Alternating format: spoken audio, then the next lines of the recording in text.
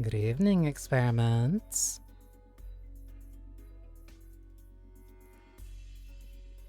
I kinda just want to get into it because I'm trying my best to avoid certain spoilers.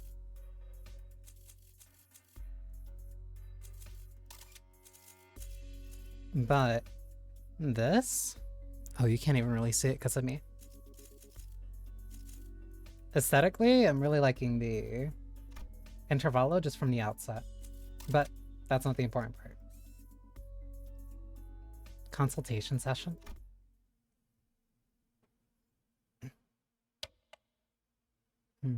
No, wait. For this one, we should go about it like...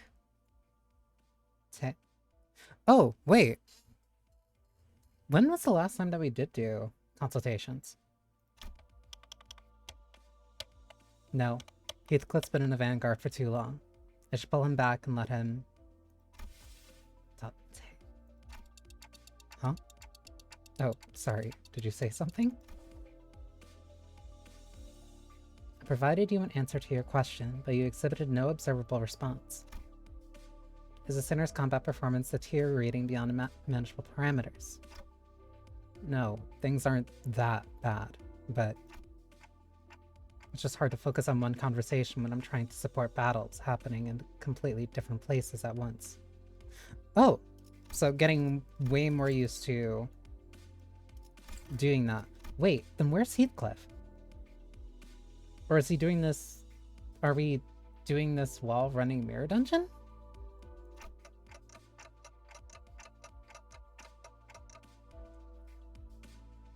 Hi, Effie. On top of that, Rhodia's shopping chatter starting to get a little distracting. You're just listening to everybody at the same time. A few days after we enter N-Corp's district... Oh, we just got there. Okay. The bus pulled over in the back streets of N-Corp to take care of a distortion case.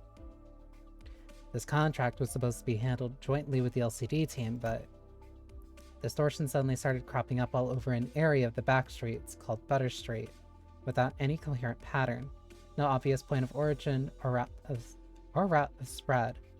Nothing convenient like that, and I had no choice but to split the centers into several groups and send them out. We're dealing with several at the same time? Wait, we're dealing with several distortions at the same time and Rhodia's out shopping? Otis, Ishmael, Sinclair, Don Quixote, Yisung, and Marisol were on their way to rendezvous with the LCD team. Heathcliff, Gregor, and Hong Lu were suppressing distortions that had showed up from the other directions. Just those three? Okay. And with our onboard stock scraped down to the bottom, Rhodia and Ryoshu, who were done with their share of the suppression work, were put in charge of buying supplies for the bus.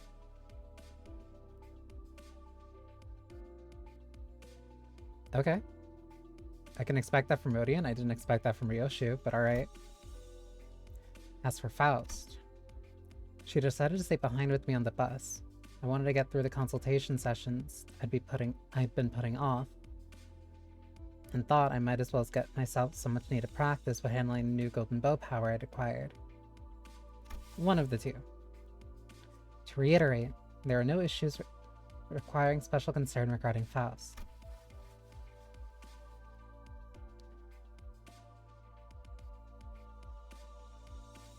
It is true that Faust has on several recent occasions expressed dissatisfaction with a certain Faust. However, those instances should be classified as mere personal grievance.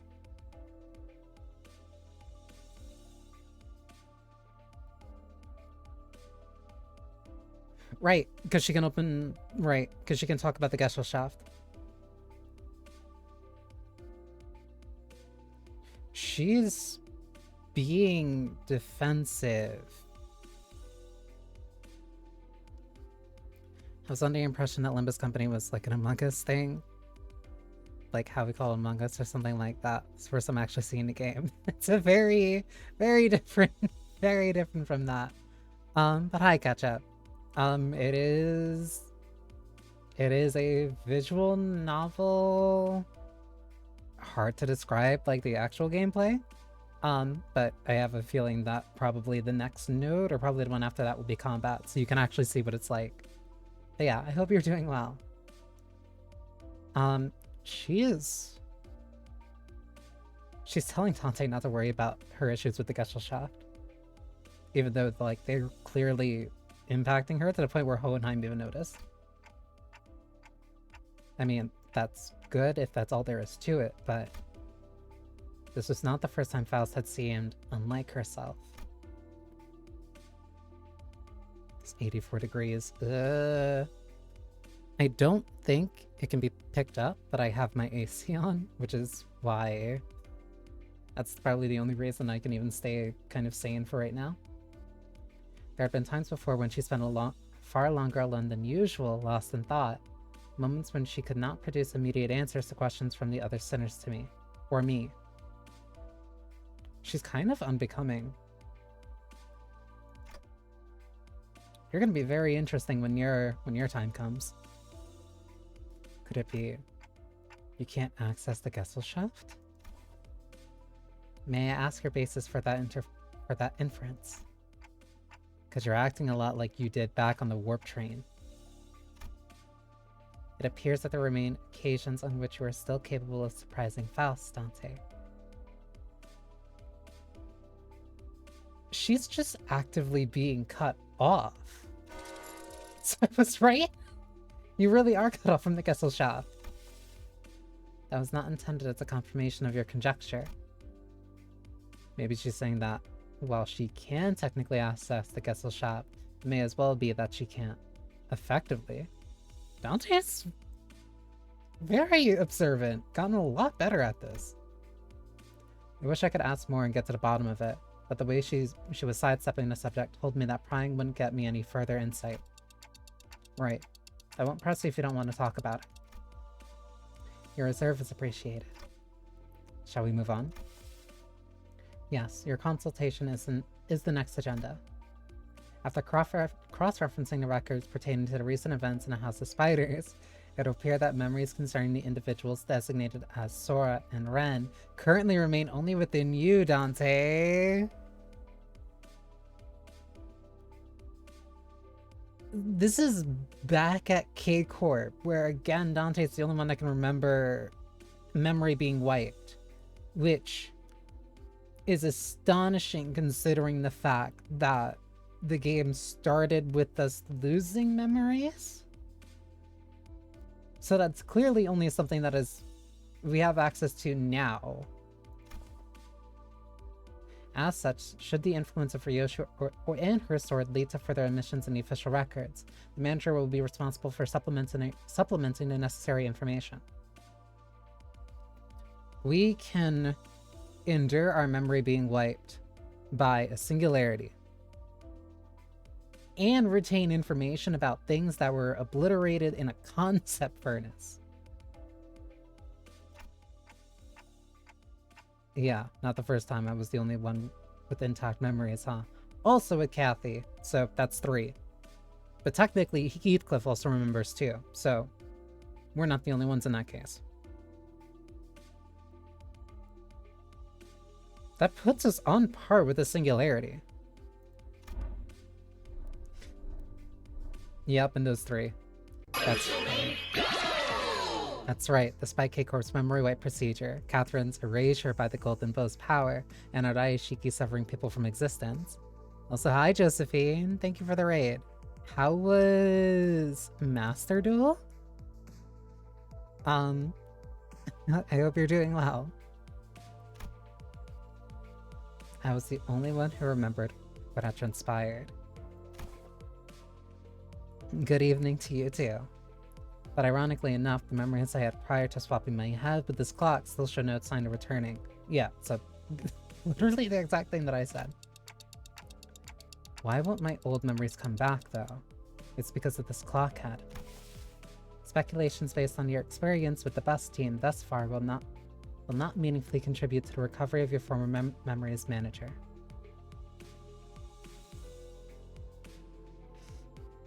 So basically everything since we woken up will not help us in terms of remembering what happened before that point. Got it. Inductive reasoning conducted from memories with gaps, after all, is bound to have structural limitations. Bongi would serve as an adequate analogy. True! This is also maybe the first time that they brought up Hell's Chicken since Ryoshu and Gregor's cooking ability were ever brought back up. That's dealing with tech issues for an hour, but I ranked up. That's still something. As long as you made progress in some way. Bongi? Yes, Bongi. Receiving feed and increasing his body mass alone would provide it with no meaningful basis for identifying the purpose of its rearing. Even at the terminal stage, when exposed to kitchen instruments in the heat of the stove, its limited experience would prove inadequate to constitute an understanding of its ultimate fate and purpose. Hang on, this one's a little dense. Receiving feed and increasing in body mass alone would provide it with no meaningful basis for identifying the purpose of its rearing. It being fed was not what solved it. Even at the terminal stage, when exposed to kitchen instruments in the heat of the stove, its limited experience would prove inadequate to constitute an understanding of its ultimate fate and purpose. So, even though Bongi was in a kitchen, even though we were preparing and feeding him food, it was not enough to bring back the memory. What mattered was the specific emotional connection that brought it back.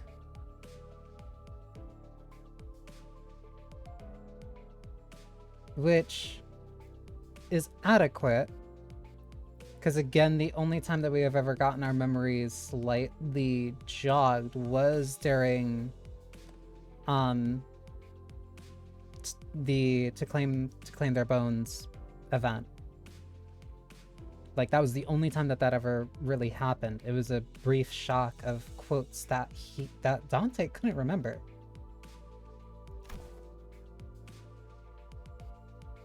Probably back to Mirror Dungeons for me. I got Nurse Prada Otis this morning, so I have Yisong, Ishmael, and Sinclair left.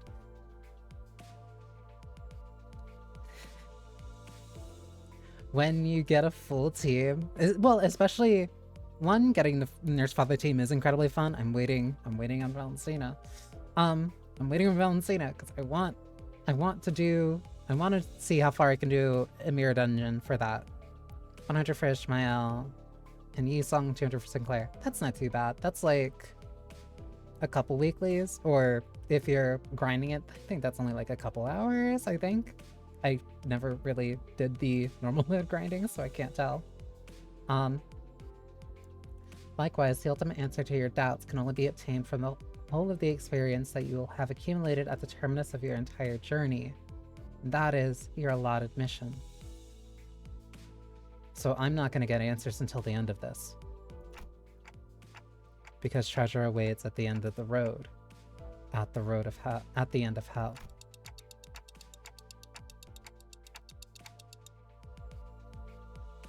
So we're not going to get answers until the end, or at least after Faust Canto. Got it. Because currently we're in the Inferno.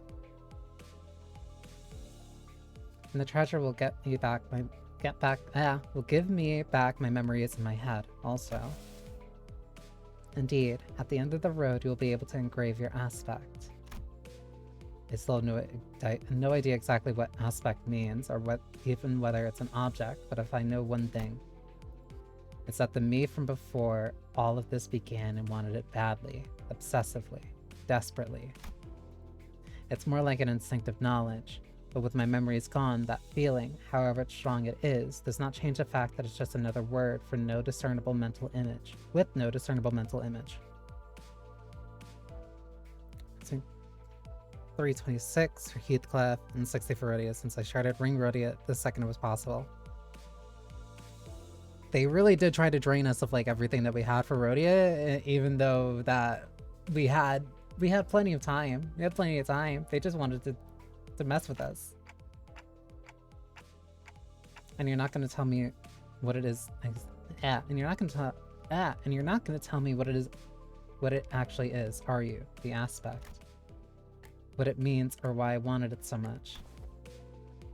If it remains a piece of information that must be disclosed to you, then no. You're not allowed to tell me, but if I figure it out, then you'll talk about it. I am unable to tell you. Piet no mind. You are still following your star acceptably. Please concentrate on the journey acceptably. More importantly, have you grown accustomed to that incomplete power? Current observation suggests you have yet to arrive at that level. Yeah, Malkut. Well, I've gotten pretty used to focusing on one place at a time, but keeping track of several places at once is still a bit rough. Otis's team is doing well in combat, even without my direct supervision, and Rhodia's team is shopping and not engaging in battle at the moment. Taking my mind off of them would prove much easier. But that wouldn't give me the much needed practice, so I'm doing my best to keep an eye on every center status. Sufficient familiarity should result in substantial tactical value. You would be able to cast a wider net. You would be able to cast a wider net when information gathering and employ previous unavailable tactical patterns. Yeah, it would give us more options for later situations. Right. And I'd also be able to tell when it's about time to call someone in too. Even as I continue talking with Faust, I make sure not to stop observing the places where each group is and what they're doing. Yep, pulling Heathcliff to the rear was the right call. I don't see any injuries. His team's still doing pretty well even without my directions. As for Rhodia, wait, did she just stuff all the pastries and bread she bought into her pockets? How did she manage? That was a huge baguette. I noticed this group. Let's see. Oh, looks like they joined up with the LCD team without any issues. LCD. Then that guy over there must be... Hang on. Faust, there's a dude I've seen before, but he seems a bit, different from what I remember. Could you specify the issue? I'm monitoring the situation right now. We should probably join up with them too. Let's end the consultation here. This is rather precipitous, Dante. If the incident is of serious nature, perhaps a request for support from the LCC... No, it's not an incident. Though, I wouldn't say it's not serious.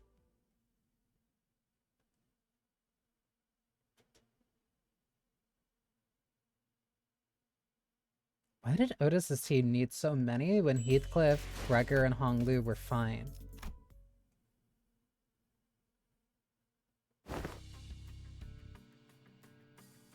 It's going from bad to worse, really. This is going from bad to worse, really. Dante seems to be tied up helping the other groups. Otis's commands call have been working out well enough. I'll give her that. We managed to hold the line better than expected, but we're definitely starting to feel the strain. Huh? Why are you waving your hand all of it? Arm and hand signals? What signals? What's swinging the arm sideways supposed to mean? You don't know. It's scatter, damn it, so scatter.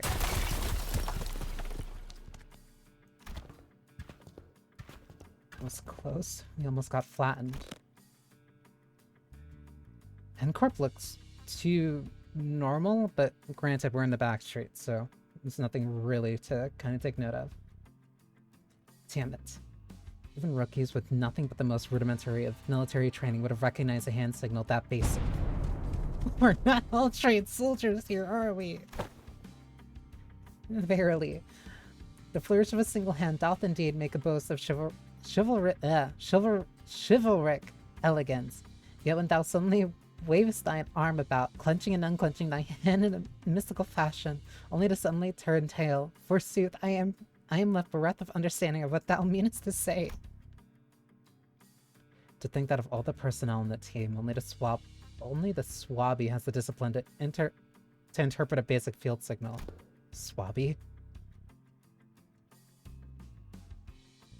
I only picked it up during my sailing days. And realistically speaking, did you really expect ordinary people like the others to understand professional military signals? This is unacceptable. After all the operations, all of you have been deployed under my lead. You're still ignorant when it comes to non-verbal signals. Under your lead? I don't think even Dante would know those signals. Yep, might as well be splitting hairs. Literally.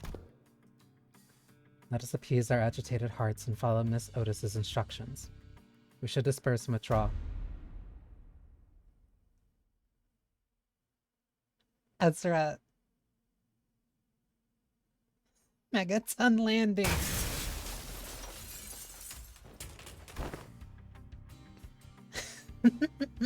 She's still on the team. Wait, we didn't separate. Pretty cool, huh? Let's face it. I know how to make one heck of an entrance. Aren't you supposed to be cleaning up the distortions upstairs? Hmm? Oh, Finotto a million years ago. You guys were taking forever, so I figured I'd take a peek and lend a hand. You're welcome. Split by your thundering descent, the floor's form and shape are now crushed beyond mending, sunken deep enough to be likened to an incipitance of a wellspring.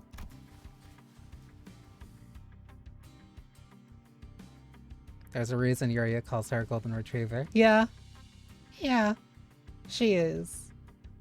I think she's neat. I still need to read Distortion but I think she's neat. Don't you worry your head about it. That's all after teams to take care of. Anyway, that should be all of them, right? Wait, if Ezra's with us, then why is there 6 people in this team? The force of your landing neutralized the last of the distortions outside of the building.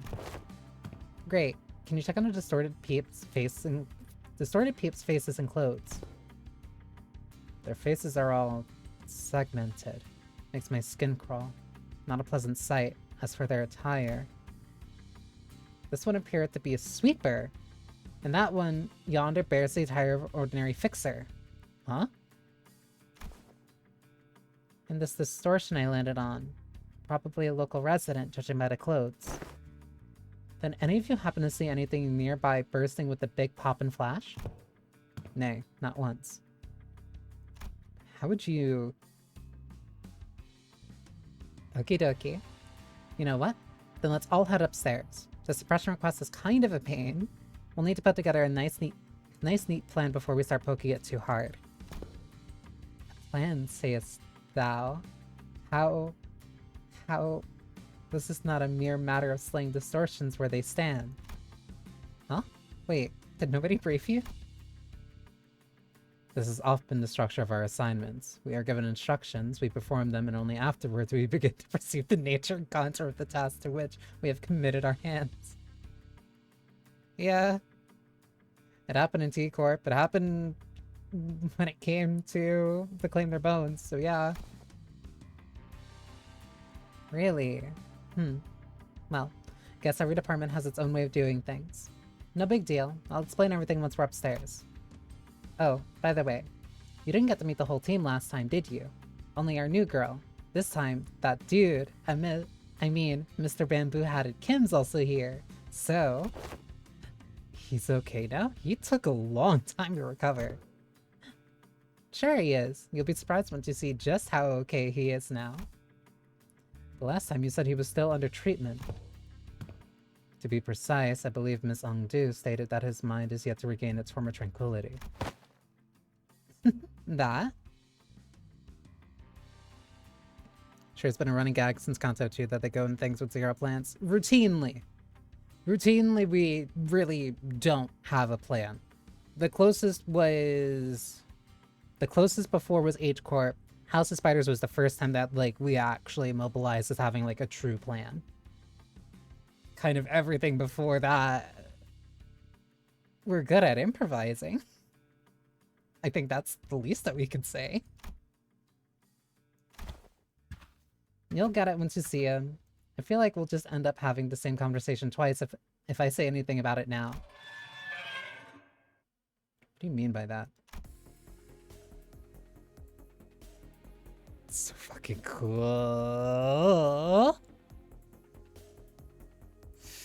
Carmen's seemingly doing a lot of heavy lifting.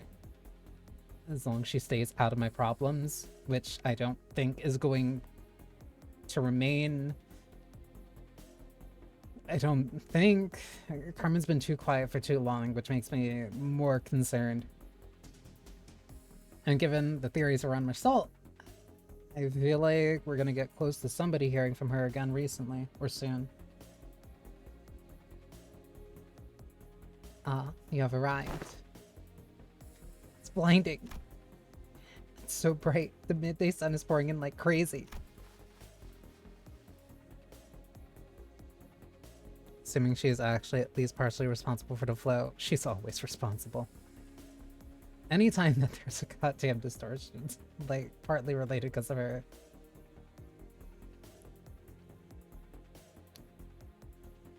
And it really makes me... She has to have had a complete theory, but she absolutely had a hand in whatever happened with Marcel.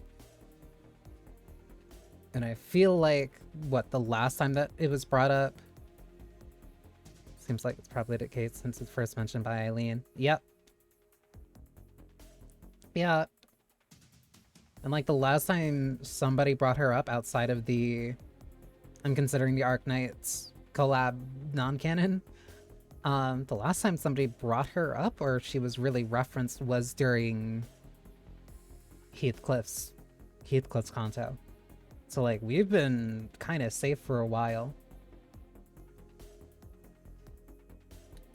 Yet the warm tickle of the sunbeam is rather agreeable. No, this is not sunlight. Because unlike this, there is more to sunshine than its warmth. I wonder why you would say that. I wonder why you would say that, Marcel. I wonder why you would say that. I wonder why you would know distinctly the difference between sunlight and something else. What exactly is this light? Why is this thing on again? It's bright enough to fry my eyeballs. Apologies, Lady Ezra. I'm yet to be accustomed to this machine. This is my first time laying a hand upon the complicated workings of such a contraption. It activated on it of its own accord, and I have yet to discover the method by which it may be silenced.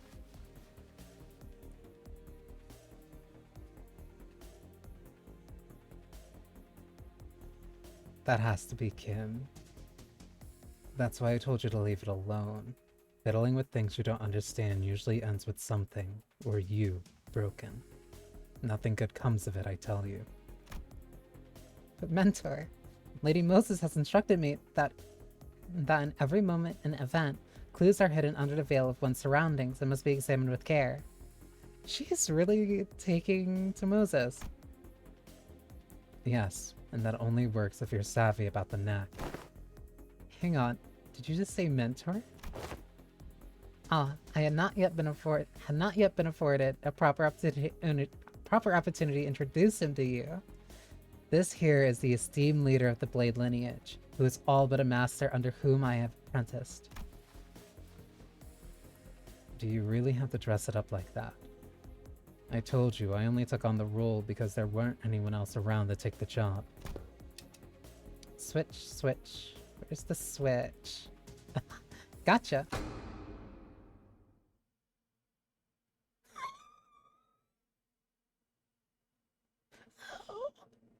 Oh.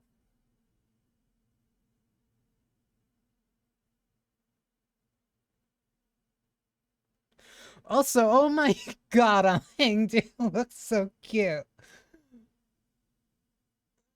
That's Kim in the chair, isn't it?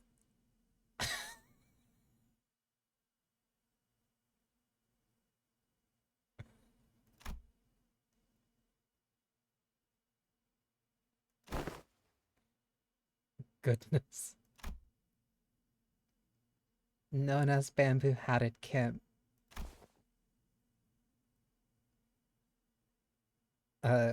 Yes, that's me. I guess I should say pleased to meet you, folks. Why does he have the baby blues?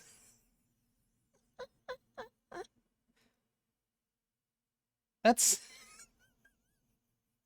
Why is his gear just there next?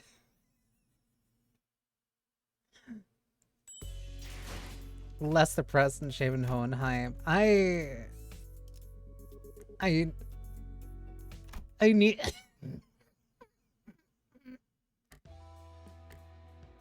I do not have the... No, I did not roll for the, Engdu Ishmael. I was tempted... I can't say... I can't deny I was slightly tempted to roll, so I could get the ego from Mare, but, like, I'll wait. I care, but I don't care that much, where, like, I'll wait for a week. Okay, so... But also, hi, Sairaku. More often than not, the first impression are prone to change. The bamboo-hatted Kim I remember was a man who drowned in his own fathoms, blaming himself for his powerlessness with a listless, heavy voice. That, however, had been while he was distorted and sunken into himself, so I figured his original personality might be somewhat different. I mean, back in the library, he was definitely very quiet and really serious. But this is not just somewhat. His personality isn't even in the same ballpark as my expectations. You're telling me this guy here is Bamboo-Hatted Kid? Yeah, we double-checked with Ezra, and she said he really is the same guy.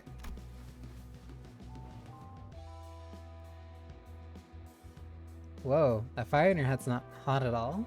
Fascinating stuff. He has piercing baby blues. Oh my god.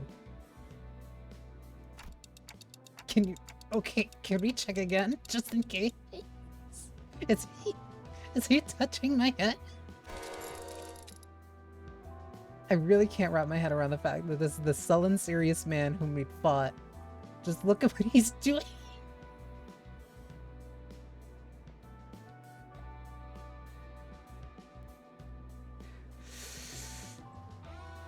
From the most serious to the most unserious man in 5 seconds. He's rubbing my face all over like he's checking out some kind of mantelpiece ornament. Lots of ticking and talking going on. That's supposed to sound like them talking to you folks then. I'm talking to you folks, huh? Further confirmation would be redundant, Dante. This individual is conclusively identical to the one designated as Bamboo-Hatted Kim. How? I've got no idea what you folks are so suspicious about. Dude. Dude, just what exactly have you been telling people out there about me? They're all staring like they've seen a ghost. Yeah! Also, oh my god, her bangs are super cute. Each time I see her, she gets better. I told them you are a gallant and formidable warrior mentor. He is! But they don't look like they've heard the most flattering things about me. Probably 'cause you killed us several times. And me!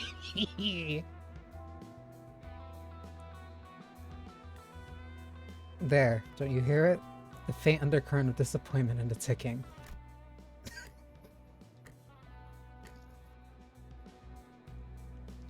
Dude. I also told them that you're a man of few words, but with much affection for the followers under your command. That is true, because you did not speak at all when you were in the library. Ongdu. Yes, Mentor?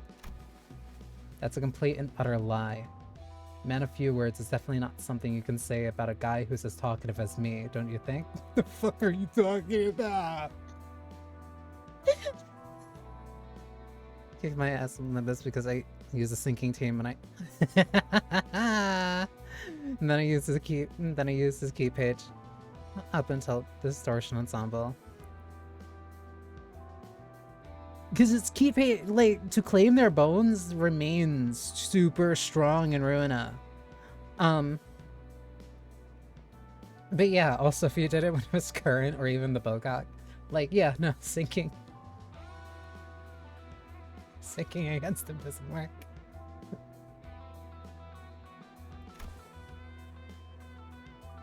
Yet I spoke no falsehood. Although your conduct is rather shallow and perhaps less refined for a leader of an organization, you are much more reserved and taciturn when conversing with those unfamiliar to you. Are you not? Baby girl.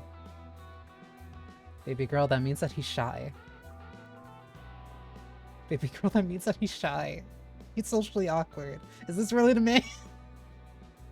This is the man responsible for yield my flesh, claim their bone?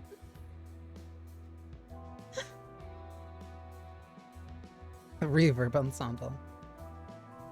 I never used claim their bones actually. His keep just power sex while on Hot's floor. To claim their bones feels really good to use, that much I can say. It was very, and still is very good for just like, I'm going to lose this clash anyway, so I might as well just get a bunch of damage out of it. I ended up using that for like a very long time until I switched a lot of my later pages around... When was it? Definitely around Start of the City.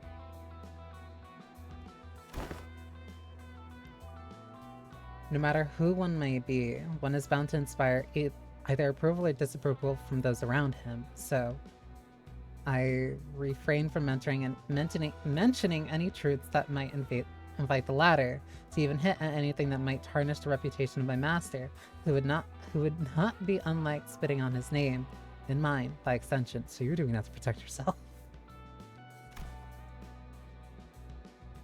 That shit-eating grin. I simply had no reason to put on airs in front of my own folks. In any case... So you can't see anything if I block this part, hmm? Do tell, how many fingers am I holding up by?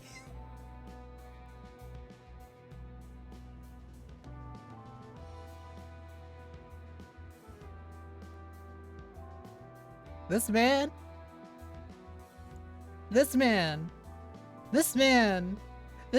was like the unseen, unknowable phantom since he showed up in Ruina. And then this is how he's treating us when we can talk.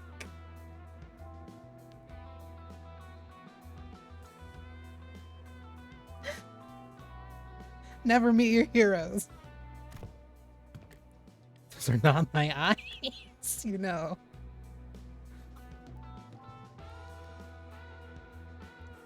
The issue with the claim their bones is that he does his job a bit too well. It's not a lot of nights that can actually beat it until late start of the city. Yeah! That's why it's super good! The trade-off is just that you have to get yield your flesh, and then you have to use it on something that you're gonna lose it with. Like, it is, like, it's insanely good for such a long time. Like, it's absurd. And that's why it led to him being such a cool guy. It's like Yujin, where, like, if we fought her where she was, like, even half as capable, if we even fought her when she was, like, half as capable, we would not have stood a chance when we fought her. Like, she deserves to be a color. She deserved to be a color.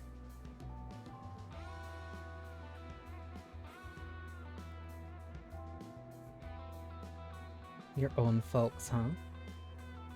And you have already acknowledged and accepted they are now... Like, you never... That's the only thing you care about. And that can be yield my flash. There's been a couple scenarios where it was useful because of either me getting hit by a paralyze,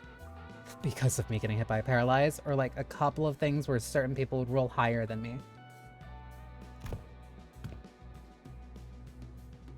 Why dost thou not pay a visit to the LCE? Verily, when one's mind is plagued by the absence of tranquility, venturing forth in an open air and untouchable field of grass cleareth the storm of the heart. Aww.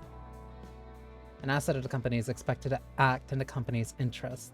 Yet, for whatever reason, I don't see you fighting on the field of battle during Operation Spider-Pyre. We have to account for your absence in the mission.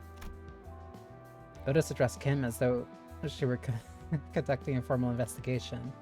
Every word flat and hard. It was obvious she was not about to let her guard down anytime soon. What mission? Oh, that one. Kim finally seemed inclined to assume a more serious disposition. He stopped peering into my face and turned toward Otis. Although his hand was still This man is terminally unserious. Alright. Clearly, there's some disconnect in expectations here. Listen here, you. I'm really not all that about hard, bothersome work. Get what I mean? What the fuck do you mean? What do you mean? The real disconnect was between his stoic expression and the words coming out of his mouth. What? Let's talk about the kind of fellow I am. Meet the resident layabout who's forced to do his job with a frown too, I might add. Only when he gets absolutely no other choice. I'm really not some big shot Ang who's apparently been promoting me as folks. But I'd very much like to stop getting ripped into stuff that keeps putting my life on the line. Fine, then why did you join the LCD in the first place if you'd rather be unemployed? No, never mind. They probably forced you to stay. Catch on quick. First, they spout this nonsense about distortions and all, and then force hired me, calling me a company-owned resource or whatever. Whoops. Whoops, that might be... It might be our fault. Sorry. Sorry. And the other day, they were again on about, what's its name? Golden Bow? Yes, they invited me on a tour to another department to listen in on some important presentation. And I accepted it. I thought it'd be a fine opportunity to broaden my perspective. Angdu, dear, there are times when your commitment to duty shines brighter than the sun. I find that attitude so dazzling that I have to squint when I'm looking at you.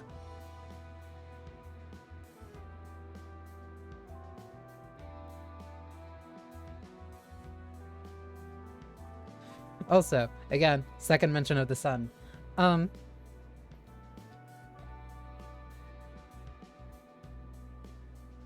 They actually moobified my goat. I can't believe it. Who knows? Maybe that's why I'm wearing this bamboo hat. To shade my eyes from your utter brilliance. You're not wearing the hat right now. Do you mean to say that you are in need of a shield to protect your eyes? Lady Ezra, might I submit a request for a pair of sunglasses for my mentor? Only if it's not too much of an imposition on the budget, that is. That right there. That's what I keep telling you not to do. You can't just say yes to every silly thing he says. Turn into a supply request. Small expenses add up a lot, you know. You gotta save up everything you can in a piggy bank while you still can, or you'll end up broke. That's very...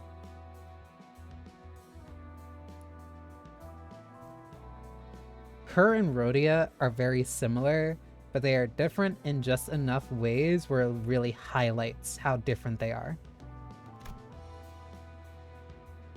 Is there truly no room for reconsideration?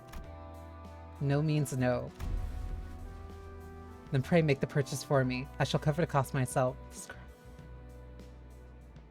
I love you. But girlie, you need to calm down. No can... Wait, what? My poor mentor is in a state of great discomfort, yet I possess neither the wisdom or the knowledge to navigate the silver tongue of merchants and the maze of stalls to locate the very best item. So I must beg this favor of you. You're giving me a freaking headache, girl. I'm aware that you and yours are no strangers to such dealings. There is no one else I can trust to complete such a procurement with the swiftness of the wind. You know what? Never mind what I said. I'll give you what you want. You heard the gentle lady, mentor. Your suffering shall soon be alleviated. Right. She really bounced back quick from losing her arm. Curious of Rhodia or Dawn. I gotta get the eventual Ezra ID. Personality-wise,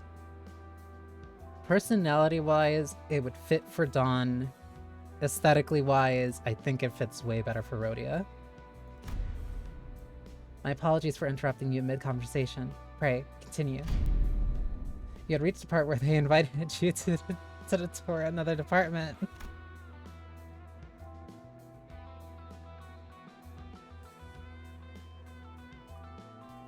I want to squeeze her.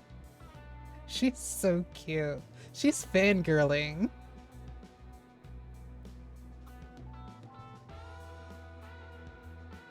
Every time I see her, she gets more cute. No sooner Ongdu's words left her lips that her eyes glinted with something I couldn't really put my finger on, but it was a strange intensity that sent a chill down my spine. Vespa and Otis are 100% Marcel, no respectively, though. Oh, absolutely. Especially since Otis got that Ujat ID. Like, she is on the line for it. Yeah. So, that day, I was gonna relax here and watch some TV. Well, good on you for showing up to work today, I guess. Let's say there's a debt to be repaid. At least you understand that we are indeed indebted to the company. Yeah, I suppose I do. Kim's gaze lingered on Ongdu's prosthetic arm as he answered, yeah.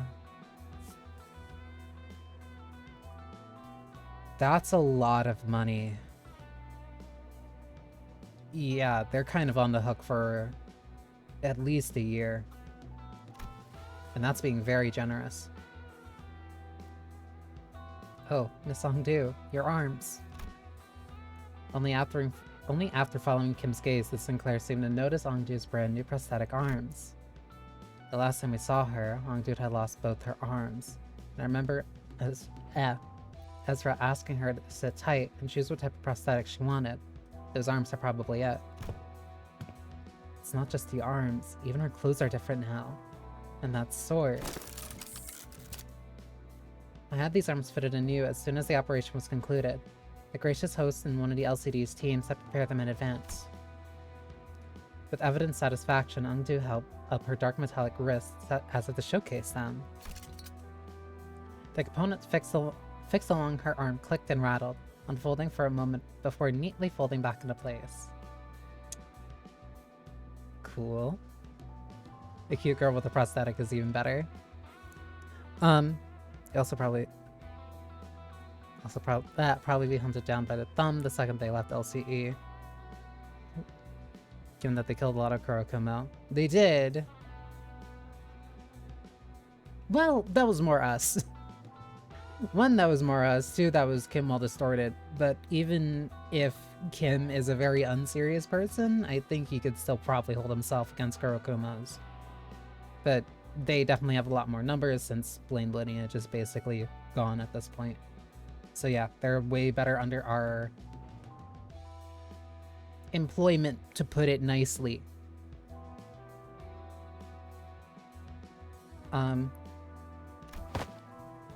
Such graceful smoothness with the machine articulation.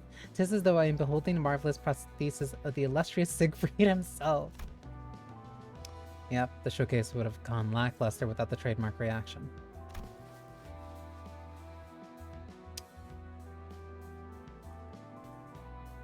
Don was playing that up. Also, I might be stupid, but for some reason I never, like, overtly noticed the purple tear mark on her jacket. Those are strikingly similar to Schwartz Industries and 7 lineup, but I thought that model was discontinued. No, not theirs. It's one of the prototypes developed by the LCD's Phenoma deciphering team. They put him on her for trial. Oh, so she's a test subject. Got it. Seeming to Kuma got a similar treatment to the Night's Owls afterwards, at least. We can assume that we find another like them.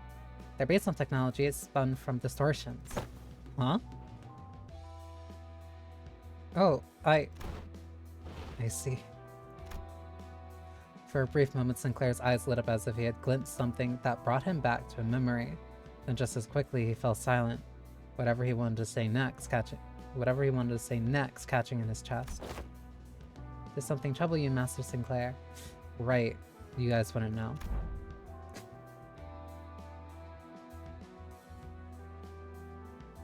It wasn't hard to understand what struck the tender memory for Sinclair, and why it cast a shadow over his face. A relation to his family. But, sorry. This reminded me of something from a long time ago. My dad used to work with prosthetics before he passed away. I thought this was the exact same model I saw back then.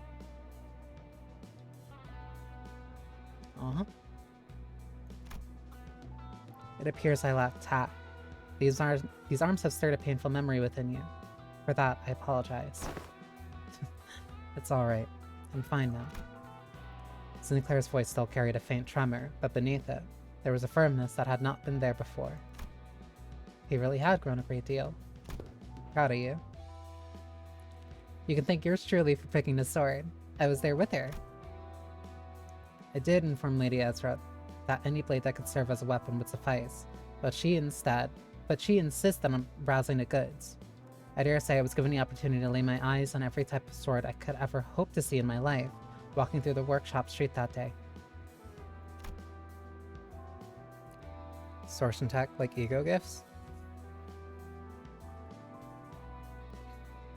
I think less like gifts and more akin to usual ego. Or like the ego that old L Corp used to make. Or at least it's similar in a type of vein.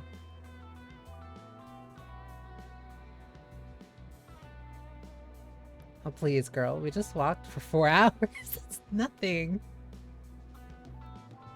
4 hours for shopping for one thing? Why did you perk up? While everyone was distracted taking in Ongdu's new outfit and equipment, Kim had quietly slipped away from the crowd and crouched down in a corner. Why? He was rummaging through things scattered on the floor, picking them up. Is he pocketing them? Anyway, what is this place supposed to be? Where are all these things? It's basically a wreck now, but there are strobes and that cloth backdrop over there. Maybe it used to be a photo studio. Seems like it. Oh, that could explain why there are so many photos stuck around the place. Probably? The thing definitely looks like a camera at least. Sinclair picked up a small cylindrical object and turned it over in his hands, studying it with curiosity. What do you suppose this is? A battery, maybe? Oh, there's some kind of ship inside. Let me just pull it out. No, that's...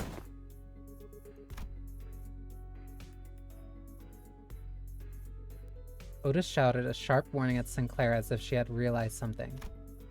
But Mersault's hand shot out before she could even finish, clasping over Sinclair's wrist before the ship could be pulled out. It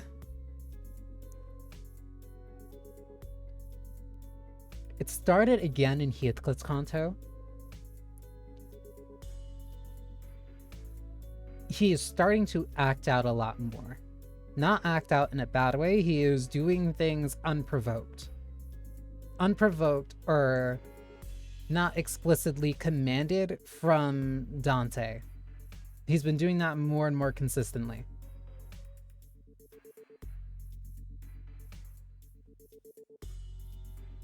He has to know that his time is coming. What did I do? Exposure to sunlight damages these objects. Third mention of sunlight.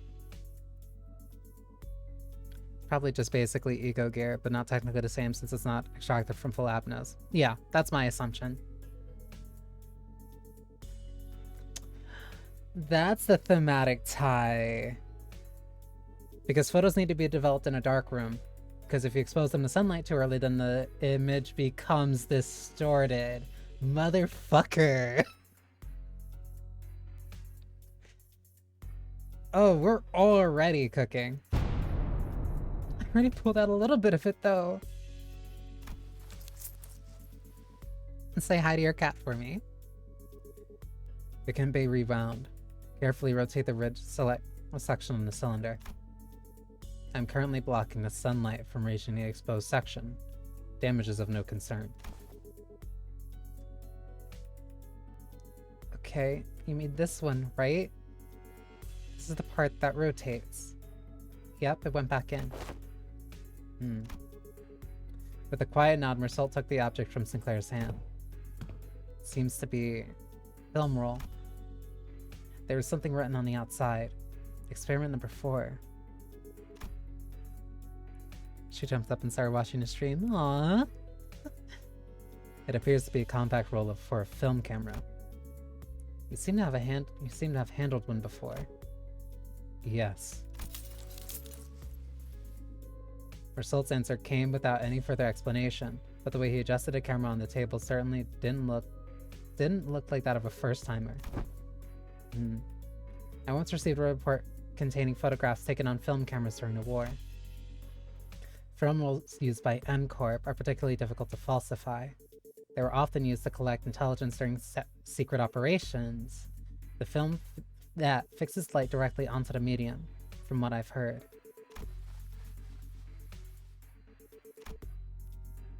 Name's Oceans. He's a Siamese mix. Aww. Super cute. Peculiar expression flashed across Ezra's face as she regarded Otis. Perhaps it was the mention of war that caught her attention. Anyway, we've managed to regroup in one piece. Let's come up with a plan to deal with these distortions, guys. Where should we begin? So ads should be starting in a sec. Then, in the next breath, she returned to her usual bubbly self and steered the conversation away from the subject. Oh, Rodian is absolutely gonna get the Ezra ID. Okay, let me BRB. Rodian is absolutely gonna get the Ezra ID. I can feel it.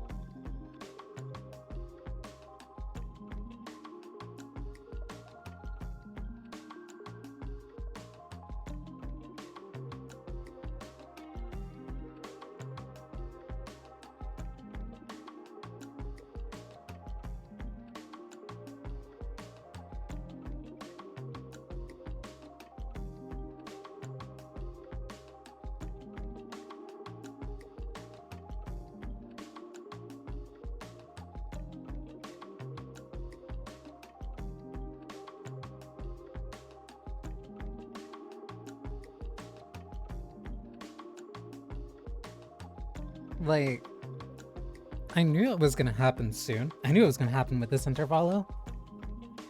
But it's very interesting seeing just how quickly they're going for the illusions and connections for Mersault.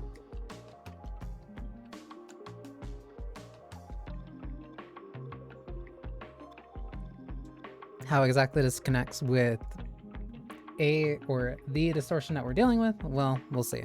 But still, it's fascinating that they're making the connections immediately. And like, what? He's already talked about sunlight at least twice.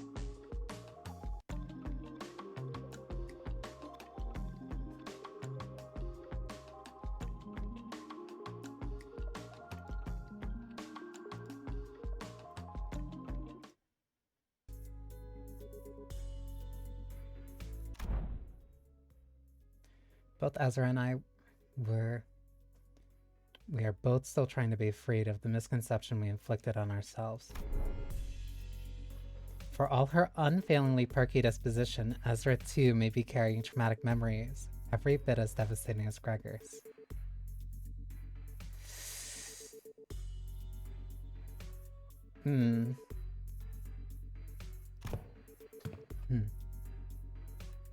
Does there yet remain aught deserving illumination? Huh? Yeah, wait, you're right. Haven't we cleaned up the distortions already? I couldn't feel any more traces of the distortions nearby, and it didn't seem like any of the other center teams elsewhere were actively engaged in battle at the moment either. Dante is asking whether the distortion suppression has not, in fact, already been concluded. Oh, not yet. These people we fought just now? They only got caught up in a distortion. They didn't actually distort themselves. We haven't even gotten close to the distortion's inflection point yet. Inflection point? Anywho. Finding an inflection point without the team leader around is gonna take some time. Maybe it won't be too bad with your help. Ezra swept her eyes around the room with a look of frustration as though she had just been handed a puzzle box with half the pieces missing. I guess she's probably used to Moses doing a lot of the heavy lifting for this. And it's been a while since we had to deal with the distortion on our own. Like, I can only think back to like time killing time. When was like the last time we had to do that? By inflection point, are you referring to the point on the graph in which the directionality of its curvature changes? It has been a few months. Calling to mind the present context, it may less be a mathematical term and more of a specialized polysemy?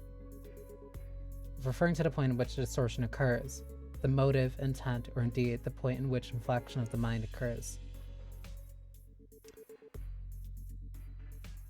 This is also the first time that we're doing this with somebody who is accustomed to this stuff with an established professional. All before Mersault's Canto. Mersault absolutely distorted. He absolutely distorted. Yep, that's about right. That's the kind of inflection point I was talking about. So in our department, we use the term to mean the source of a distortion, the inflection or cause behind it, stuff like that. That's also why it would bring back to when Faust was talking about Bongi. You know, distortion's hard to treat if you don't know the core cause. Treat the symptoms you see on the surface all you like, but if you never find the root cause, the distortion never getting solved. Yep, that's exactly what Faust was talking about.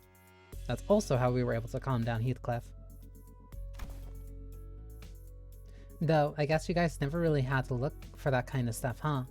Your boss clock opens the door into the fathoms, or whatever, right?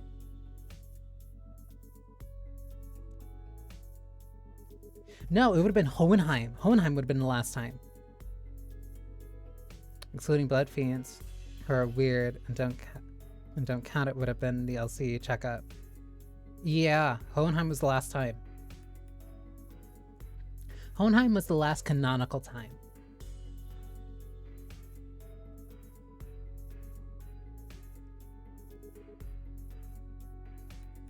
Mersault absolutely distorted. Like, I am 100% on that right now. You mean Dungeon of the Fathoms? Yep, that's the one. From where we're standing, distortions are really high maintenance, time-consuming headaches. It's one thing to somehow manage to locate the inflection point, but carrying it is another thing. But you guys can just march straight into someone's heart, knock the snot out of everything in there, and then, ta-da! Patient ready for discharge. That's how it works, right? Not gonna lie, I was so jealous when I heard about it, I almost bit my sleeve off. Wade did distort too. But we also didn't go into Wade's fathoms. Of the fathoms that we did go into, it would have been Hohenheim, Time Killing Time, and Kim. but we've dealt with people who distorted. We dealt with people distorted, like...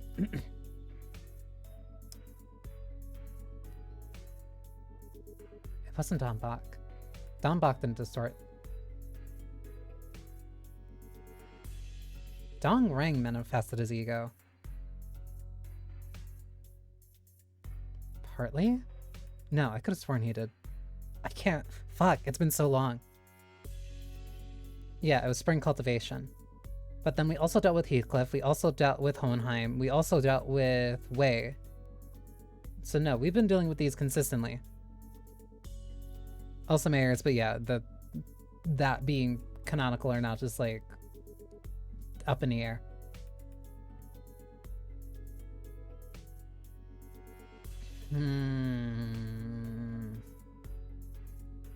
Yeah, so no, we've dealt with this at least a couple times, but like the few times where like we really fixed someone outside of Heathcliff was going into their fathoms.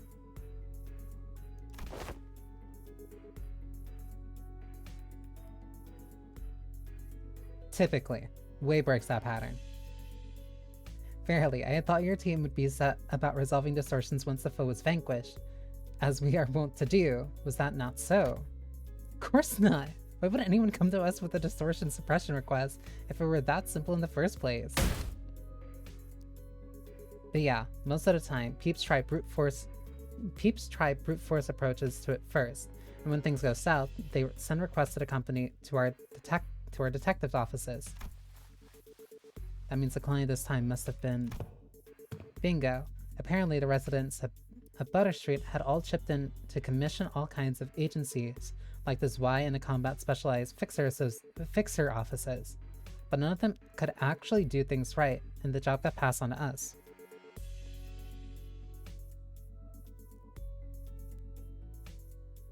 That was a distortion. Way distorted. Perhaps one day we'll get a part 2. Depending. Or, well, the follow-up would have to probably be on Arknight's side. Meaning, the distortion phenomenon related to this kind of photograph is still occurring unchecked somewhere on the streets. One of his passives is called Soul Lost in Daylight. Much to think about, much to consider. Exactly. That's why we gotta find something. Anything that might count as a clue. Ezra gazed down at the people lying on the floor with a complicated expression. Neat ash gray suits and the logo on the collar of their uniform and briefcases. Hey, isn't that N-Corp's logo? Come to think of it, wasn't Mersault? I was once employed by N-Corp. What? You used to work with those people? Yeah, he did mention that he used to work at N-Corp. Maybe he can offer us some insight. Do you know who those guys are, Mersault? Yes, manager. These are N-Corp Class 2 staff members. Given the camera briefcase in their possession, they are likely members of the pin-frame team of service to close. Mersault recited information as though he were pulling it from a file he had already sorted and placed in the back of the shelf of his mind. Okay, pin-frame team, huh? Anything you can tell us about them? Yes. It is one of N-Corp's many field departments related to information gathering and processing. The primary duties include the handling of N-Corp's internal information, analysis of N-Corp's internal intelligence, the sorting and arranging of N-Corp's internal information, and intersecting... That'd be enough. Oh. Is he talking encyclopedia or something? Yeah. Another thing to be jealous of. You think it'll be okay if we borrow him sometimes? Might be an issue for us if you just went and borrowed our team's encyclopedia. Technically that's Faust, but looks like everyone agrees that he's an encyclopedia. Anyway, your encyclopedia is right. They're from N-Corp's pinframe team. Seen them a few times before in N-Corp's nest.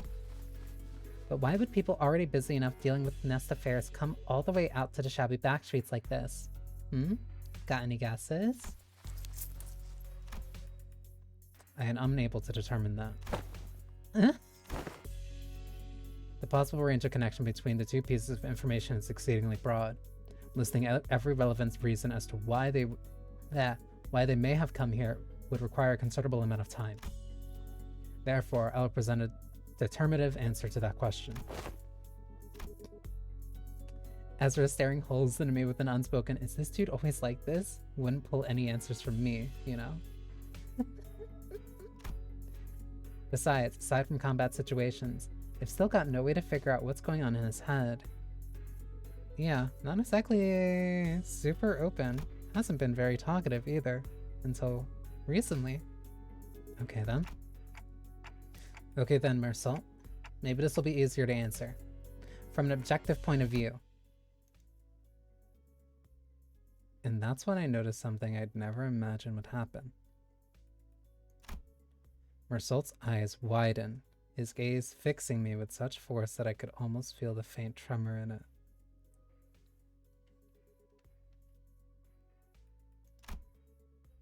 A leveling stare that came with, "There's no such thing as an objective point of view."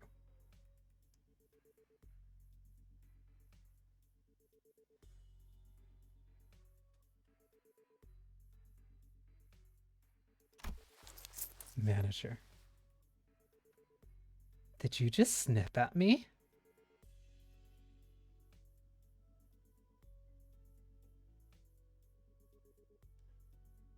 After 3 years, did you just snip at me?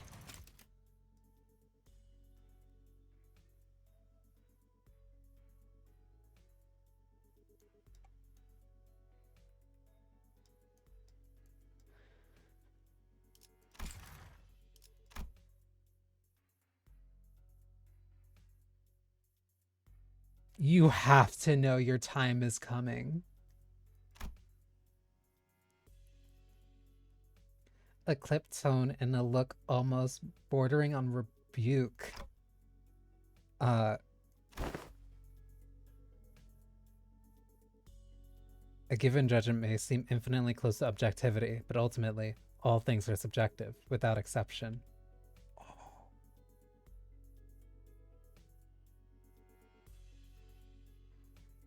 There it is. There it is. There it is.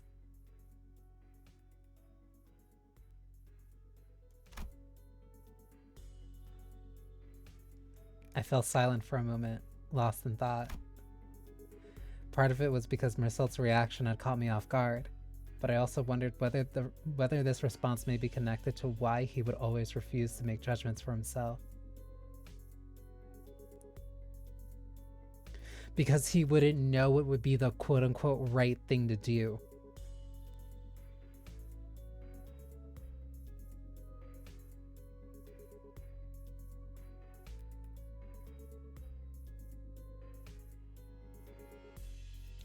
Oh, Canto X is gonna be great.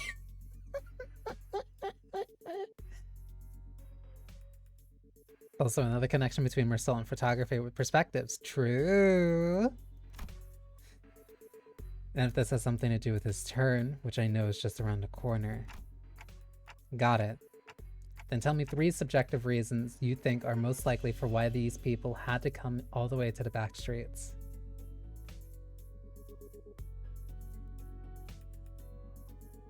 I'm very excited for your Canto if like this is already where we're starting. I need to understand who he actually is as much as I can. Because I'll never know when I'll get another chance to really get to know him if I brush this off with a simple, "Oh, I see, my bad," as usual. This is also a really good sign for Dante growing as a genuine manager, knowing that this is a very rare opportunity and that they need to capitalize on top of it. Yes, manager. Oh my god.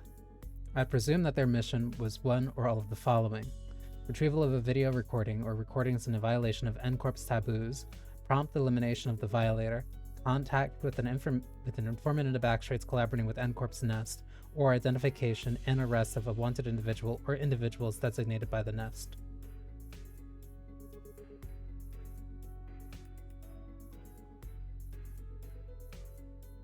Those last two feel very specific. Prompt elimination of the violator.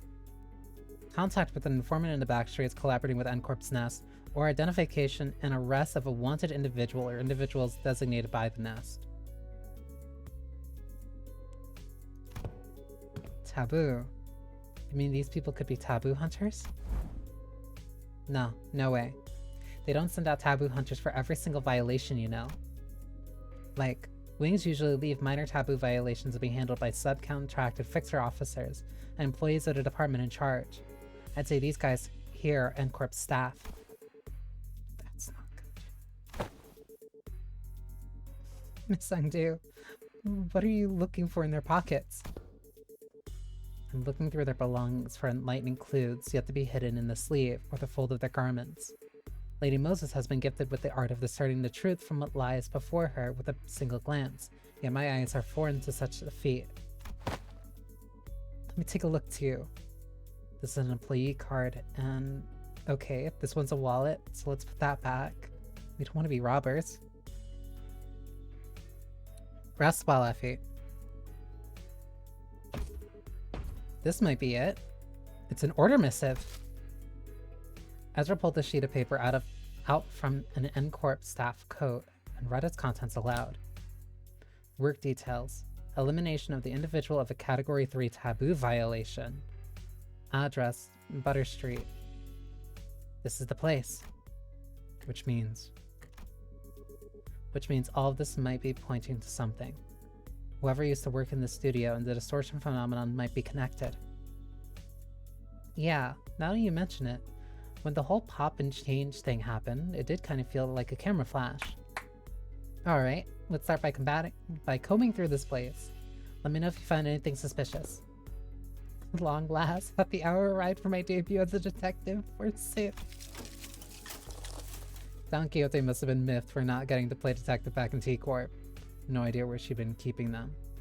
But she seemingly pulled out the detective props that had been given to Rodi Ryoshi and Hoglu Vector. She held on to those. Verily, I had foreseen that the day would come. Fortunately, Otis wasted no time putting the end to Don Quixote's badly timed shenanigan. The sharp dressing down from her was enough to make her dejected chivalristic adventurers stuff the costume away. Okay then, we should get moving too.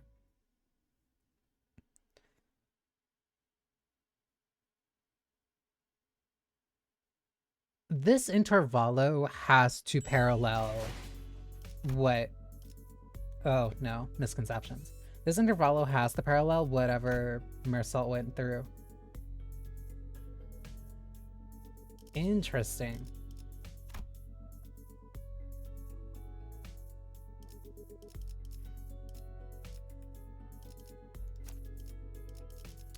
If Heathcliff's not here, then I'm better off just using Jung Office Rep.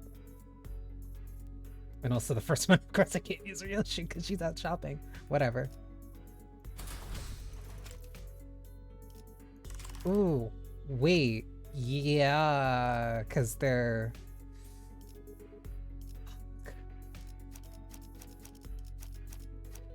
Yeah, because they're going to be on the field.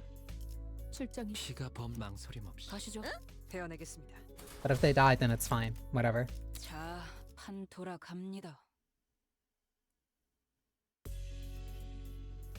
We spent a long time rifling through the photo studio with the LCD team, but no one found any decisive evidence. There sure are a lot of photos around, but almost all of them are just pictures of buildings. Nothing much to tell from that. I mean, they could be like somebody who takes pictures of architecture. Aside from the canister containing the film roll Sinclair picked up, there are no remaining items here that can count as a proper clue, Executive Manager. I've confirmed that the rest are all empty plastic containers. Then it's probably best to check the contents of the film roll directly. Yes, Executive Manager. I'll find a way to develop the film. There's not a dark room here? Did you guys find any sort of photo development room or equipment nearby? Let's search a little more before we see what's in that film roll. Mentor, what do you make of this object? For the 8th time on 2, I have no idea. If I had wits bright enough to understand all that lies before me with a single glance like that team leader, I would have passed the royal examinations long ago and secured myself a lucrative position as a court official. You didn't even want to work for the Blade lineage? But Mentor, hadn't you already passed the royal... Once swung, a sword does not retrace its arc, Ungdu. So it is with life.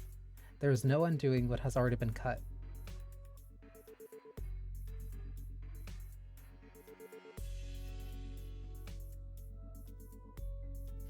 That's shockingly poignant.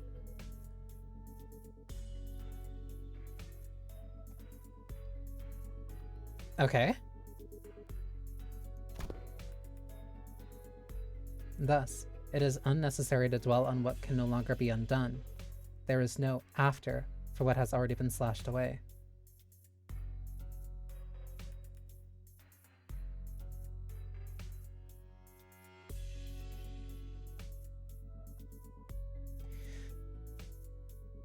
He is way more wise than he's really letting on.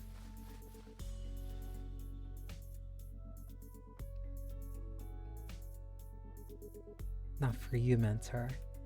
Ought you not dwell on what can no longer be undone?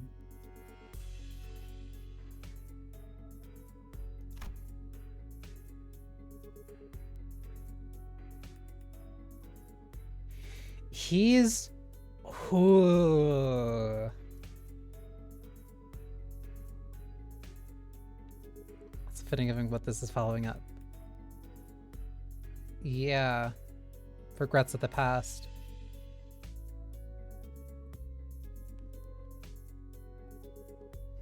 He is surprisingly more insightful than he really wants to let on.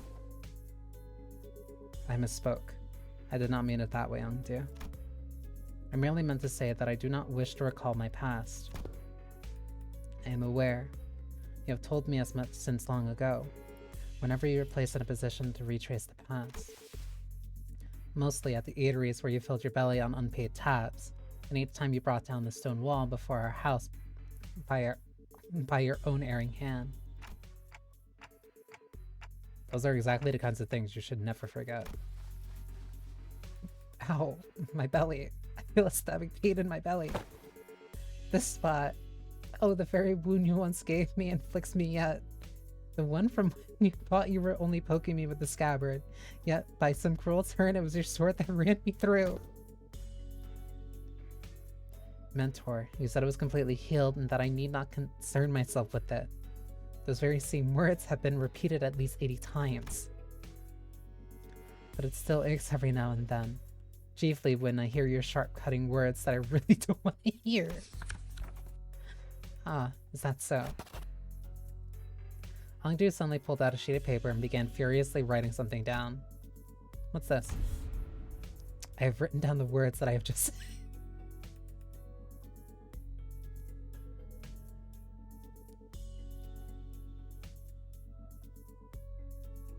I love her.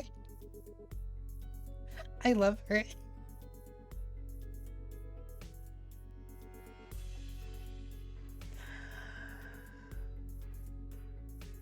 I will die if something bad happens to her again.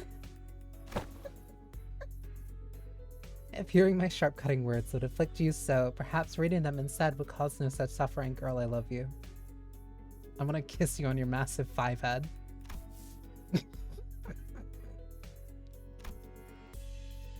Kim's face began to contort like a wet dish towel being wrung dry.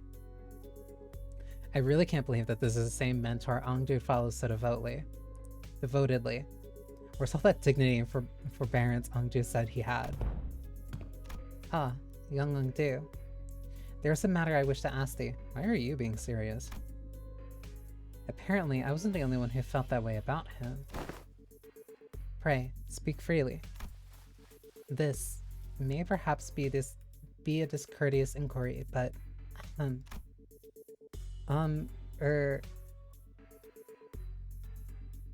I too, when speaking to others of those whom I serve, often ornament my words with the with a laudation of an acceptable degree, and yet...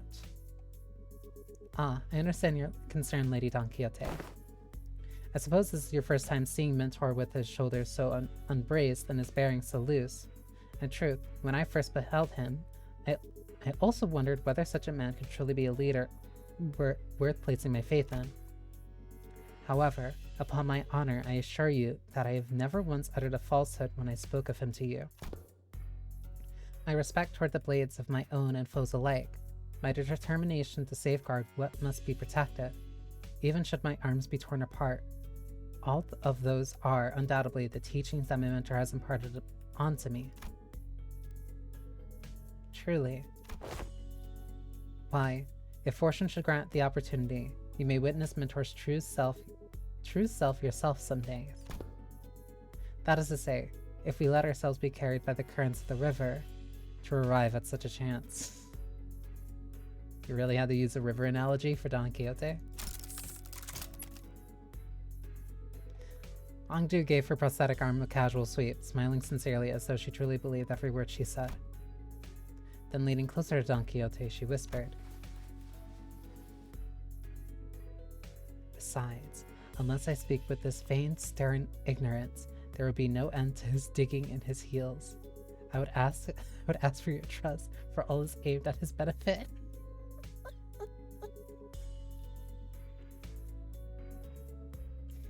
You have to trust me. This is for his own good.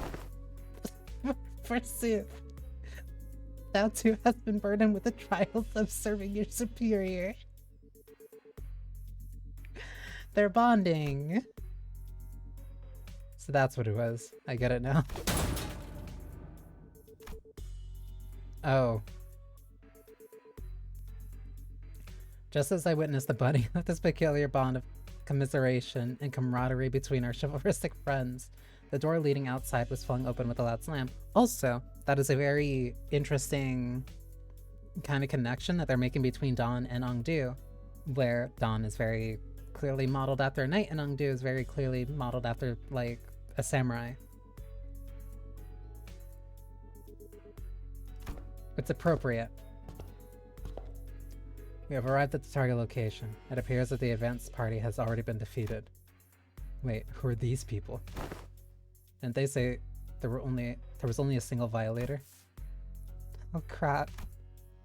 Looks like it's too late to talk our way out of this. Whatever excuses we come up with. Boy, this is not gonna go well. The same thing happened last time. When I saw the N-Corp employees, they thought we had the wrong intel, and all of a sudden... Oh my god!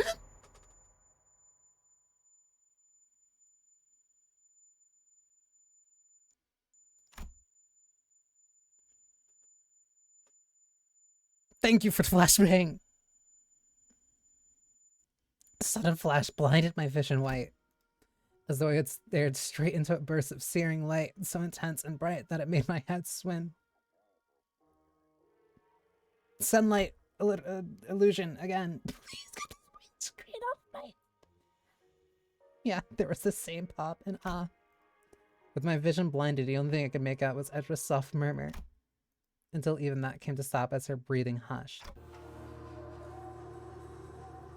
What the fuck is this? Oh. It didn't take long for me to realize what was happening. My room is lit. That doesn't stop the fact that was super bright. Seeing it again doesn't exactly warm the heart when you say Angdu.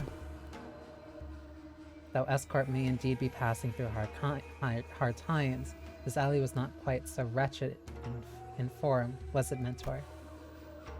Is that right? Looks much the same to me.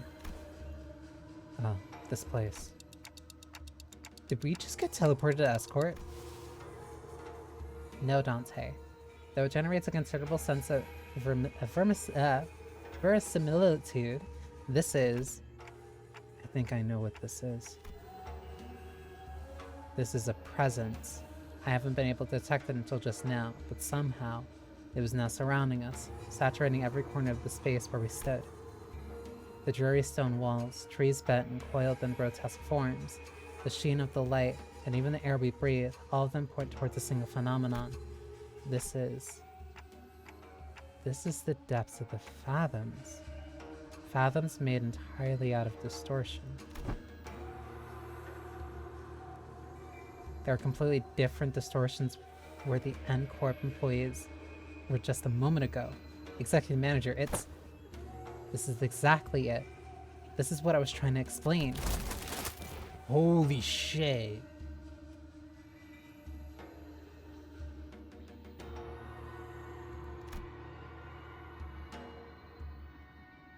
What is with their faces? Where Ezra pointed, the people in smart, neat suits had vanished, and in their place, figures clad in blood-stained dopo robes were approaching us with dragging, uneasy steps. Right. Let's fight first, talk later. Ready, Yongdu? My blade is poised to strike Lady Ezra. Wait, where's Bamboo Hatted Dude? I'm afraid he has already taken his leave. He said he had no desire to cross blades with the Chuokuns of Escort twice. Come on, man, not again! He's a repeat offender, that's for certain. Executive manager.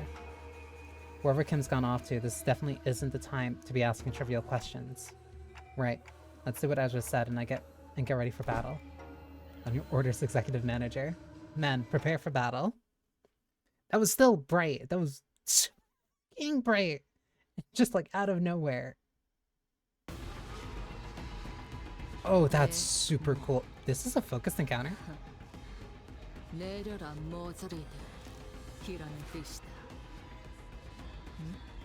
That's super cool.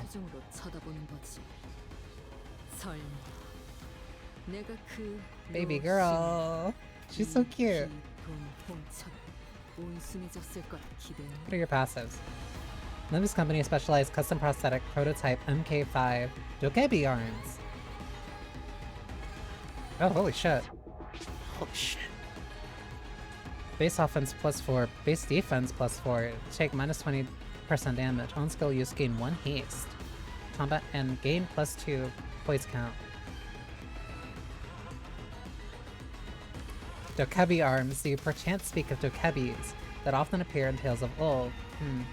I can scarcely believe it, yet after all I have witnessed while relying on the hospitality of Limbus Company, the existence of dokebis from folklore may be within reason. Come to think of it, I do recall hearing of a name called Dokebi Unit.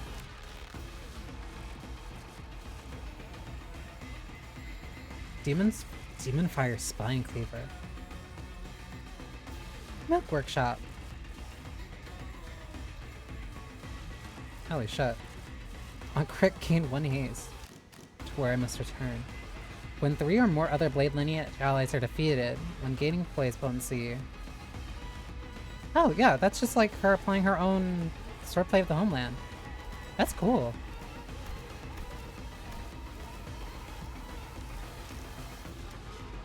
And then Alsastra's here!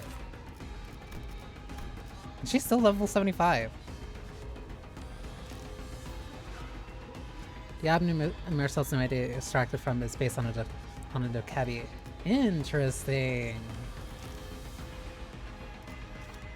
I only know how to pronounce that because of my time playing C.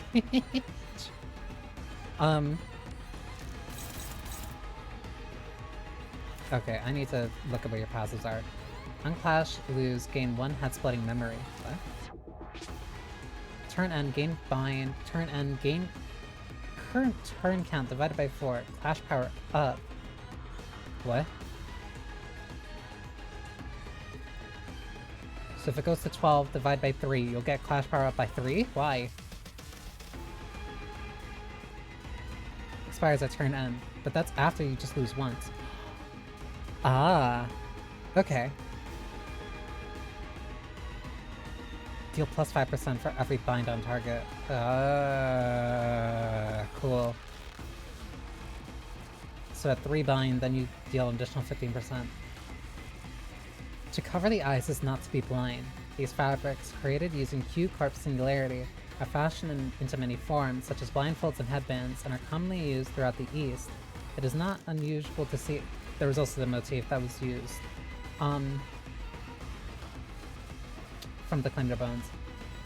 It is not unusual to see fixers and employees of corporate entities in ease covering their heads and faces with these products. These fabrics serve as the same function as sunglasses, visors, and combat prosthetic eyes found elsewhere in the city, such as sunglasses and visors. Again, protection from light. They scan the target's information in real time, augmenting the wearer's visions and provide technical analysis. At times, they can also serve as a means of communication with distant allies. In Clash 1 game, 2 poise for every avulsion wound on target. Gain 2 bleed for every stack at max, plus 1 bleed count. Max stack of 3. Turn end, gain bind equal to stack of next turn. At max stack, gain 1 attack power up. On hit, if target is staggered, inflict 2 bind. You all have the same abilities. The reading portion. Base power plus 1 for every 6 poise on self and bleed on target. This unit's speed is faster than targets. Convert the final point to 10 breakable. Wait, that's not a conditional. That's just it faster. What the fuck? Okay. Gain 2 plays and plus 3 poise count. What the fuck? If this unit speed is faster than the target, gain plus 3, gain 3 poise. Okay. Same. This inflicts bleed and avulsion wound. What is this one? Wait, you're a bind unit. You're a capacitate unit. Cool. This is still the same. Clash 1 gain poise. On hit without cracking, inflict 3 blind. On hit, bind times 20% chance to inflict trust. The target is staggered. This effect inflicts without fail. Fix the target's speed to 1. Fix the target's base skills to coin power to 0. Cool. If the prisoner transparent arrangement buffs on the inflictor expires, this effect expires as well. Look at how the baseborn hunt the other baseborn to serve them up the powers that be. Interesting.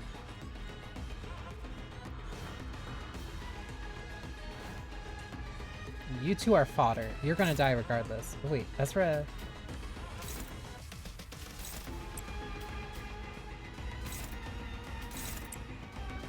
That means I can send the rest to focus on other things. You're attacking him. You're one-sided.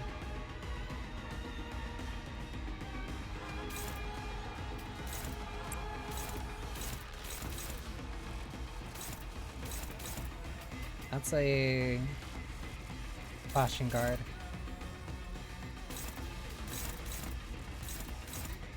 Ah, this sucks regardless.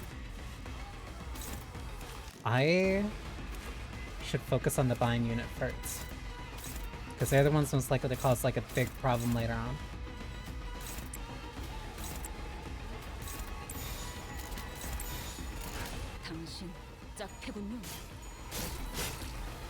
And they're weak to slash. Interesting.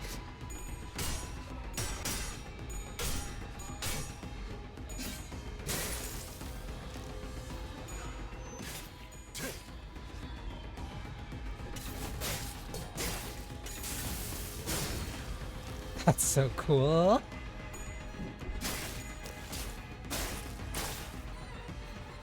Genuinely shocked that she dodged that first one.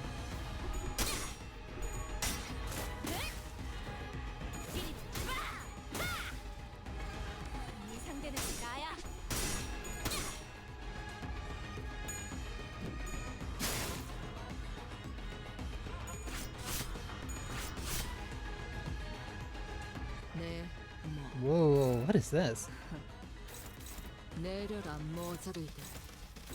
They all have branding? What is this? Prioritizes the target with trust. If this unit's speed is faster than target, deal 25% damage for every speed difference. Cool. Oh, cool. That means every one of them that is at least... That means every one of them that's at 4, if they target the slowest one, after they're bound.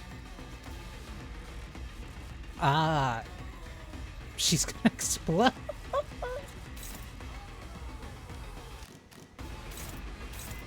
They all just focus on her.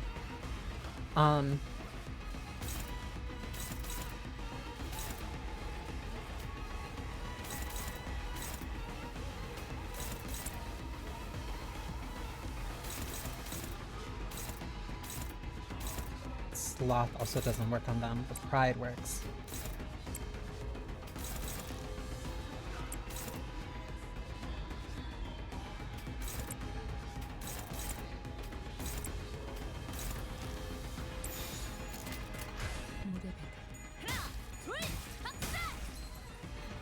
Oh, was that a stagger? I'm sorry, Dawn. You're kind of just dying for this. 너무 아프게 맞았는데?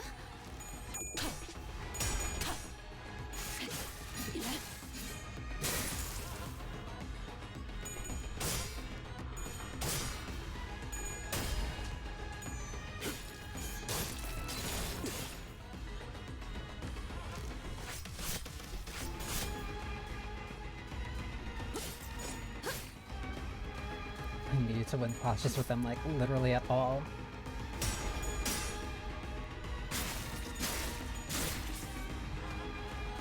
바꿀 수 없는 상황을 탓하는 것만큼 무의미한 일은 없다. 그러니 시시비비. The sooner they die, genuinely the better for me. 배틀로얄로 가리는 게 좋겠고.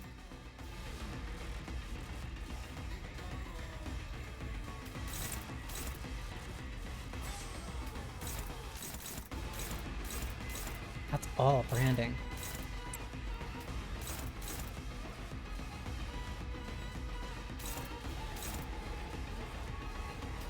You can get staggered, and if that happens.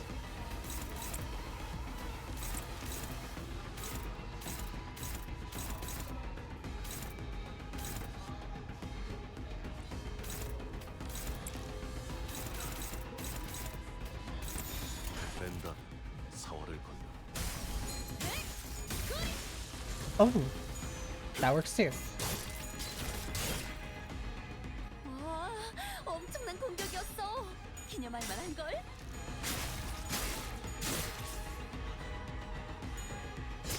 혈이 남자. 나부터 상대해야 할 걸.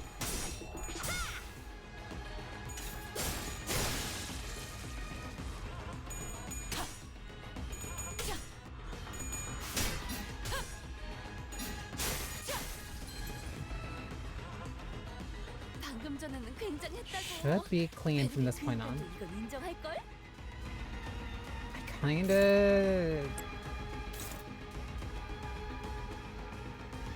Kind of want her to die. Can also feed Otis to that.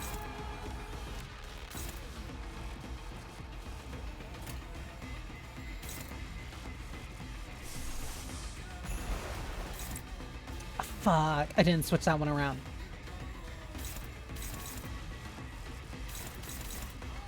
That's fine. I don't know if that's gonna kill those two, but I can help.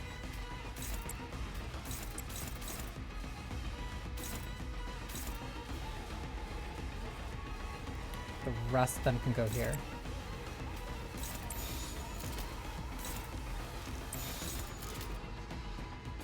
망설임이 없도록.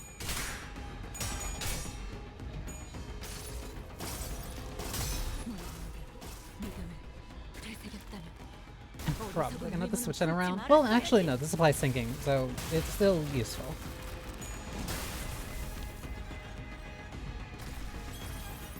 How is that one not dead?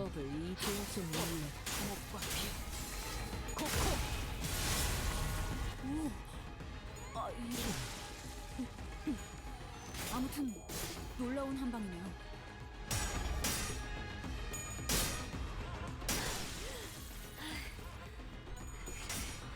언젠가는 알았지. If Otis dies too, that should also buff, 다음은 no, because it's at 3, isn't it? 살 200. It's at 3. So I wouldn't even really gain much from it.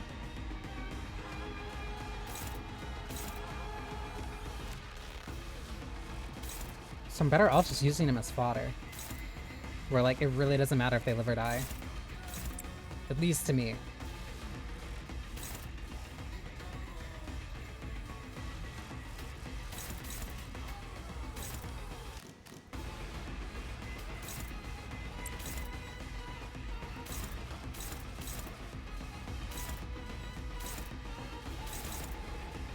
Change chokehold.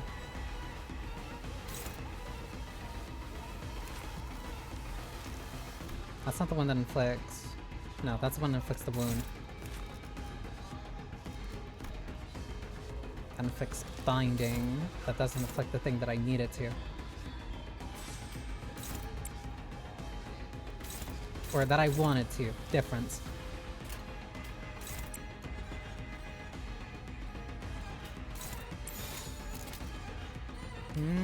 No, I'm better off saving that. 죄를 새겨주겠어. Huh?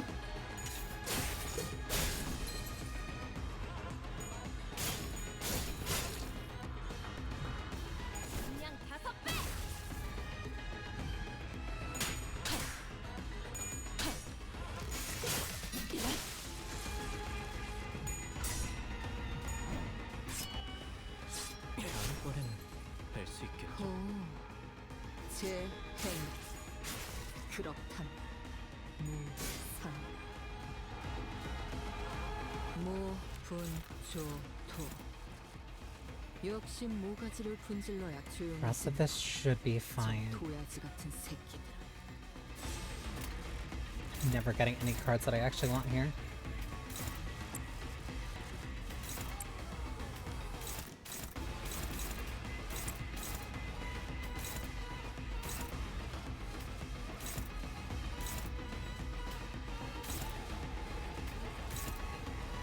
If I clash with that, I'm just gonna clash with that.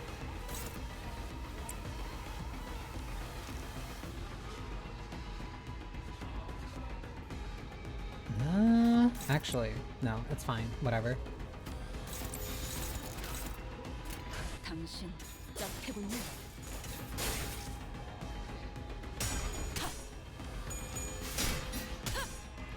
좋아, 코이코이. There's been a few of those clashes that have been way closer than they really had any right to be.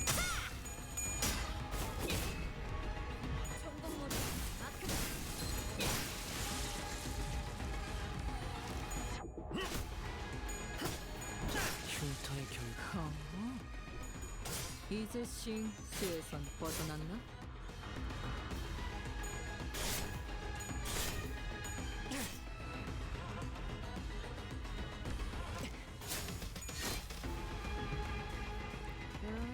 금방 끝내고 버스로 돌아갈 수 Those are the 있겠다. last three, 그치? so it's fine.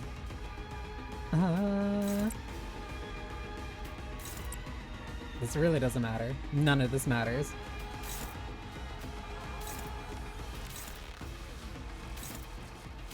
Who's getting this one? 죄를 새겨주겠어.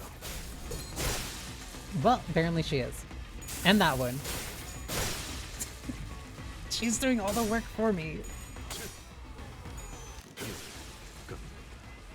구원올. Damn, no, that worked out. Should be all of them. Surveying the area with measured alert, Ungdu casts the blood from her sword with a few sharp flicks before sliding it back to its shield. Huh. They're not changing back. Doesn't look like beating up the distorted ones reverts them immediately this time around. Perhaps a fortunate turn of events in a way. Let us search for clues while time allows us. Right. You take that side, Ungdu. I'll search here. Azra and Ungdu moved about as though they were used to this kind of situation. Without even taking a moment to catch their breaths after the battle, they began searching the space. Prithee. Don Quixote was the first one to voice her doubt in the surreal, unfamiliar situation we found ourselves in. We battled distortions upon our arrival hither, yet never before have I beheld our surroundings change with so sudden a flash. Prithee, I cannot make sense of the situation. Gustav render a detailed account of this distortion phenomenon. Apologies. It would appear I overlooked the briefing due to the urgency of this predicament. This is, according to the definition presented by Lady Moses, a location-type distortion. It's basically when a whole space distorts, and since places and buildings can't move on their own, the distortion gets fixed in a certain space. As for this one, looks like the distortion already progressed pretty far along. Middle stage, probably? They don't usually get this big, but this one here is covering almost an entire street. Then those people. They entered this space and got caught up in it, and our job right now is to get to the bottom of the phenomenon. What exactly gets people caught up, and what happens to them once they're in? Of course, we can't really rule out the possibility of a powerful distortion that's encroaching upon its environment. Oh, by the way, yeah, by that I mean when a distortion bleeds into the space around it and wraps it, and warps it. Oh man, I'm actually talking like a team leader. Rubbed off on me, I guess. Ezra continued with a sheepish giggle. In any case, we won't be able to suppress or cure the distortion even if we whip these guys' asses 100 times. We need more clues to help us locate the inflection point. Maybe we should examine these people over here, too. With the call, Ezra directed our attention to the rows of collapsed people all around, all of them clad in Jopo robes. And these are the glyph emblazoned upon their headbands, Chu, who speaks propulsion and pursuit. It marks the Chunokuns, factionaries charged with scouring and hunting runaway nobis. You hail from the homeland as we do. I'm unsurprised that you know of them. I could hardly fail to know, for I, too, was once enumerated among their quarry. Scientists and technicians were daily being disposed of their stations in S-Corp after all. So it was no idle tale. Scientists who ply their craft without fattening S-Corp's coffers are seized forthwith and made nobis of the corporation. Indeed, I count myself fortunate to have been absconded with my friends after the brand of Nobi could be impressed upon us. Otherwise, Nobi, the wretched appellation conferred upon the people of the for the convenience of those in power, a vile practice and an excuse of their power-mongering, nothing more. The so-called taboo hunters of S-Corp operate by much the same autonomy. Anatomy. Does the breaching of taboo summon a hunter, or does the hunter first seize his prey, to therefore frame the captured with invented transgression? If the powerful so desire to chase a man down, to take possession of his very being and keep him caged, then they need only decree that he should bear the lot of a Nobi, such as what S-Corp has become today. Basically, assigning the crime after the person's already persecuted. Huh, I wonder what this has to do with Mersol. My mentor, too, is one of the victims of that accursed practice. Huh? Then could these people have been sent out to capture your mentor, or Yisong? Or me, perhaps. Or none of us. You mean to say that they may be a conceptual forms of chuokuns generated by distortion? That's a plausible conjecture. We're getting nowhere with this clue hunting. With a heavy sigh, Otis pressed her fingers against her brow as if her head were starting to pound in frustration. To delve further into the matter, it is necessary to determine why the S-Corp and its chuokuns have appeared as the motif of this phenomenon. Considering the course of events we have seen so far, would it not stand to reason that the distortion stains all nearby things with memories most foul? The presence of chuokun suggests a possible correspondence to Yisong's memories. Conversely, however, the absence of T-Corp's time collectors weakens that hypothesis. In which case, the most plausible theory is that this particular distortion could have stemmed from Bamboo-Hatted Kim or Angdu's memories.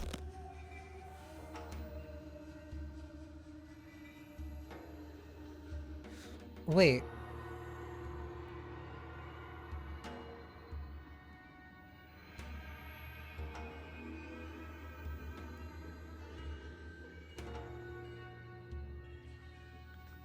Ooh, wait, that's a very interesting concept. Hang on.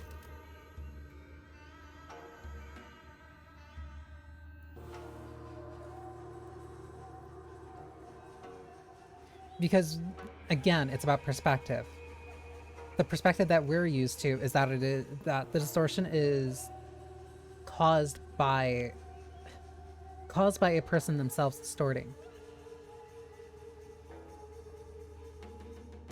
But what if the case in this scenario is not the fact that it is one person who is distorted, it is the camera technology itself that was used to bring about these bad memories? Basically causing... The analogy is essentially causing a crime to occur so that they have a suspect, or that they have a culprit. Because that's why the entire framing of...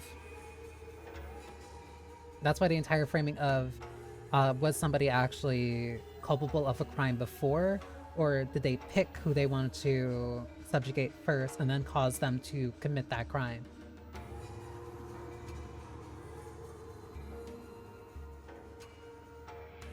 Does the breaching of a taboo summon a hunter, or does the hunter first seize his prey, to therefore frame the captured with invented transgression? Have the BRB. That's a very fascinating idea. Like how the artifact caused Engdu to distort more easily. Yes. It is... that's a very fascinating idea.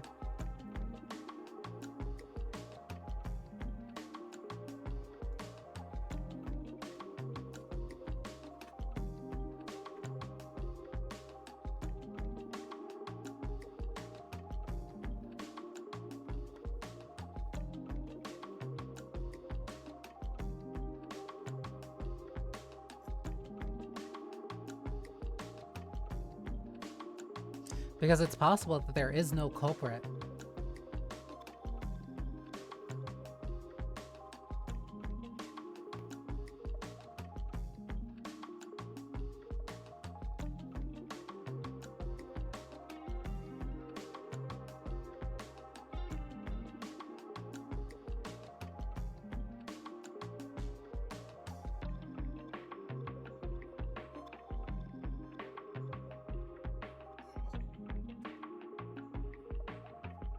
Welcome back, Josephine. I'll be reading through this again a couple times.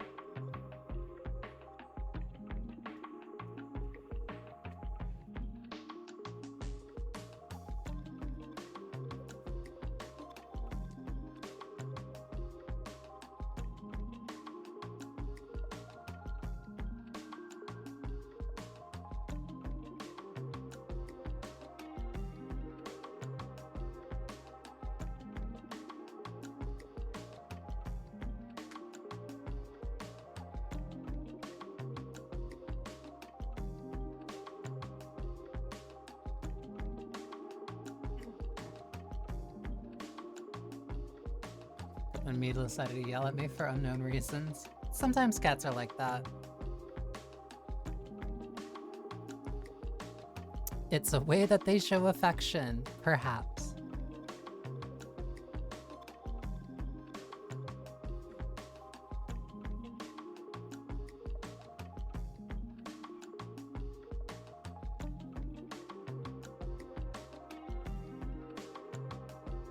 She's often like that, then it's definitely a sign of affection.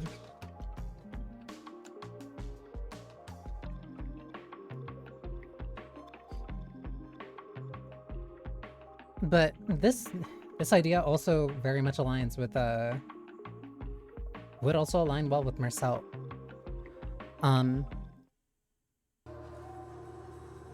Here, while I recorrect.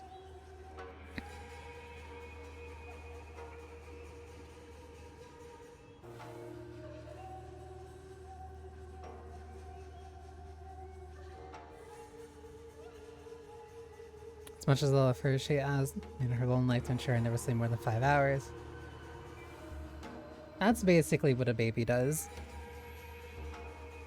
Intentionally or unintentionally, it just happens that way. Nobi, the wretched appellation conferred upon the people for the convenience of those in power, a vile practice and an excuse for their power-mongering. Nothing more. The so-called taboo hunters of S-Corp operate by much the same anatomy. As the breaching of taboo summon a hunter, it is the hunter first sees his prey, to therefore frame the captured with invented transgression. If the powerful so desire to chase a man down, to take possession of his very being and keep him caged, then they need only decree that he should bear the lot of a Novi. Such is what S-Corp has become today. My mentor, too, is one of the victims of the accursed practice.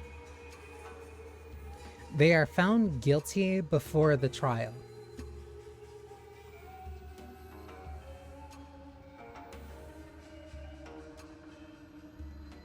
Commentary in real life policing here. Because that is a thing that some cop, well, that is not only just like what cops do. That's a thing that just like, no, people in power do. You can be a law-abiding citizen, but if, well, quote-unquote law-abiding citizen. But if they don't want you around, they will arrest you and then figure out what they can stick with you later. They can stick on you later. And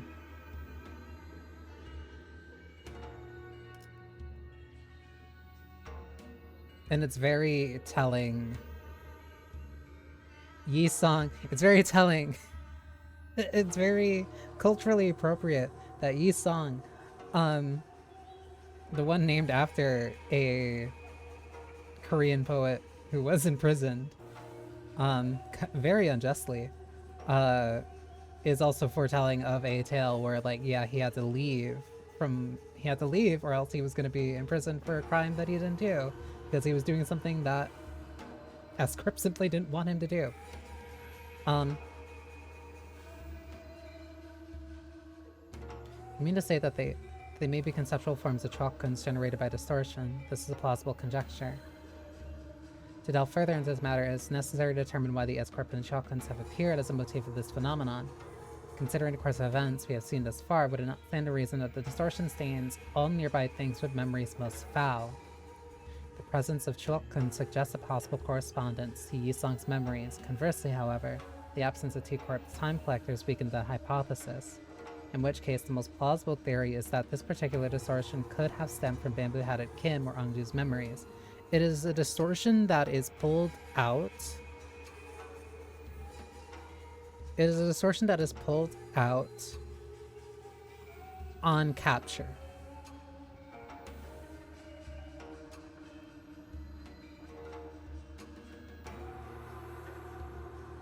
This is a very unique case. Ongju furrowed her brow and fell into thought, as though she couldn't grasp the full picture of the problem. I've seen a few distortions that show trauma or affect their surroundings. But this one, I'm not getting that pop of inspiration. Can't even guess what this distortion wants, either.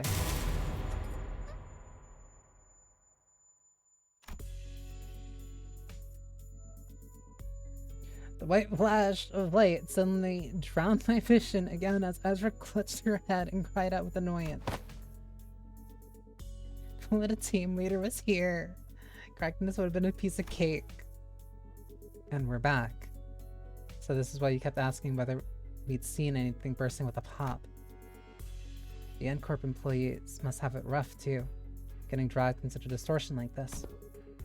I mean, what else were we supposed to do? It was self-defense. They were about to attack us. I suppose finding the root cause and taking care of it would be the fastest way forward. Let's just do what we can for now. Okay, first, we need to develop the film we found here. We'll head to the nearest darkroom and... Actually, let's first track that slippery hat-wearing cult back here and get him talking about the chalkguns. It's probably our best bet. Every time we take a job, that slacker just slips off without telling anyone. As one part of me watched Ezra stomp her feet in frustration, I was also carefully following Heathcliff's team through the other part of my vision. Oh, I think I can help with that. Have you located him? Huh?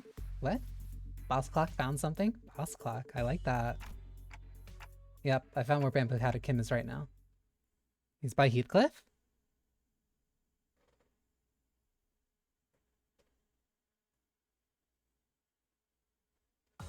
도박장죄로 의뢰를 냈다 싶더니 이렇게나 밑장 빼는 놈이 Film. 한가득일 줄이야. Oh, that was already 한 달은 의뢰 the 없이 first 놀아도 section? 되겠는데요? 사무소 노는 15, 16, 19, 18. Only 4? Interesting. Film / fuck. Oh, full team.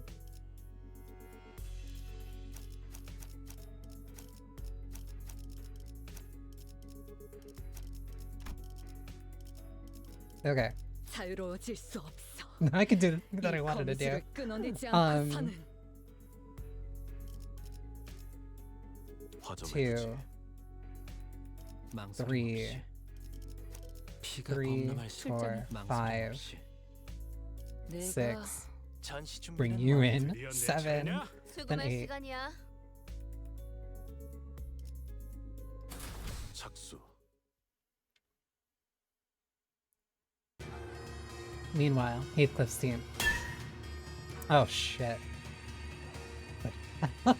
What's up with these gits? They're showing up out of nowhere. I know, but just about that getup, they seem like S-Corp's fellas. Things were going so well. We could have talked it out with those fedora guys who were rummaging around the place earlier, you know? But no, just had to go barking at them first. Would have saved us a whole lot of trouble if you hadn't, right? Oh, so it's my fault. Those bastards looked like they were nicking stuff. This is our contract area, ain't it? If they walked off with something important, we'd be the ones catching hell. Listen, bud. No one else is itching to swipe their... Why you have to throw? Why? Listen, bud. Not everyone's itching to swipe hair coupons in their pockets the second they get a chance. How many months are you gonna milk that? Excuse me? What, you got a problem too, mate? No, not at all. Just wondering whether that gentleman over there is also one of our enemies. Is that the end of your true performance? Shame. I was really enjoying watching you folks dance. Might have mistaken this place for the Peach Blossom Land of Legends had there been a cup of fine mekegoli to go with it. Rice wine. Interesting. Yeah, that's an enemy, alright. He has a name tag though. I think it says, LCD. LCD or whatever, who gives a toss? Am I supposed to put it with every bastard having a dig at me? Oh dear. Such bold swings. Didn't know there was an encore to the performance. Just you little rat. Well, I do find this amusing enough, but if you intend to play with me, you ought to be more aware of your surroundings. Behind you, there's... Quack. Oh. You took out all those dopo-wearing people with just a single strike.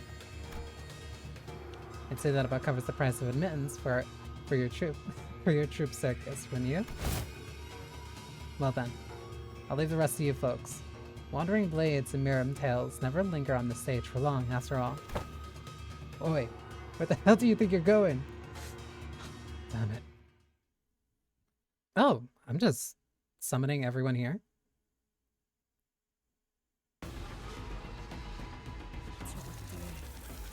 상당히 즐거워 보이는데요. Yup. 뭔가 An imperfect 기운을 glimpse of 내게 the 하는 걸 먹었을지도 of the 몰라요. power that shall reign over the kingdom. Kim acting very unserious, but at the same time, I will accept it. Anyway, speaking about being unserious.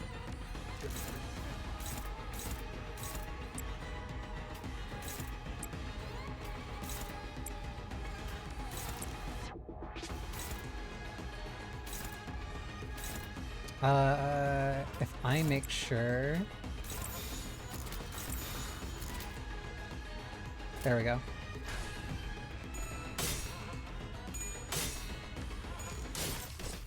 Now I actually get to test the thing that I wanted to do here.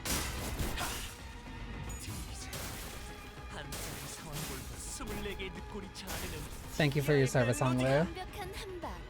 시원한 걸. 당신이었군요. 저를 보여주니까.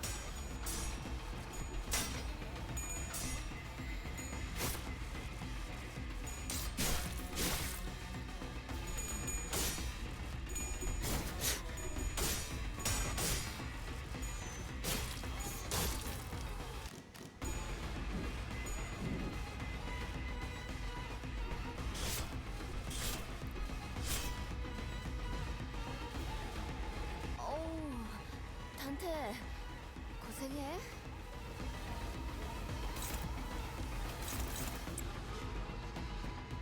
As long as Ryoshi's here, like, legitimately, this is gonna be a non-issue. Where are you targeting? Heathcliff.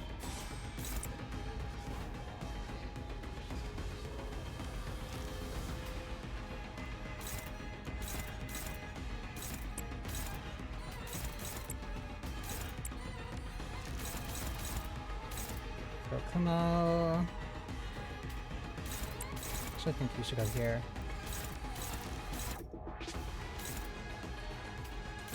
Target this, but then still have you do this.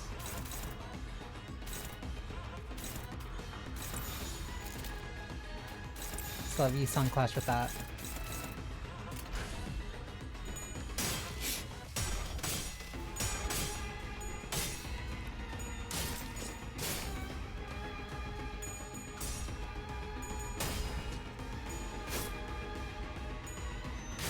Spiritually, I would want to bring Kurokumo Ryoshu, but at the same time, nah.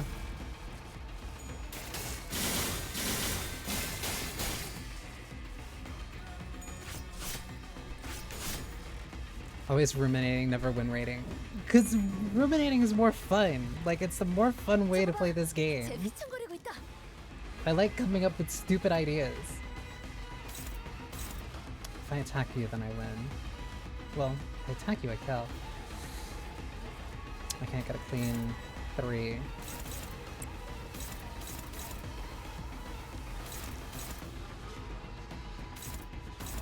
So I'm playing Ink over right now.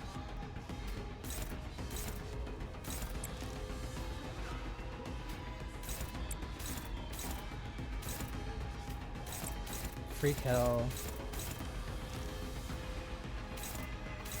Who's closest to... You're closest to Stagger. But Triple Slash might kill, but whatever. In which case...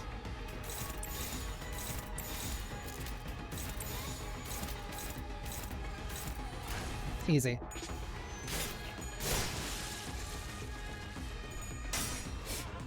Or...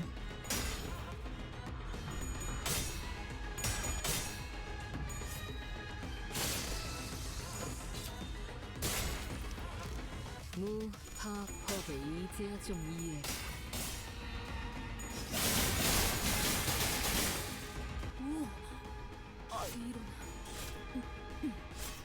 Sinclair, I'm begging you to roll heads once in your life, please.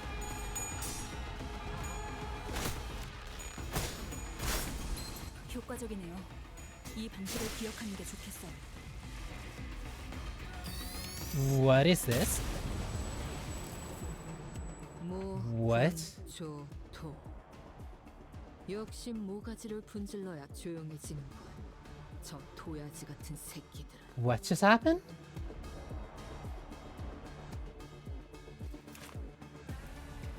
Their skills just completely changed. They're dealing blunt damage now. What?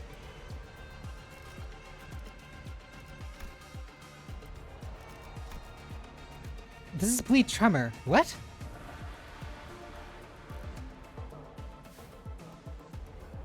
Gain offense level down and bind.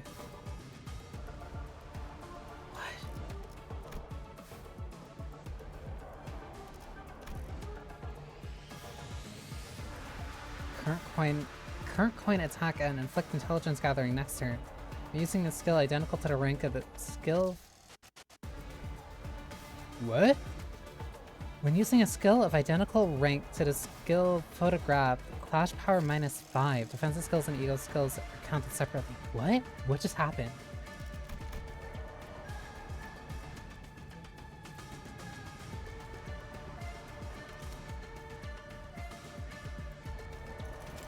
Memory transition.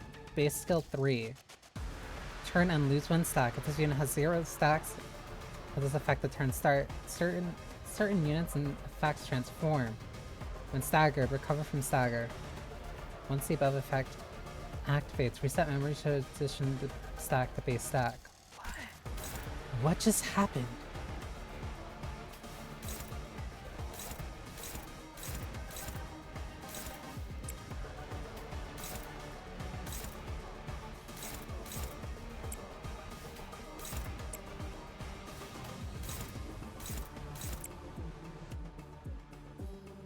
None of them really have bleed.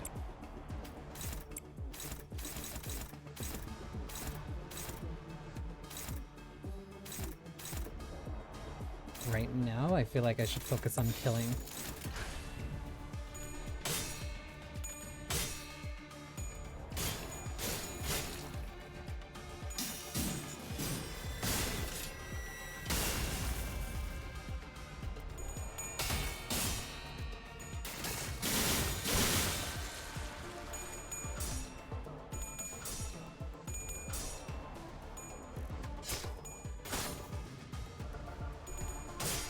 What caused the transition like this?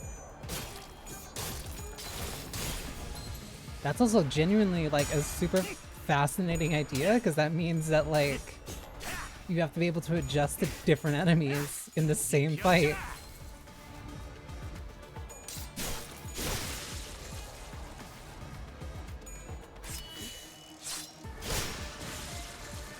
와, 엄청난 공격이었어. 기념할 만한 걸?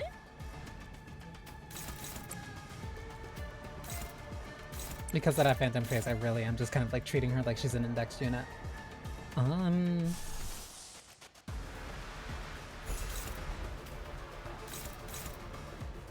There, Calcia.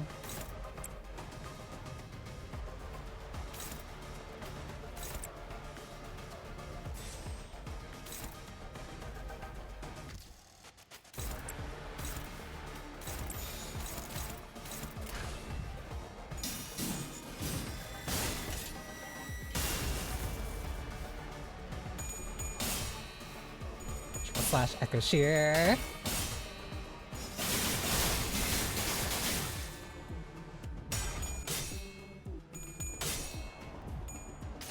Been a long time since I've been able to actually use this ego.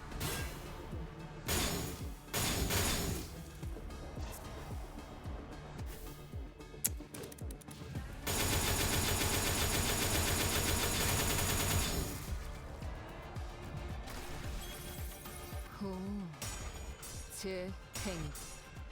그렇다면 무상.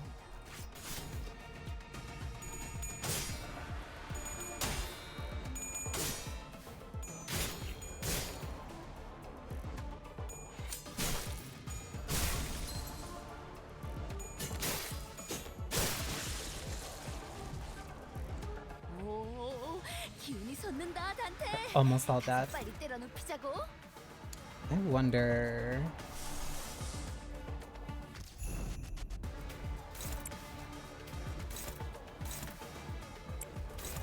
They're gonna die regardless, like it doesn't matter.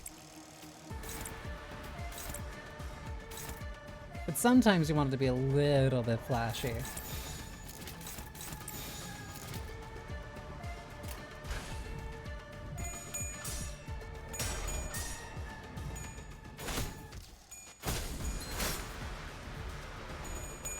If it even gets to her turn.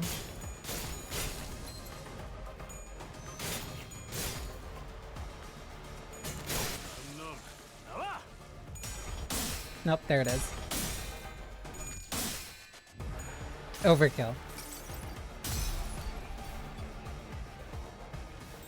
She's not even gonna get the voice lines.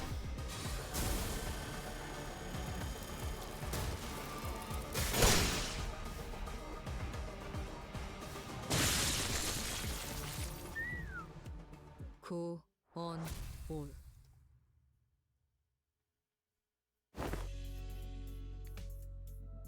So let me get this straight. The dude was here just a minute ago, and now nobody knows where he wandered off to? Yeah. Bloke just turned up out of nowhere, flapped his gums, then did a runner before anyone could grab him.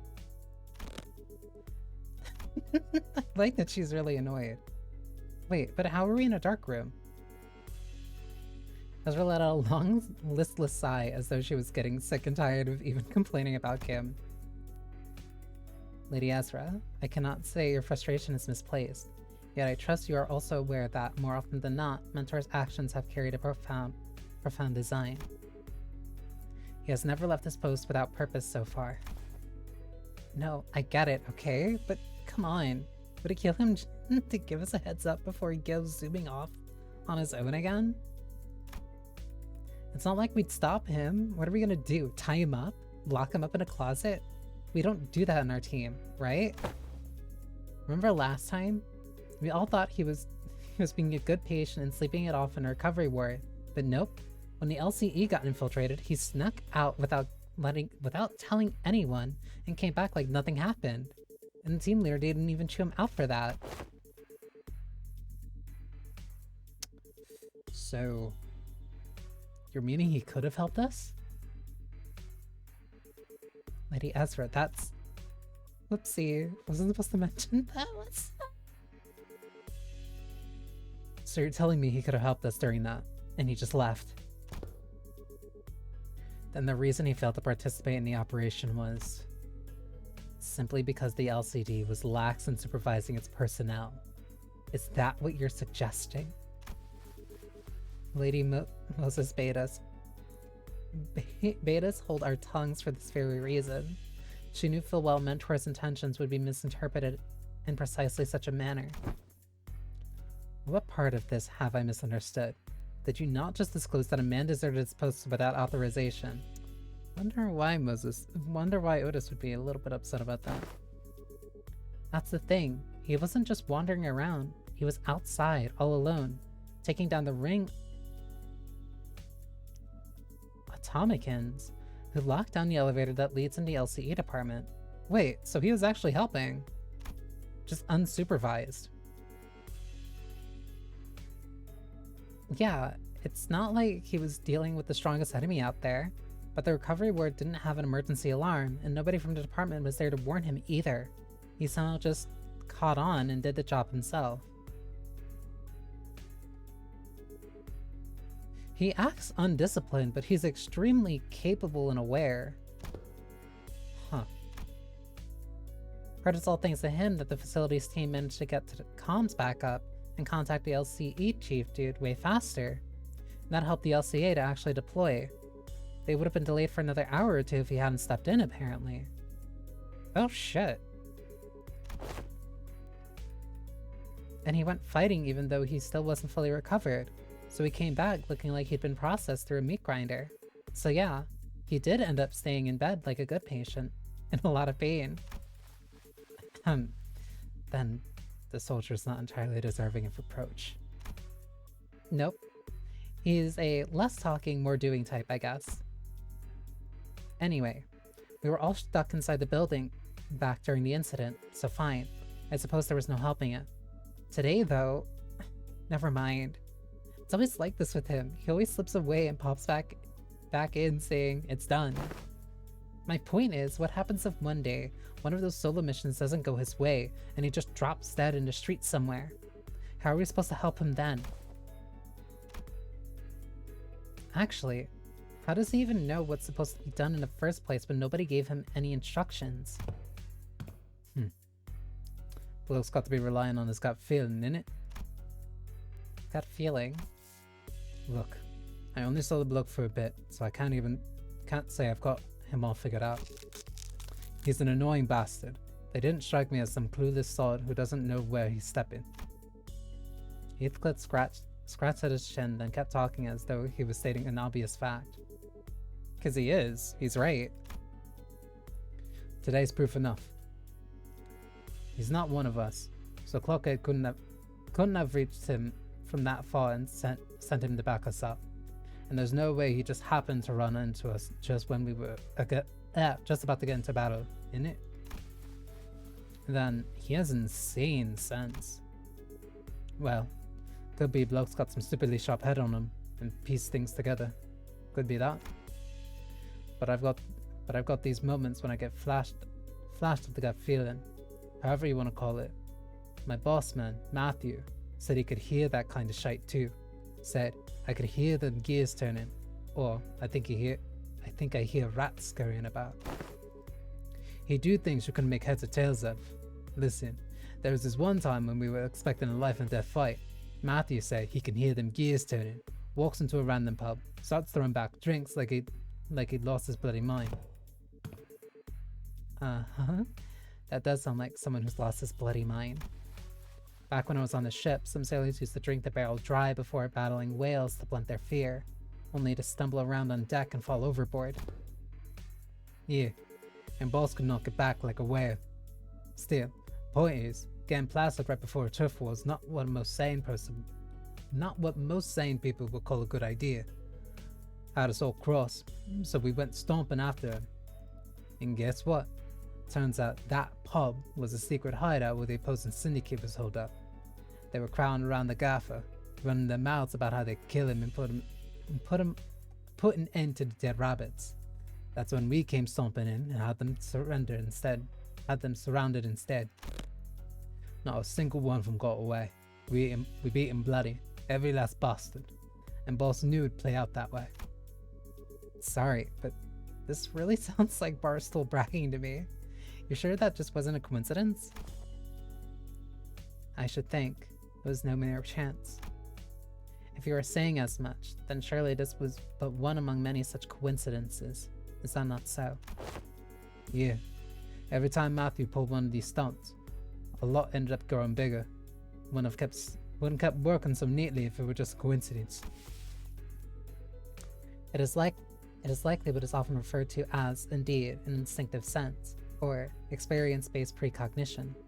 More accurately, an unconscious process by which information accumulated in the subconscious is sorted and converted into sensible conclusions.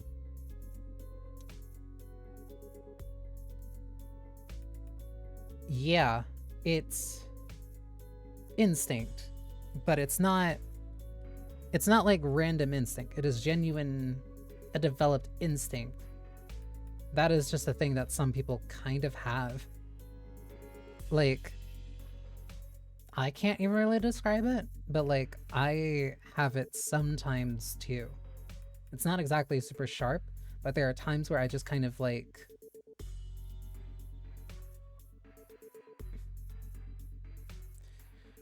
This is gonna sound really stupid, but like the best way I can describe it is like a spidey sense, where it's just like you sense that something is going to happen and your body does a thing that puts you in the better position so that it doesn't happen or you're not afflicted by it.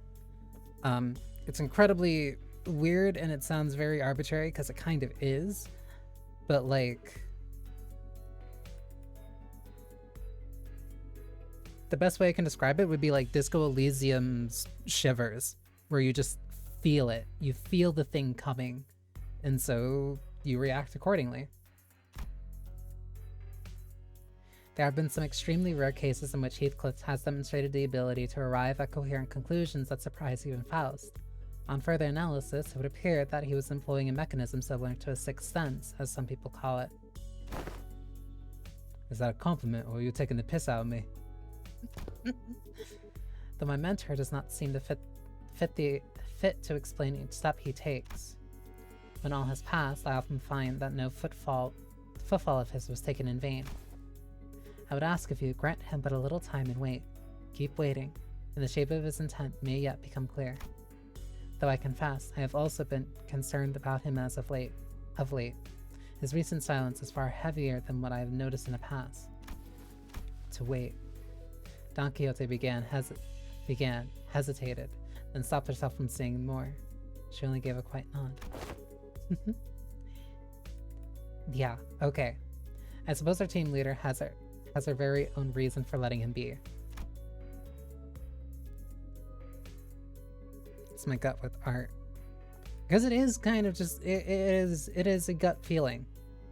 Like, it's not really a scientific phenomenon. It's just something where like your body feels it and you're like, okay, and then you respond accordingly. That said, doesn't mean I'm happy about it. Let us return to the task at hand and do what we can for now. Fine, fine. As the others quieted down, I finally had room to notice the place we found ourselves in. There wasn't a single ray of light, just a deep red hue pressing in from every side. Can't believe we've been chatting in the dark this whole time, fellas. And the red lights aren't helping at all, especially with my aging eyes. Oh, are you looking for the light switch? It's right, Sinclair! And right then, I swear to God, don't turn on the light.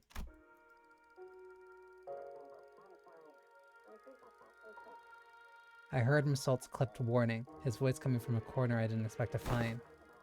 Mersault, where are you?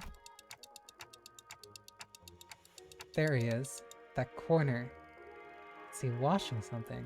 He was already developing the film.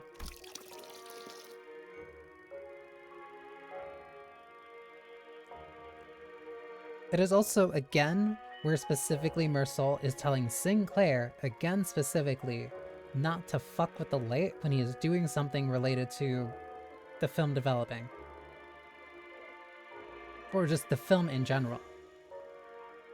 I'm developing the film role manager. Exposure to light might ruin the entire role. Please exercise caution. So he'd been doing his own thing. That explains why he was quiet all along. He's acting extremely atypical.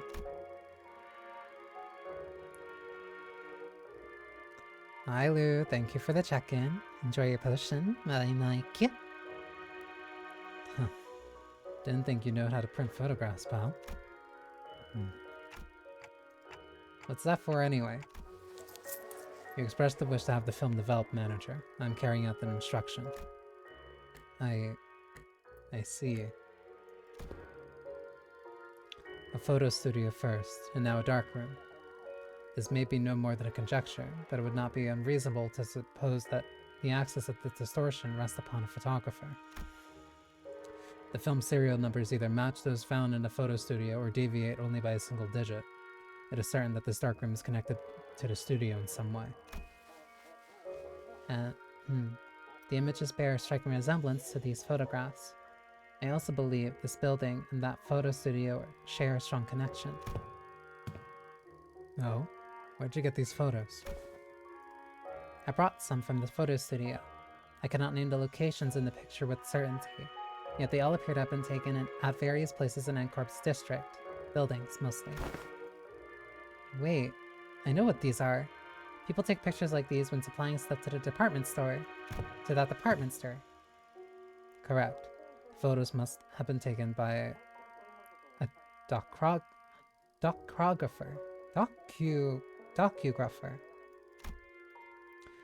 Mersault chimed in, holding up an odd cylindrical container in his hand this time. He gave the container a shake every now and then, with a measured rhythm. Whatever he was doing seemed to be part of the process of developing the film. Film rolls are hardly affordable for the average resident in N-Corp. In most cases, taking photographs is done as part of professional duties. There are approximately 21 occupations in District 14 that utilize photography. However, only a single profession involves routine photographing specific buildings, adhering to fixed standards that can be observed in these pictures. And these docugraphers you mentioned are the people entrusted with that job. Yes. They photograph the information to be poured into canned experience. A docugrapher. How could a person of such a decently lucrative profession fall into distortion? Decent job, maybe. But how do we know they aren't a decent person? Ezra replied with a clear-cut answer after only a brief pause. What makes you say that? The photo studio we were at didn't have any darkrooms, right? No, it didn't. My team leader said there are other ways of processing film rolls, but in N-Corp, you have to go to a darkroom to develop and print them. correct. Film rolls are usually immersed in developer's solution to be processed. Mm-hmm. Which is why photo studios have these dark rooms equipped with red safe lights right next to them. But this place, it's pretty far from the photo studio. Huh? Yeah, now you mention it. Check out these windows. They're only covered by newspapers, all messy like. If you consider how sensitive film rolls are to light, it's really suspicious that this darkroom doesn't have any proper blackout panels. And you know, films can cost a fortune in some places in a city, right? Who in their right mind would print photos in a room patched up with yesterday's newspaper? Yeah, it would be too risky. That's a lot of money to just risk having ruined by the sunlight. Oh. This probably isn't even a legit darkroom. Someone just hauled in the bare minimum tools needed to develop film and threw them together in a hurry. Someone who didn't want to be seen printing photos. And people don't usually avoid scrutiny unless they're doing something not so decent. If that's the case, then I can see why they might have distorted. Right? Manager. Mersault came to my side quickly, still giving the strange cylinder the occasional shake. I have a request regarding your instruction to develop this film roll. What is it? Please ensure that the light in this room is not turned on until development is complete.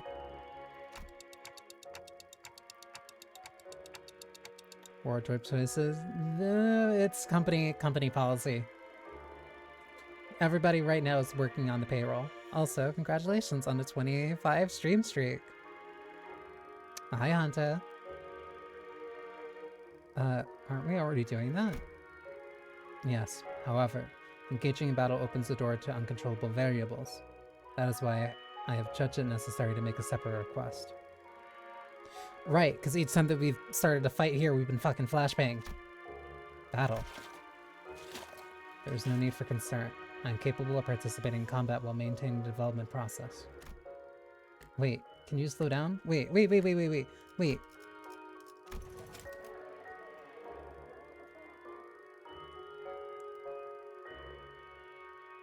Please ensure that the light in this room is not turned on until the development is complete. However, engaging in battle opens the door to uncontrollable variables. That is why I have judged it necessary to make a separate request. Battle. There is no need for concern. I am capable of participating in combat.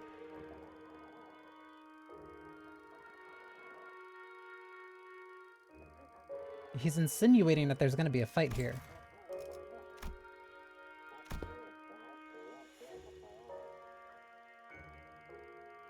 Why do you know that there's going to be a fight here? A battle, you say? Surely there must be cause for you to believe so. A photo studio. Reinforcements arrive At the photo studio, reinforcements arrived exactly 11 minutes and 34 seconds after NCorp's pinframe team staff were defeated. Deductions based on the events thus far make it clear that the photo studio and this darkroom share some kind of connection. True.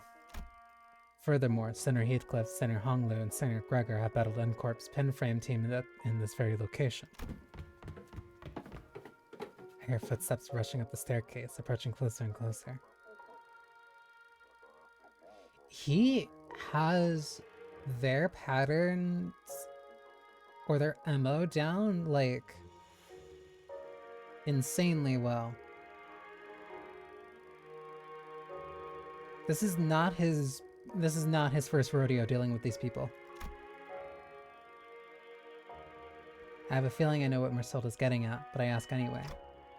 Meaning, the initial rinse is finished. The process is now halfway to the completion of the second agitation.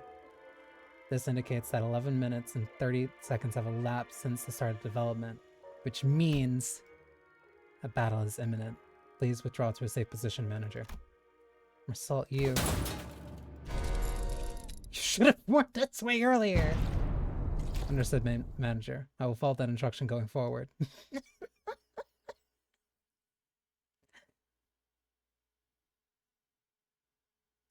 He is so...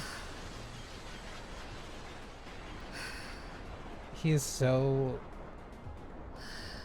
like, enraptured in the thing that he's doing that he didn't even think about telling us that that was going to happen. After the battle. It was just a formality. Something sits ill with me. Amid the sprawl of S-Corp's back streets distorted with the flash, Hongju had her gaze fixed somewhere high overhead. And at the end of her gaze... Are those photographs? Yeah, the one that's been in the front the entire time. A long line stretched across the open air, photographs hanging from it like laundry clipped to a clothesline. Whoa! I mistook it for a kumju, a warding rope, at first, and gave it little attention. Yet upon closer look, I saw those pictures hanging from the line. Perhaps they had been strung within the dark room and remained thus with the distortion took hold. Bizarre. Observation of unaffected elements in a space occupied by a location-type distortion is most irregular. Yeah.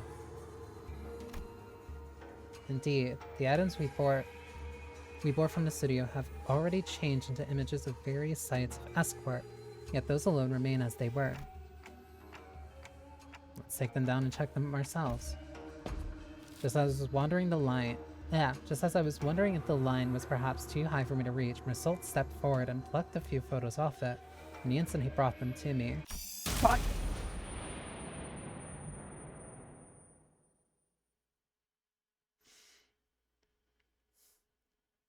It is both the unpredictability and the fact that it just happens.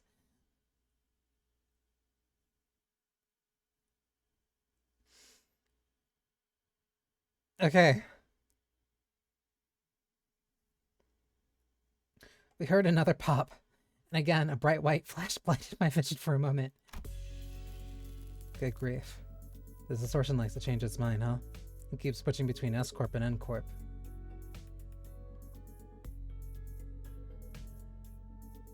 Yeah. This feels like getting caught in a flashbang detonation. My whole body tenses up and it goes slack right after. Yeah, it is a fucking flashbang. The other sinners were busy grumbling about the distortion and such chumps. Except for Mersault, who stood right in front of me with the photo still held out in his hand. Why would Mersault not be afflicted by sudden flashes of light? Or would he simply be used to light like that? Oh, you didn't drop them? No. He gave his usual short answer, then returned his attention to the cylinder he had been shaking. He took the film out of the container and flicked the liquid off of it with clean, controlled motions. Is the processing finally done? Wait, we're back here with the lights on now. Is it okay to take the film out? Yes. Exposure to light will not damage the film once development is complete and the image is fixed. There's no cause for concern. Curious. Exposure to light will not damage the film once it is developed and complete. And the image is fixed. Kinda reminiscent of how it's kinda difficult for somebody to distort again. Well, no, not true. Not true. But it is harder for somebody to distort again after they've already kind of dealt with it once.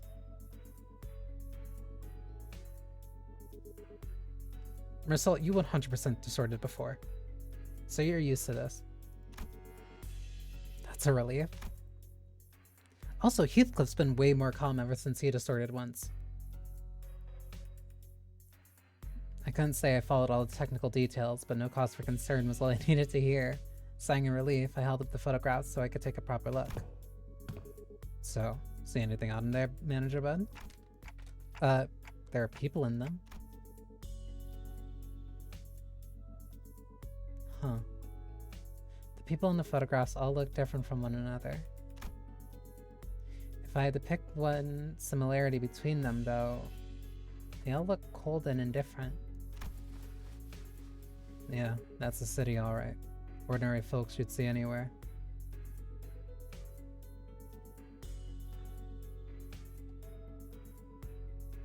The hair is similar here.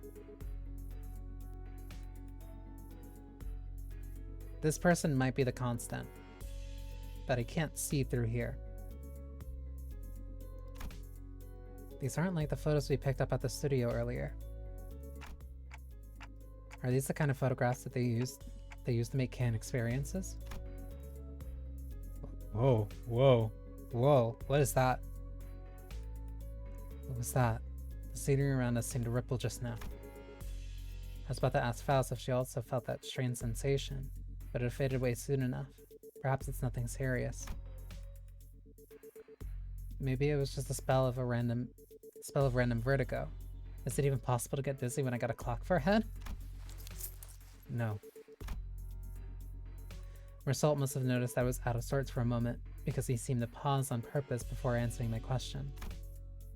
No? I thought you said docugraphers take these photos to put into canned experiences. Raw ingredients for canned experiences are handled exclusively by the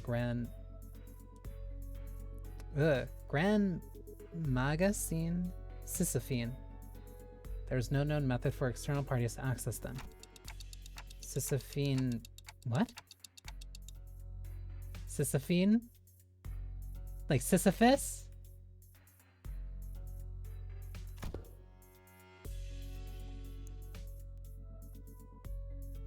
Oh, I think I've heard of it. Canned experiences, right? They're in high demand in other districts too. But the only brand stamped on them is Grand Magazine Sisyphine. Same name every time. I remember some of my classmates bragging about trying them whenever exam weeks came around. Never had one myself though. I can't really explain it, but something about them just feels kind of wrong? It's not popular, huh? The unprocessed base content of canned experience, known as experience batter, is supplied to reprocessing factories, where docugraphers fine-tune the experience's details. Photographers are primarily used for that purpose. So it's like a brain dance. They can fine-tune experience? An easier example for understanding who would be considered would be considered why docugraphers take pictures of subjects such as buildings. A purchaser may wish to experience living in a luxurious building that they could never afford. Another may wish to vent out impulses of violence by experiencing the burning of an expensive property.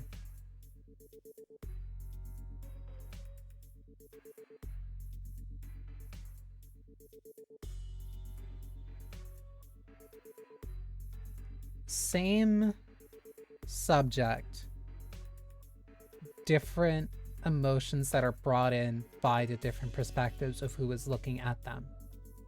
As in either wanting to live in a high-rise building and have an experience of that, or to have the experience of burning down that high-rise building. Again, a subjective experience based off of a single thing that you're looking at. Demand for haute couture canned experiences is increasing by day. So that's why the photos from earlier were all fancy buildings. Yes, manager. Conversely, information concerning ordinary experiences that can be easily encountered in reality is in low demand. Then why photograph these residents at all? Perhaps these photos were not images harvested for the commodity value, but pure photography in and of itself. Maybe they had been captured for a desire to seize a vanishing instant through a lens. You've been more romantic recently, Yi-san. There are people who take photographs, knowing that it would cost an exorbitant sum. I've seen some before. A staggering amount of money, just to take a single photo. That is, if they could even manage to find a photographer who'd take the risk and help them take the picture. I'm not so crass as to put a price on sentiment and nostalgia, but spending so much money on film rolls. What could have made this investment worth it? I'd say maybe this isn't just a matter of sentiments, Or memories, even. Leafing through the photographs, I quietly expressed my thoughts. Executive manager? I'm not exactly an authority on distortions, but I know they manifest through desires or emotions that become warped in bizarre ways. But everything the distortion has shown us so far points back to S-Corp. That is, the S-Corp from the past that only Kim and Ongdu would have seen and remembered. These photos, though, they're completely untouched by the distortion. Doesn't that feel off? There must be a strong fixation at play here, strong enough to slip past even a distortion. And if that obsession is somewhere that refuses to let these memories be influenced, I think our next step should be to look for the people in these photos. These photographs are the only undistorted, unaltered clues we have. Dante says it would be advisable to locate the people shown in these photographs. Ooh, good idea. Team leader did say that we should accept input from LCB with open arms. Hey, Ongdu, can you get me the office catalog? We'll probably need to commission an office affiliated with 7 Association. Let's look for one that can take the request right away. 7 Association? Can someone tell Ezra we're fine? I think I know where to find those people. Dante says that the people shown in the photographs has already been found. What? When? How? Well, guess I'm just having a lucky day. I pulled the radio from my wrist and switched on without answering Ezra's question.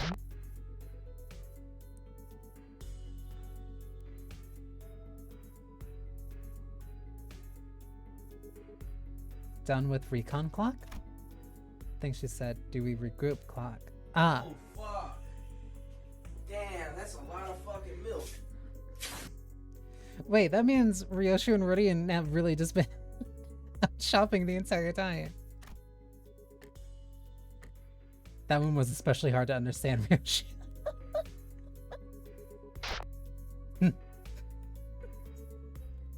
I can see her smiling through the fucking radio. I love her.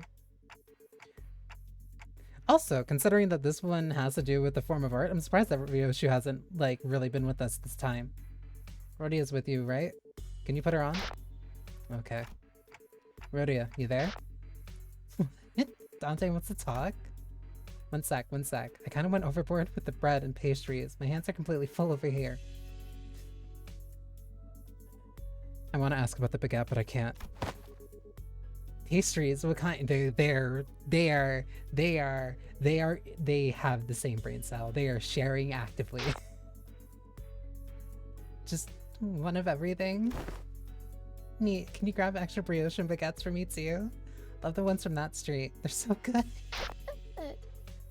Hold on, I gotta readjust the pile if I want it. Just throw them on the floor. They're packaged. You can't just treat food like that, Kay. Bread has...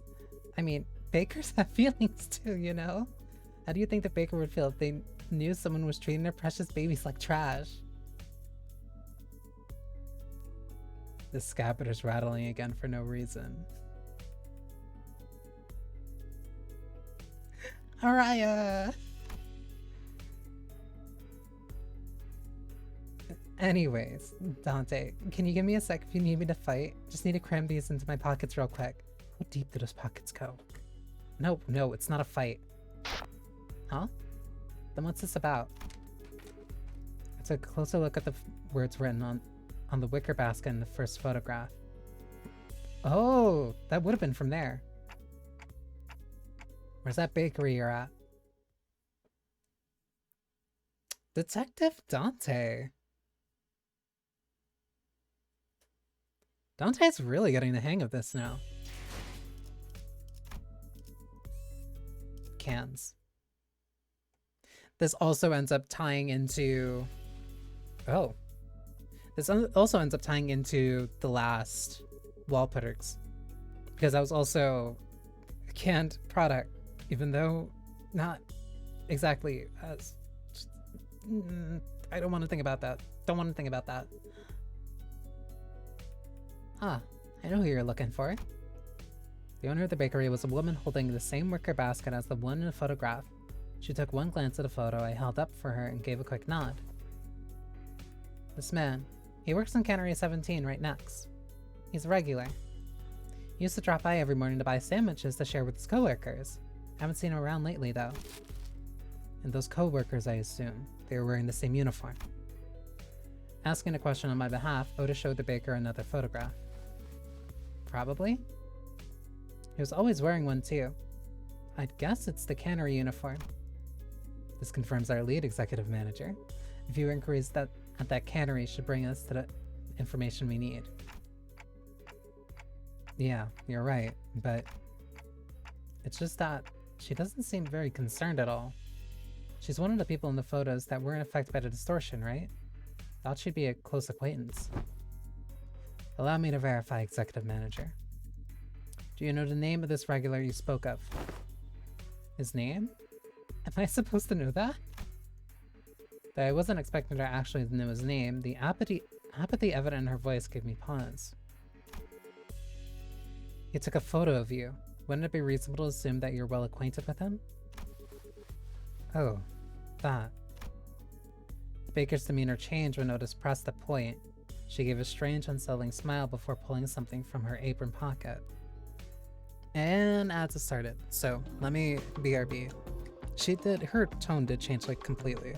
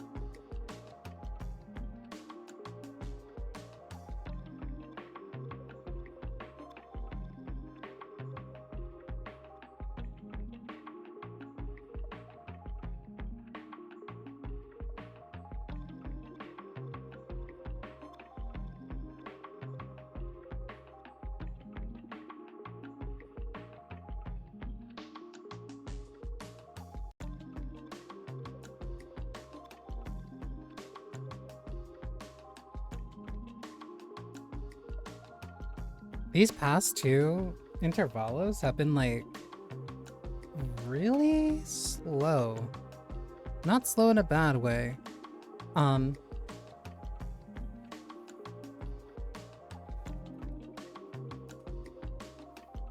I don't know how to describe it. But like the pace has been a tad different and it's like noticeable, but I like it. Especially with the last one. But these two have also been the most art focused. So like that also might be part of my own personal bias.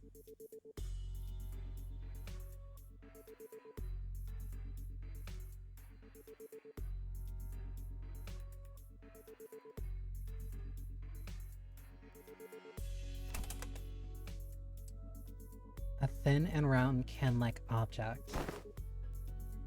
He said he'd give me 5 these canned experiences for free if I let him take my picture. He even said he'd throw in the docograph of the building of my choice. He docugraphs buildings, right? I hear he even takes work trips to the nest every now and then. So I asked him to get me a docograph of this lovely mansion I saw by the Nest suburbs. I know I'll never get to afford a beautiful place like that, but this, I could at least experience what it's like. And gosh, it was everything I'd ever hoped for. I couldn't quite put my finger on it, but there was a distinct eeriness to that dreamy, blissful smile on the baker's face that sent a chill down my spine.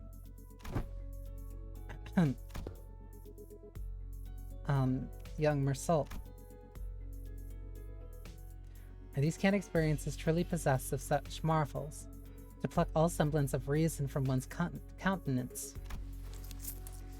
They maintain high demand across the city. District 14 is only one of several markets. Does thou mean that those who indulge in canned experiences may experience venturing on an expedition to the Great Lake and jumping off of the summit of that skyscraper yonder as they remain seated where they are? They may, however. A magic can, allowing one to pursue any dream the heart may conceive. Verily, I confess my own soul is much tempted. Again, a very romantic way of seeing it. It differs from pursuing a dream. This is also the second time he seems to have been gotten... He seems snippy. Like, this is the second time he seems angry.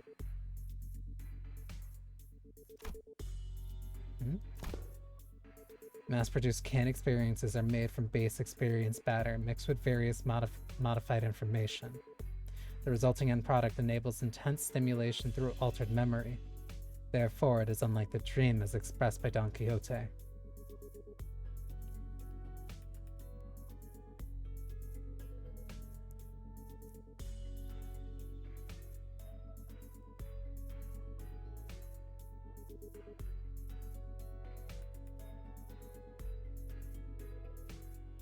This has to tie back to his mother.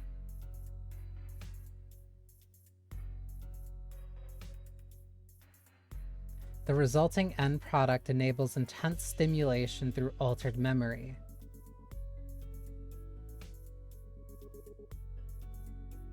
Mother died today, or was it yesterday? I'm not sure. A piece of memory refined along the numerous processing stages of the cannery's production lines is not equivalent to a genuine experience, meaning the usage of experience in her previous statement must also be amended.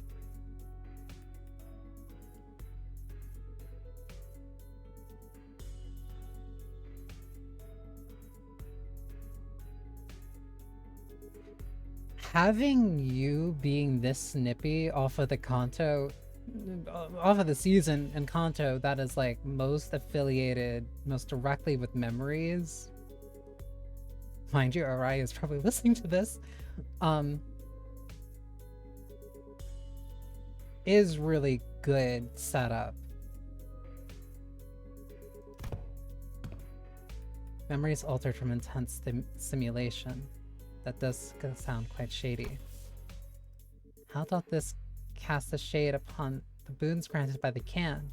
Adventures and tales are forsooth inclined toward a little grandeur. It's because the memories provided by the canned experiences are extremely vivid. Statistics have shown that users of cans interpret them as authentic experiences and become dependent on them. people who use the cans too much are unable to tell the difference between actual memories and experiences that they've gone through. A possible cause for the formation of dependence patterns is that canned experiences allow one to feel as one has achieved a dream that is, in reality, impossible.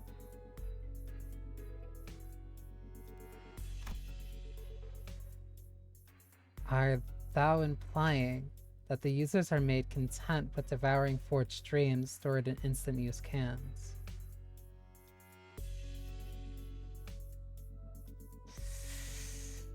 Ugh. That hits a very personal thing for me.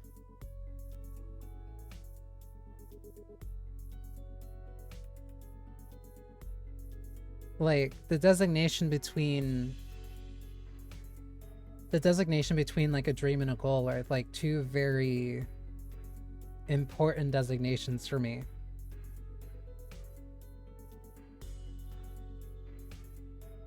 Because a dream is something that you long for, but not necessarily can achieve. What makes a dream appealing is its impossibility. But a goal is something that you intend to make real, something that is possible.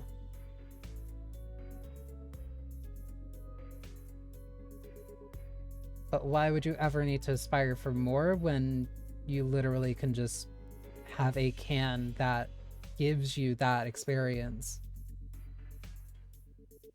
It is manufactured content.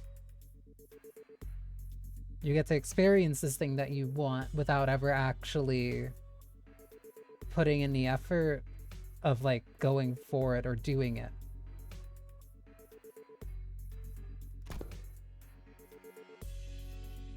Worse still, the user may no longer strive to chase dreams in a waking world. Exactly! Like, Yi-song is like right on the money. For the sweeter and more splendid a dream is embellished, the more impossible it will appear to be grasped with one's own hand. Exactly! Yi-song, my baby boy, I love you. To become a cause for surrender instead of inciting one to march forth. Verily, doth it not annul the significance of dreaming itself, if the resultant dream resoundeth not the spirit to gallop toward it? And of course that would make Don Quixote upset. Oh, I'm loving this canto. I'm loving this intervallo. Whether that annuls its significance, I cannot know. But they sell well. So, how much will you be buying? Buy what? You came barging in with all these questions, and I was patient enough to answer them politely, wasn't I? Don't you think you owe me a sail or two? You're not about to leave without buying a single loaf after crowding up my bakery and scaring off my customers, are you? Her case was on point, actually. With our whole group gathered around, the passerbys gave us a wide berth and hurried on, whispering among themselves. Nobody was about to come in and buy bread like that. Come on, lady, I practically cleared your shelf already, didn't I?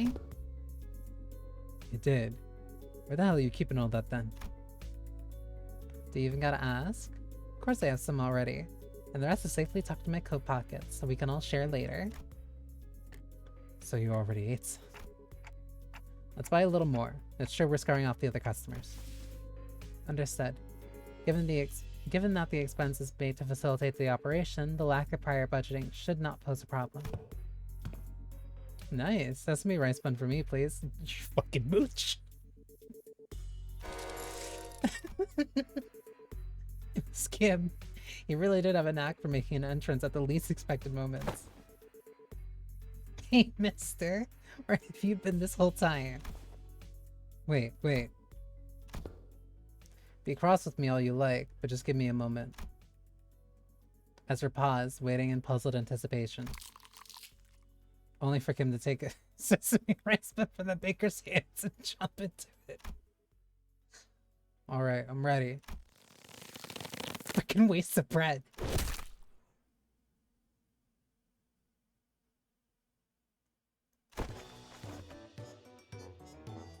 Ezra's angry fist drove straight into Kim's solar plexus, holding him to the ground like a crumpled sack of potatoes as he rolled away. Lucky.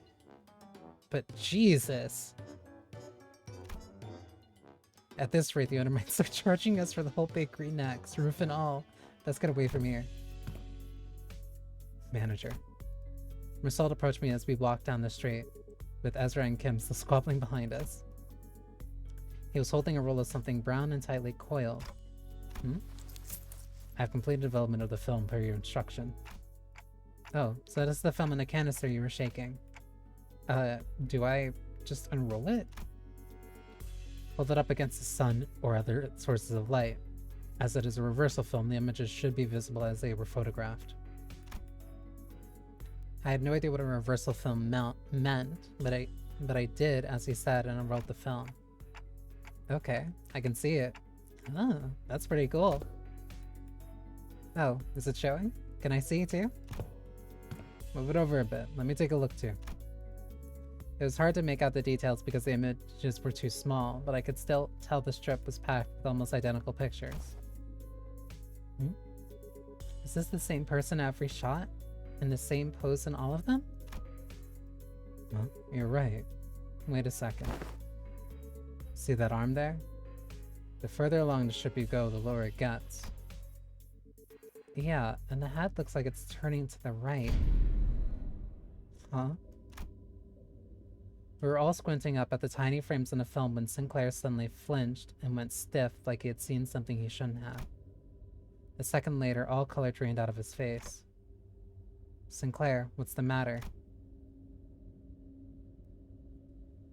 This reminds me of something I learned in school.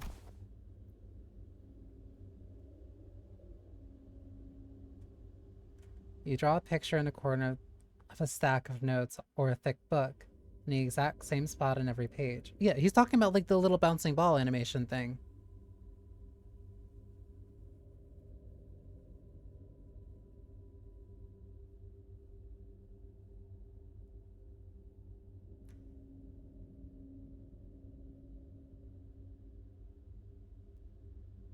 How...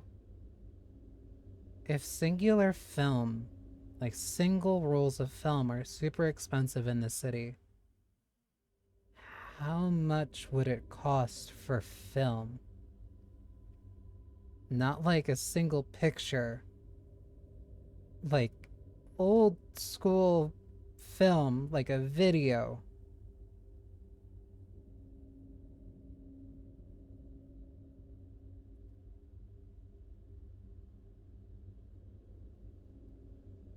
That'd be 24 frames a second at minimum. That's a lot of fucking money. You start with the arms down, then you make one small change on each page. Nudge the arms up higher and higher until they raise all the way up. When you flip the pages fast enough, the drawing stops looking like separate images. The still figure starts moving. The class was called Introduction to Motion Pictures. I remember the teacher saying the video footage we watch are all made the same way. Are you saying that this is... It's a continuous sequence of still images? The arrangement of the frame suggests that this film strip is highly likely to constitute footage. A violation of N-Corp's taboo. You can't take video in N-Corp.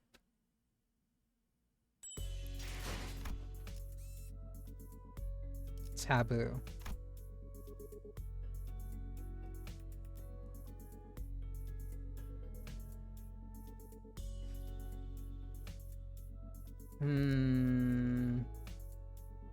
서두르지 말고 느긋하고 여유롭게.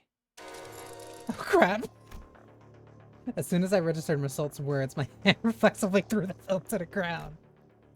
Are we gonna be okay? We might have just broken a taboo. My mind began to race, rapidly traveling back through our journey, specifically at a time when Don Quixote had smashed the window at K-Corp and caused the wing to whip out their team multiple times over. to wipe out our team multiple times over. I felt faint. At least we had Virgilus with us then, and it ended up being not that big of a deal at the end of the day, since I could revive sinners, but some nest taboos can get us in serious trouble just for carrying anything that has to do with them, can't they? Oh, fuck. Hurriedly turned toward the sinner, many of whom looked every bit as troubled as myself, as I felt. Still, a few of them expressed a casual lack of concern, citing all the crazy things we've gone through so far. Another day as usual. Miss Faust, what'll happen to us if this gets the manager killed? Okay, so this is it. Stop freaking out, guys. They're not dying and we'll be fine. And Corp's not gonna kill you on the spot just for possessing a film roll. Really? Well, it might be a problem if the film roll does contain a genuine recorded footage, but it's not like you guys had a hand in filming it, right? When N-Corp's dudes get here to pick it up, just comply with their commands and thank them for their service, and nicely hand it over to the authorities, and everything should be a-okay. There's a possibility that everything will not be okay.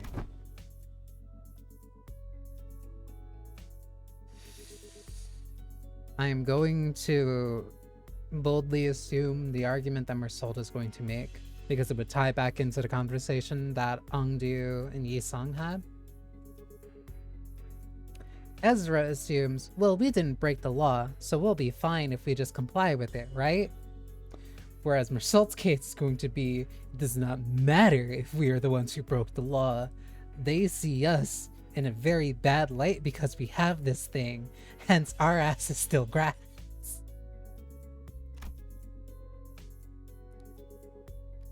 Because I have developed the contents of that film roll in that dark room. Yeah. Even if we did not take the photos, we developed it. So we're still in trouble. The court will take the lack of intentionality into consideration, however. Into consideration. However, it is very likely that my actions will be deemed as aiding the primary violator of the taboo. Yeah, unknowingly being an accomplice to a crime still implicates you as being a criminal. Really? But team leader said that N-Corp has their own regulatory standards regarding image quality, which they use to determine the severity of taboo violation.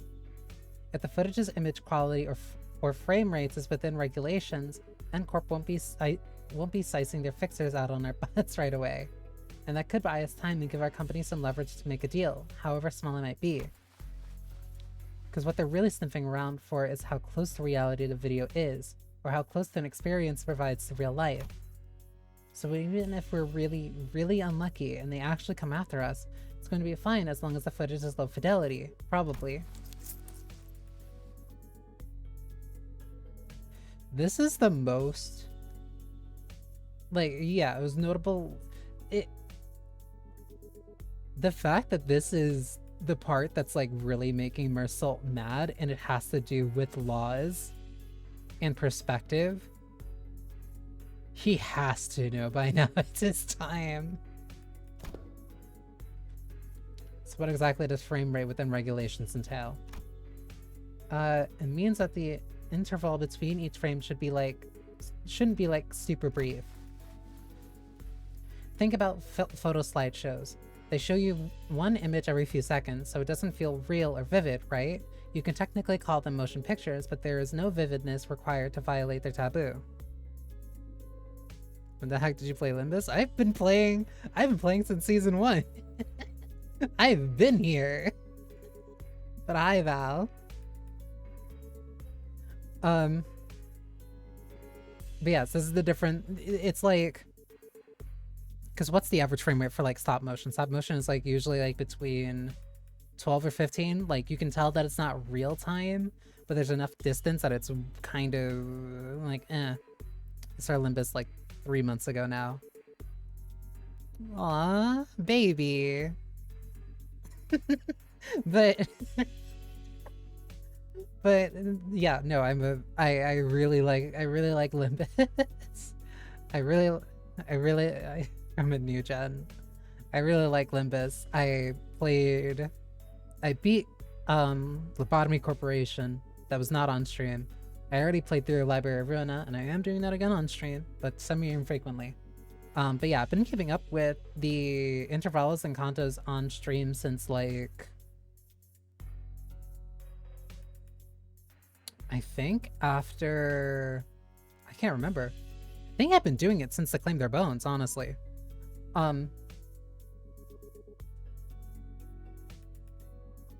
It's been a while. I like lost track.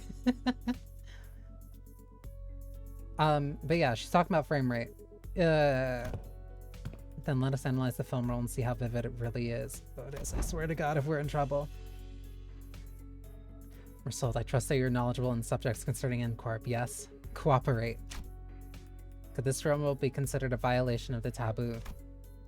Otis picked up the film from the ground and showed it to Mersault. That cannot be determined.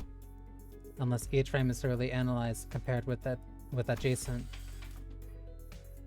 Without waiting for Mersault to finish, Otis unrolled the film roll and raised it up against the sky.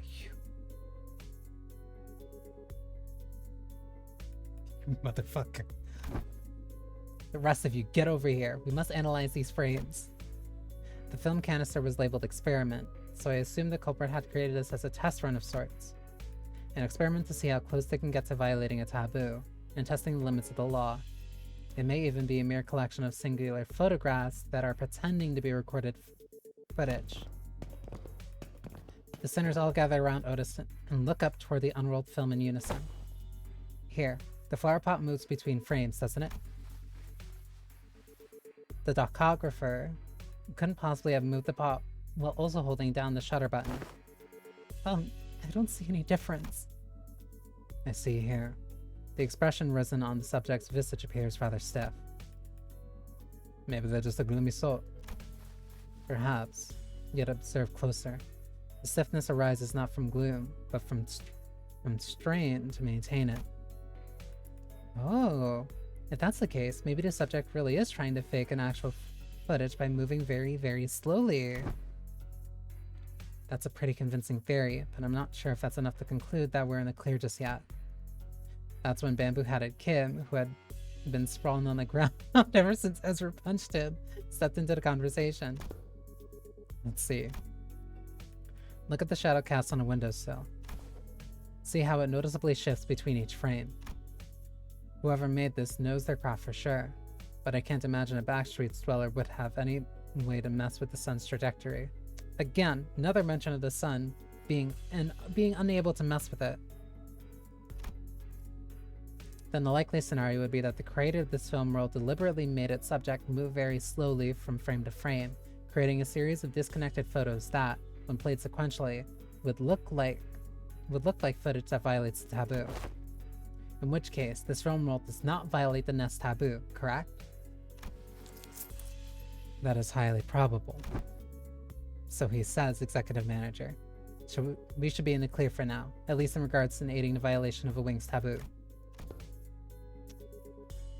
But if he was willing to go through this much trouble just to test N-Corp's patience, it's hard to believe that he'd have stopped there.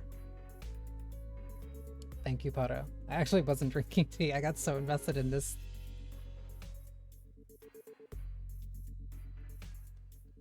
Actually, all my tea's gone, but I still have water. But thank you.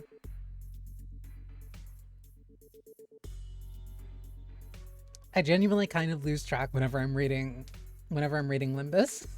Because I like the stories too much. Based on all available evidence, Executive Manager, it seems reasonable to conclude that the inflection point of this case is a taboo violator on the run. But what motive would they have to do that? Sure, working for a Wing subsidiary has nothing on being an actual Wing employee, but it's still pretty up there when it comes to careers available in the backstreets. Work for a subsidiary long enough and you might even get transferred to a factory job in a Nest. That gives you a pretty okay chance at a better life, so maybe he was just tired of living that kind of life.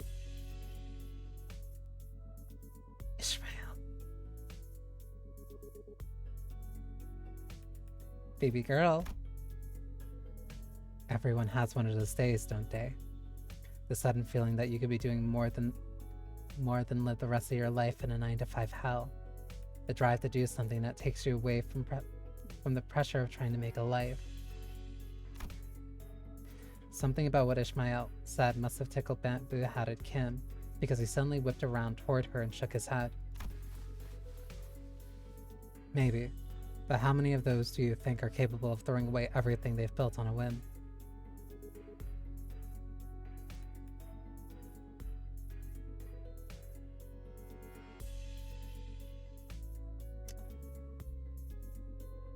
He's way more insightful than he really kind of lets on. And it's like reflexive for him. It doesn't feel deliberate. From what I've seen, maybe our culprit just likes to play with fire. Play with fire? Yeah. This started by doing something that technically doesn't count as a taboo, and inched on and on until he brushed thrillingly close to one. Skirting along the lines of the law. Never violating it, but by hairs. One thrilling shot through this camera, and another with the next. Until eventually, he ended up recording actual footage. Cool, then that leaves the question of, what the heck was he trying to do with it? Might have been trying to screen it, using a projector for all of this part of the backstreets to see. But wouldn't that make everyone here, even those who unwittingly came across the projection? Right on. It'd have made those folks violators of the taboo. But why would anyone... It would be to get back at the people in the back streets, but why? So would you care to explain how you know that, Mr. Breadbrain? I asked around on the opposite street, and apparently some guy's been going around asking to workshops if they could make him a projector. Seemed like most of them turned him down, but they also said that he stopped showing up after a certain point. Fair to guess that he got his hands on a projector somehow. Alas, is it not a taboo of N-Corp to view recorded videos? Pray tell, why would any insane mind... Well, it ain't a taboo if you only made a projector, innit? Backstreet blokes down for anything as long as it's coin. So how do we track this guy down? Call me wild, but I would claim Kim's...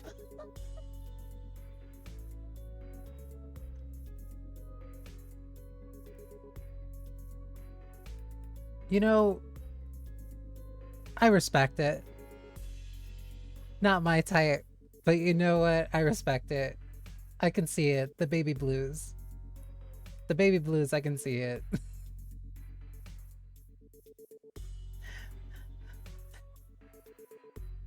Multiple individuals in the same garb as the pinframe team have just been identified in the vicinity. They're all carrying the same briefcase. I swear to fucking God. Well, isn't that convenient? Maybe we could play this little festival, or play this like a festival or a convention, and just tell people who look like they're involved with what they're looking for, so lead us to wherever we need to go. Indeed, in architecture conventions, there would be those in formal plaid suits and suspenders, milling about, and I could always trust them to lead me to a convention venue. Uh-huh. And was it common for those plaid suit fellas to look around like they're scanning the area? Did they also go around checking people against photographs? We're fucked. Collect evidence, please advise for.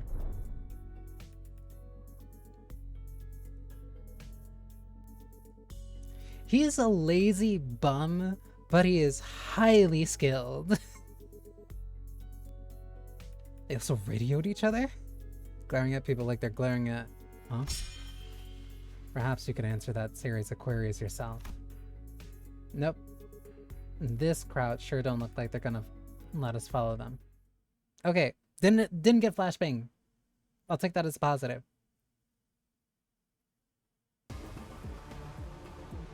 피, 글과 신, 어에 이어 짜증나는 시선이 늘었군. 앞으로 한 Where 번만 is... Oh, you're dead 기분 나쁜 last. 눈빛으로 내 검을 힐끔힐끔 쳐다보면 그땐 예외 없이 모 분다. That's on Power Guard. These are too dominating.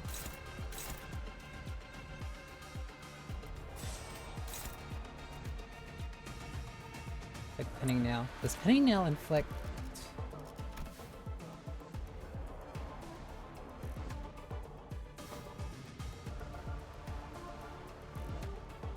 Turn and gain bind equal to stack next turn. I'm like working roundabout so I can get my yield my flesh. Also, Kim is gone. It's still only Engdu and Ezra here.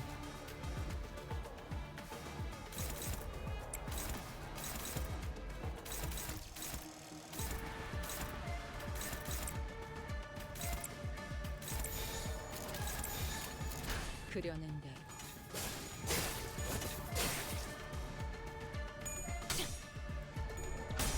Please.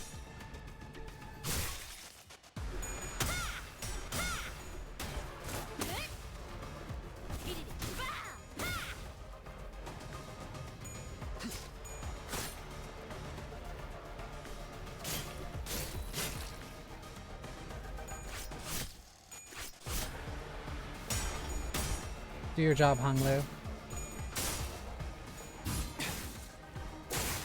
Thank you for your service.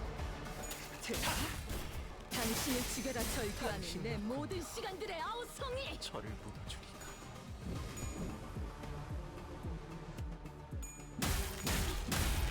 Jesus. 어우, 단테 고생해.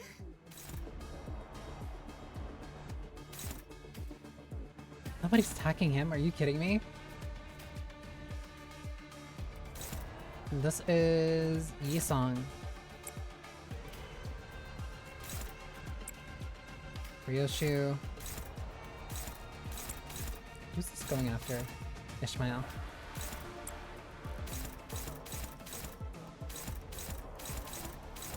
Favored.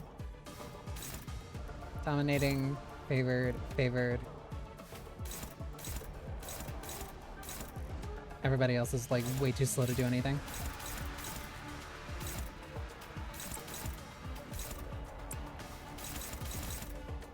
You're almost. 그려낸 대로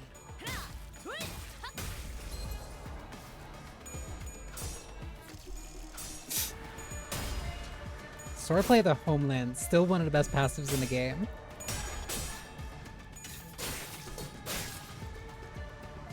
이 순간이 다 되어내리라. 원망도 못하지.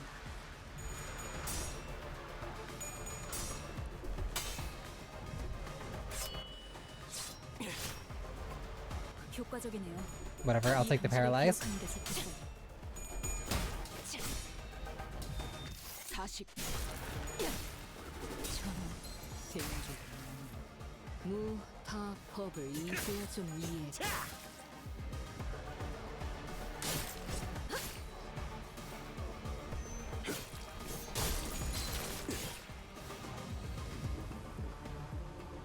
사냥이 성공적이었네요.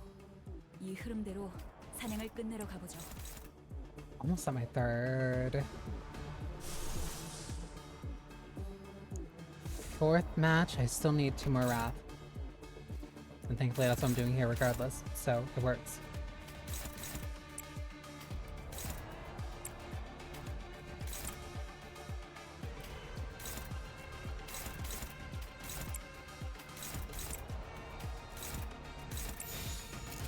망설임이 없도록.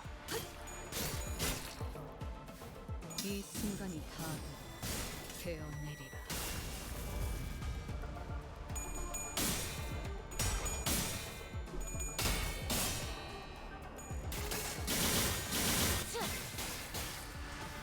Come on, that was so close.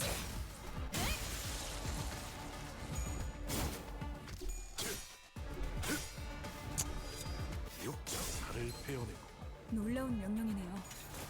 적을 완벽히 파악하고 있으신 거군요.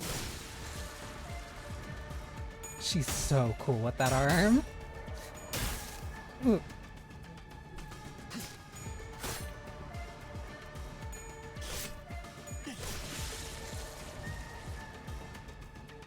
어때? 사람을 단축한 Whoa, what 좋아지지 is that? 않았나? 잠깐 숨 좀 돌리자. When using a skill of identical rank to the skill photographed, flash bomber is find defensive skill and eagle skills are counted separately. So I can't use this again?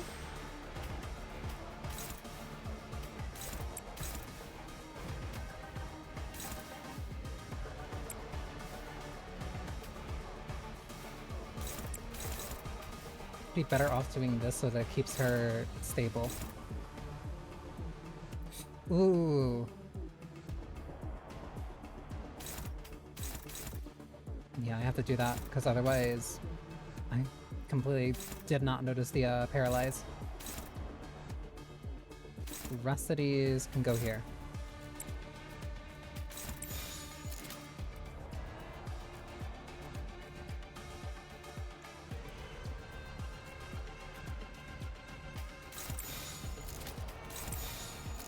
무대 배대 나가서 싸워. 그냥 내가 봐주지. Oh, that's a stagger. So, oh, well, he's dead anyway. Thanks, Ungdo.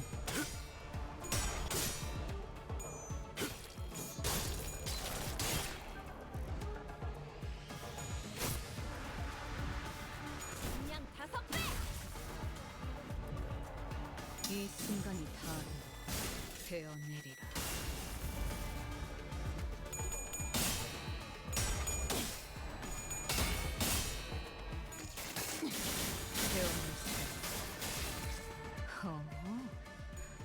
이제 싱수에선 벗어났나? 숨막히도록 Run 견뎌. space. 저 박수를 갈망했으니 헤아릴 수 없이 저주했으니. I did not rule for the Blade Lineage Mercel Ego. 엄청난 공격이었어. I am more than happy waiting I'm more than fine waiting the week. Because I also do want the Ishmael, but like, I'll wait. I already have 400 for her.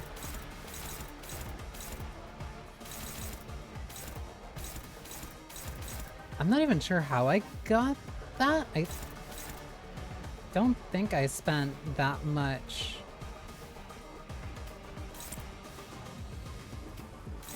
I think I might have just gotten those when I actually rolled for Nurse Father. Oh, Walpurg is absolutely coming soon. Walpurg is absolutely next month. Cause like, what, last one was like February? It was February or March, I can't remember. But like it's absolutely coming soon, so like I'm saving my rolls for it. I got a little greedy, which is why I ended up rolling on 이 순간이 다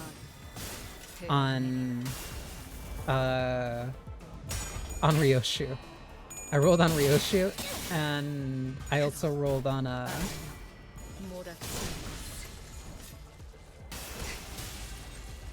Middle Nurse Father. 아무튼 하지만 슬슬 놀라운 한방이네요. 눌리는군. I think Ryoshu took a couple rolls. I think I got middle, I think within either 20 or 50 rolls. 이 But like I already have 74%. But I already have like so much lunacy, like I have enough to guarantee. That was also the next section. Pursuit.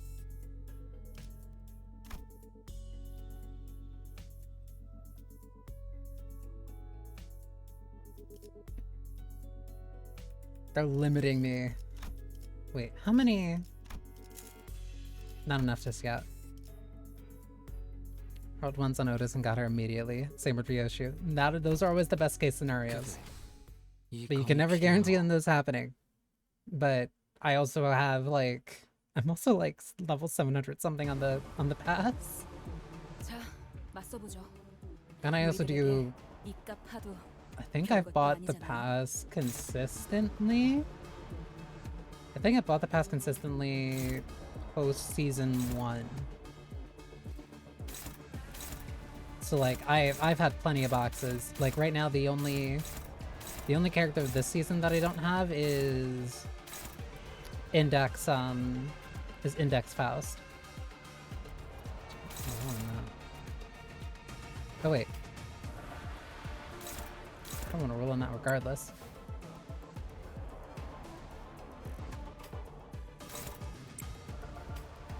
These are just gonna be all over the place. Who are you clashing with?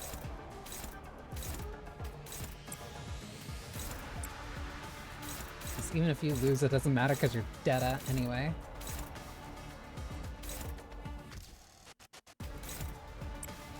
Unopposed.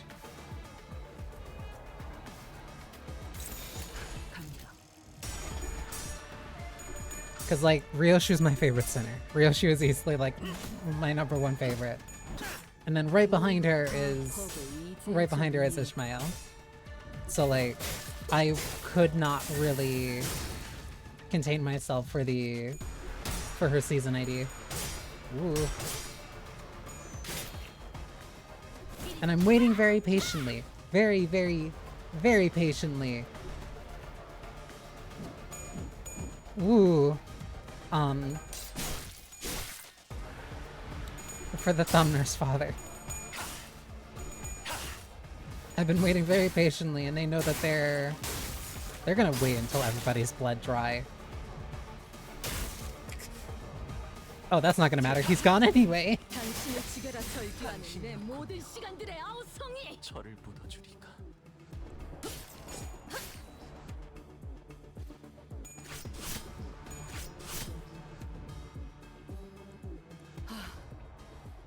시계 돌리셔야겠어요, 관리자님.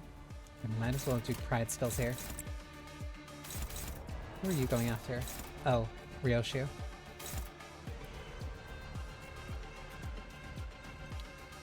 Eight, 12.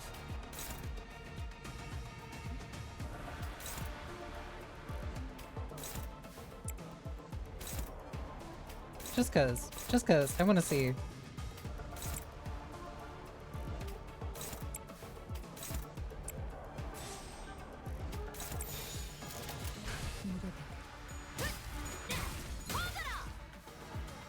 이 순간이 다 되어내리라.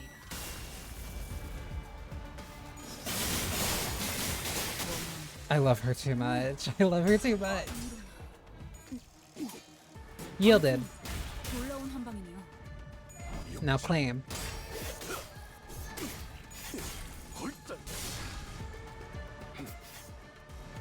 효과적이네요. I also have a 이 very 기억하는 게 좋겠어요. strong affinity for Yield My Flesh because of the many like very bad situations that got me out of in Ruina. So I am looking forward to the ego, but I don't care about it enough to roll for it. 방금 완전 좋았어. But again, I'm in a very, I'll openly say, privileged position from having played for like so long. Like there's not really an ID in the game that I want that I don't already have. 욕심 모가지를 분질러야 조용해지는군. 저 도야지 같은 새끼들은.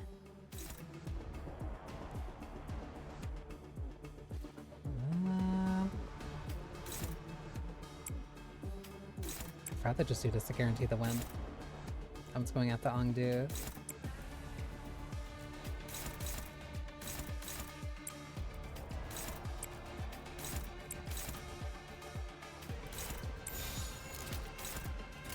망설임이 없도록.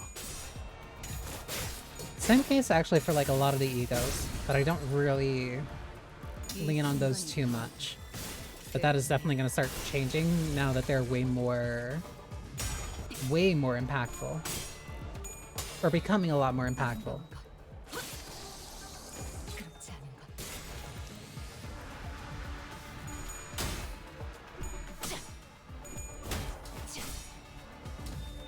40.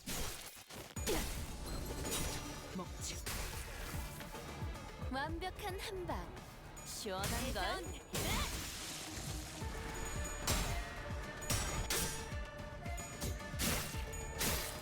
You're rolling way too many tails for how much sanity you have, Heathcliff.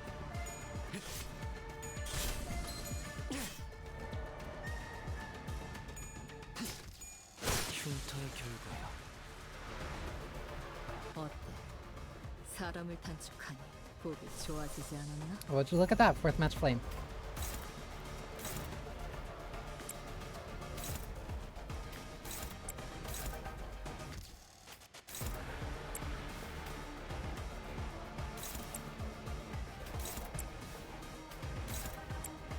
Ooh, wait, I can also get you.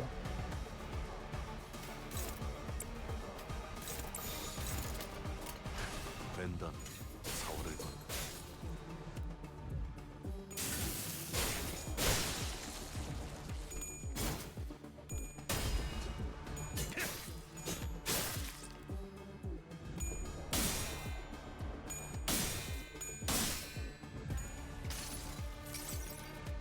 이 불 또한 예술의 방울. Now I have to start doing the thing that I did for Ishmael, and that's going back and uptying for like almost all of Ryoshu's IDs.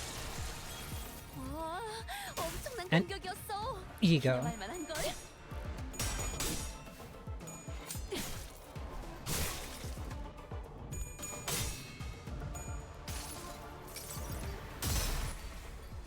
처음으로 숨통이 튀었던 순간을 기억하나요? 참, 지금이군요.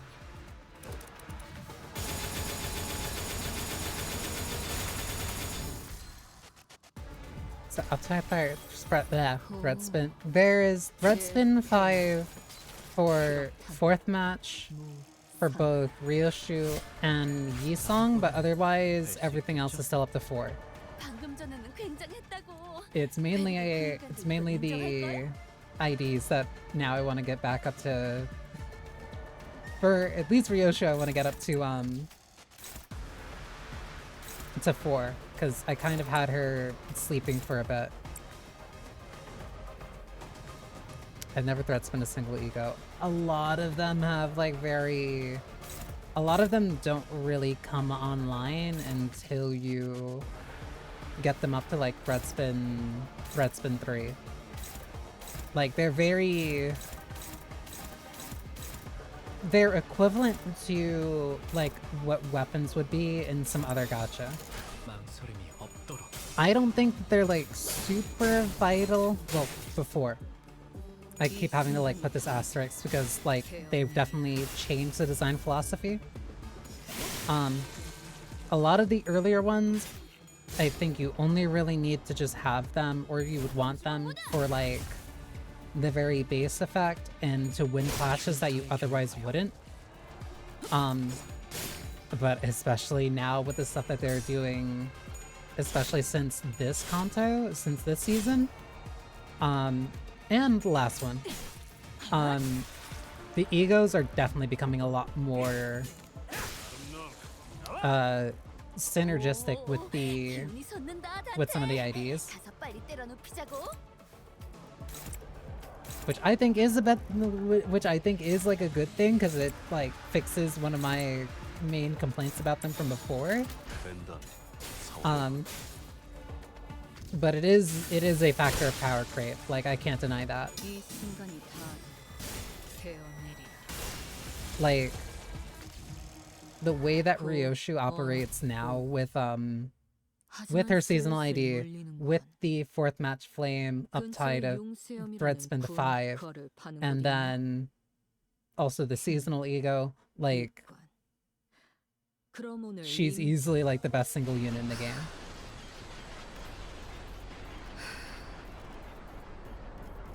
Like, single as in like putting resources and focusing on her.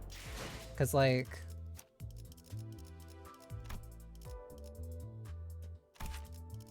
because fourth match got, I don't remember when it changed, but it was every fourth, especially the passives. The passives are super vital. And what's one that I don't have that's low? Actually, I did already uptie all of her ego. I'm gonna end up uptying R&B Chef. What's a character with an ego that I didn't really uptie? this. So like, at tier 1, this just doesn't have the passive. Where on Clash Wind, deal 4 envy damage to target at less than 33% HP, its target's less than 33%, inflict power down, that's actually really good. Passive effect does not inflict power down in the same turn. This passive effect does not inflict power down in the same turn the Ego Gift Voodoo Doll is activated. That's only something for Mirror Dungeon. But when you thread spin it, it unlocks the passive. Can't even see what like be a level 2. What's one that I use? Sun Shower. So like if you uptie this, so currently attack weight is only 1, which means it only attacks 1 target. All the yellows here are like how they change. So this changes from being a single target to being targeting 2. It increases the poise that she gets before attack. It increases the sinking that's inflicted on hit, increases the bind that's on hit, and on crit also increases the sinking on hit. And then similar changes for if it's corroded.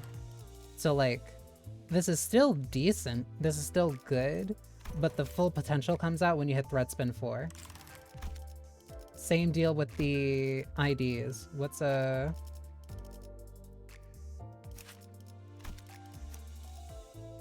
This is a good example because I literally just charted for him. Like, base, uptie, base, like I just got him, so like, I only have 2 abilities. But if I uptie him once, it increases the ability of one of them, which basically turns on one of the main mechanics. It turns on a mechanic for the second ability. It also unlocks passives. I'm gonna need to do this eventually. And then at 3, and then at uptie 3, it changes sometimes speed value. Him being slower is actually really good. It gives you access to your skill 3. It just increases the base power of the skill 1 and skill 2. And it also gives you access to a support passive. So like the upgrading is very, very important for making a lot of the units really come online. Especially for the Walpurg IDs. But like, I have 500 charts for Ishmael. I have 500 from Result. Like, I'm fine waiting. I am in no rush. Waiting very patiently for the Rhodian ID. Oh, another fight. But there's another unit here.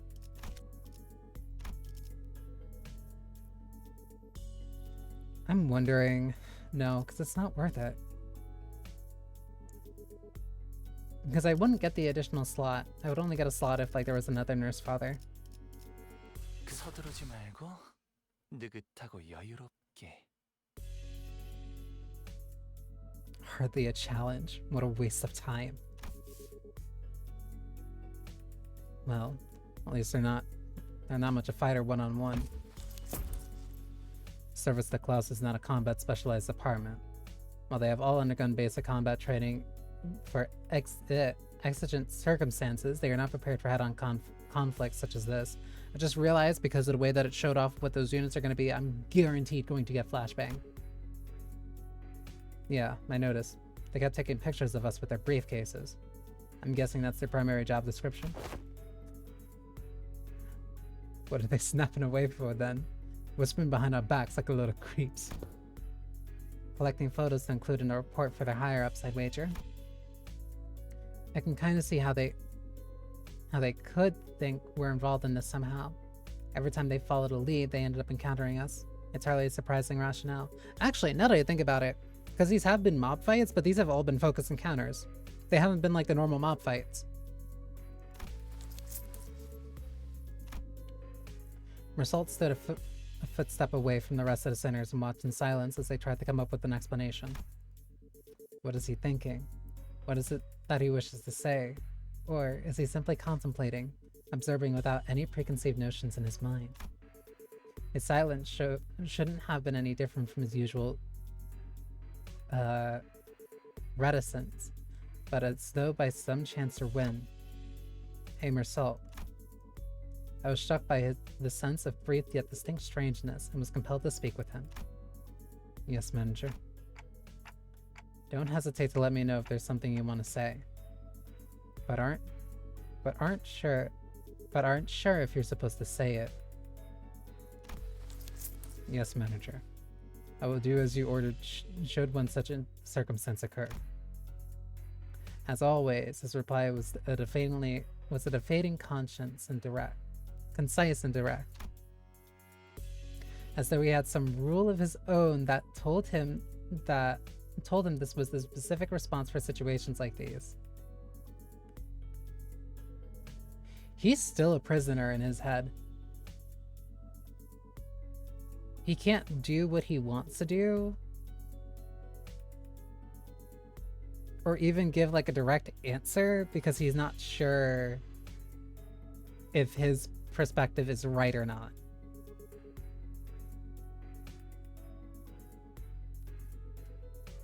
Huh.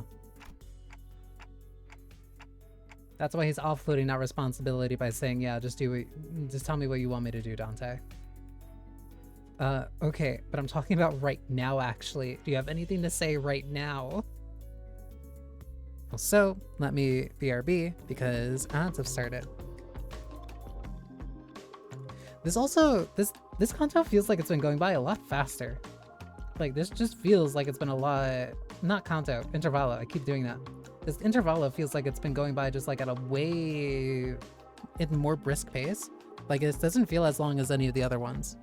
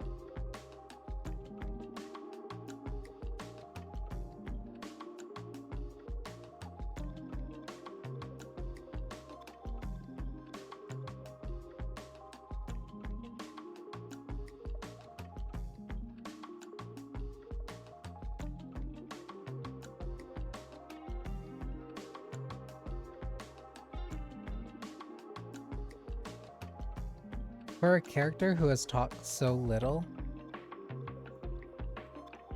this Intervallo is doing a lot to really endear me to Mersault very quickly. Like, it definitely took him a minute. It took him a minute to, like, really start opening up, but, like, I'm liking it. I'm liking it.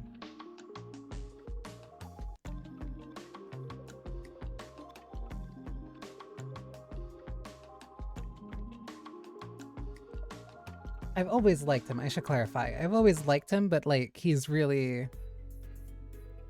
I like this peek behind the curtain that I'm getting more of now.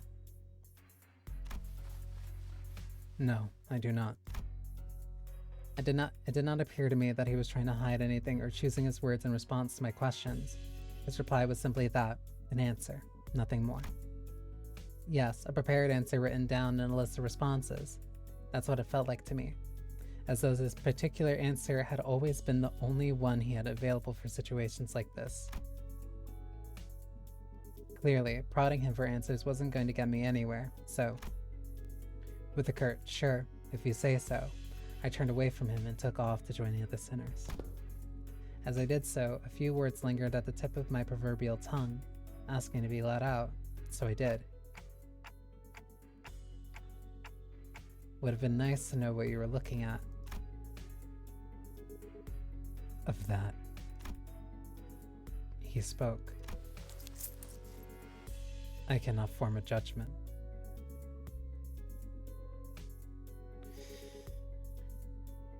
You're such a fascinating character. What? That is because the precise definition and nature of the subject of my gaze are just as unknown to me as to you. His subjective perspective.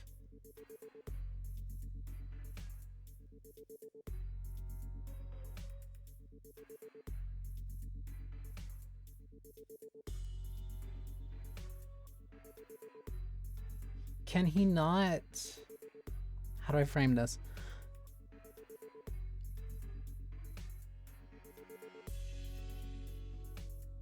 It is again his perspective, but he has trouble communicating his perspective. Because I feel like even he has a hard time understanding his perspective if it isn't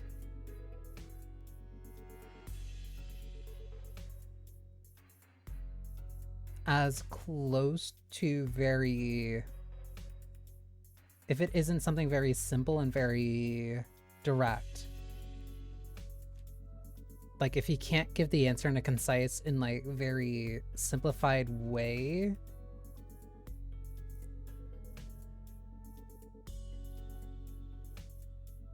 his ability to frame it and communicate it to other people becomes far more difficult.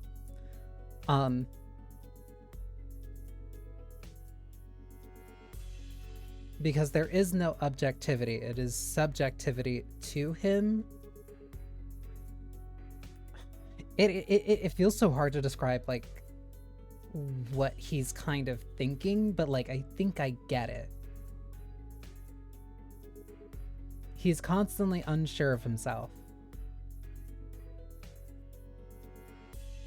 Which is why he doesn't really voice too much unless very directly asked, and he is 1000% certain about the things that, like, he can say or the actions that he should take.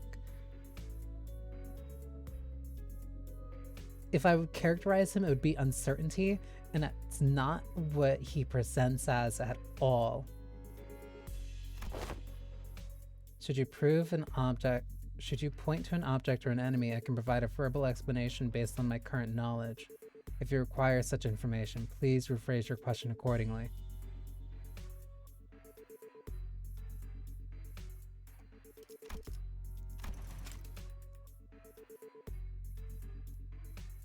That is because the precise definition and nature of the subject of my gaze are just as unknown to me as to you.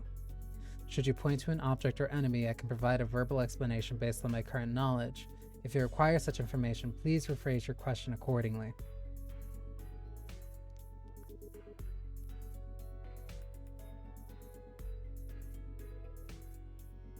He can acknowledge and point out things that are in an absolute state, but if something is not in that absolute state, it becomes far more difficult for him to make certain calls or certain actions. That's why for certain scenarios, like, to go back to Claim Their Bones, like when Angdu was, like, very clearly going to distort and Dante said, fucking hit her, Mersault did it. Because, like, that was, I don't want to say objectively, but, like, that was the right thing to do. It stopped her from distorting. But in the instance of Nelly, he did that without really being directed, because it was very clear that no, she needed to be stopped.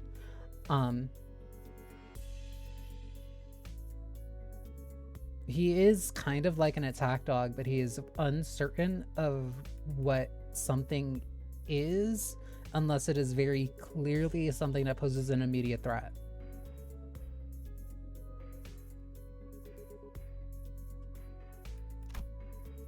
Had I asked him again then, had I tried to get to the bottom of the line of questioning, could I have found myself the smallest peek into Marcel's psyche, which had remained entirely shrouded in mystery even after an entire year of traveling together. So it's been a year so far. I suppose that's not up for me to judge as well. Manager. Huh? Yeah? Another battle is imminent. As you have previously instructed, I have informed you of an imminent battle. Thank you. Yo, Boss Clock, are you just gonna sit there all day while we do all the fighting? They're pouring out of that building over there. So they must have been on their way to that building. Our path ahead seems clear, Executive Manager. Let us neutralize those foes and head up there. Gotcha. Be right there. The brief lull of battle came to a close. And battling enemies who arrived precisely at the time Marcel had predicted, we made our way into the building. Oh, this is a studio. Bloody hell. Them blokes who fought downstairs must have been the weaker ones of the bunch. How does N-Corp have so many guys on their payroll? There's no end to them. It is a wing, after all.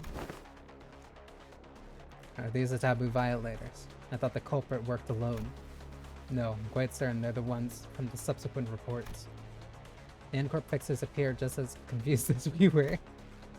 It was clear to me that they had expected to find a taboo violator here, not a big group of dozen or so people. What were they thinking, sending fodder like us to deal with an organized taboo violation? They should have sent taboo hunters here instead. Why do you think they told us to consume canned experience, containing mass melee combat? They must have thought our current manpower would suffice to deal with this. I don't know about that. Wait, wasn't there an extra report? That one of them's a... All of a sudden, with a click, the room began to buzz with a metallic whirl of some kind of machinery. Flashbang incoming! And immediately, I could tell what it was. Distortion.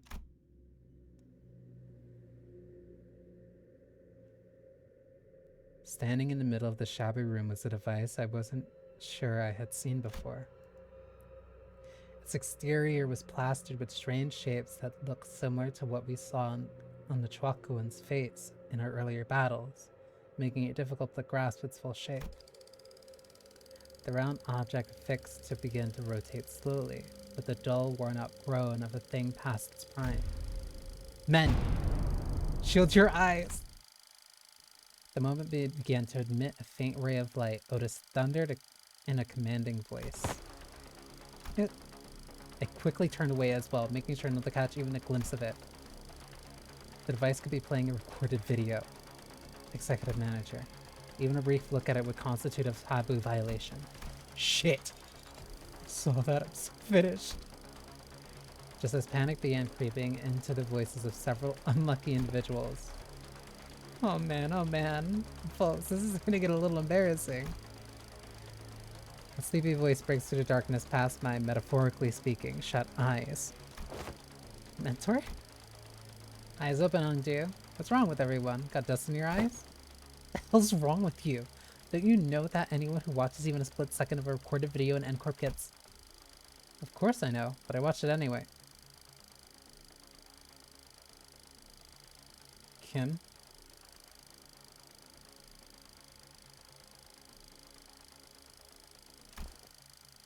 Open your eyes, esteemed fellows. The motion picture isn't recorded. Hang on, he's right. That video's not a recording. Possibly emboldened by Kim's comment, or perhaps believing that seeing the video could be excused as incidental exposure incurred while subduing violators, the N-Corp employees also opened their eyes and began to mutter amongst themselves. Is that thing talking to us? I finally allowed myself a good look at the machine, which was firing a conical beam of light against the side of the wall. And this was its message, delivering being white words on a black background. So you've tracked me down this far. After what I went through to take refuge in here, I still ended up finding this place. All of you blindly consuming fake experience after fake experience, without even a care about the real thing. Of course, a photographer and an artist would care about the real experience over a manufactured one. Case number TC3224. You are under suspicion of a Category 3 violation. Reveal yourself now and forfeit your illegal recordings. Should you comply, we will. What is foolery but witless buffoonery and absence of fools? Ooh!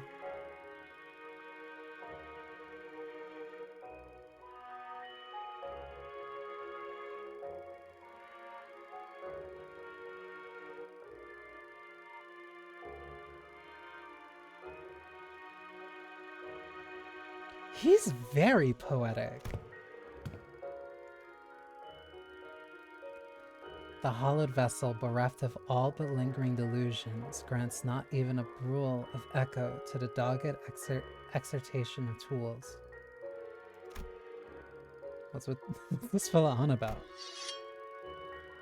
If you mean to obstruct our official duties, we won't hesitate to use force. Without even so much as turning around, Bamboo-Hatted Kim raised his sword and parried away the N-Corp employee's nail-shaped weapon. I am only speaking as my whim guides me, my dear fellows. No need to get so huffy. He's a very compelling, like, reflection of Meursault.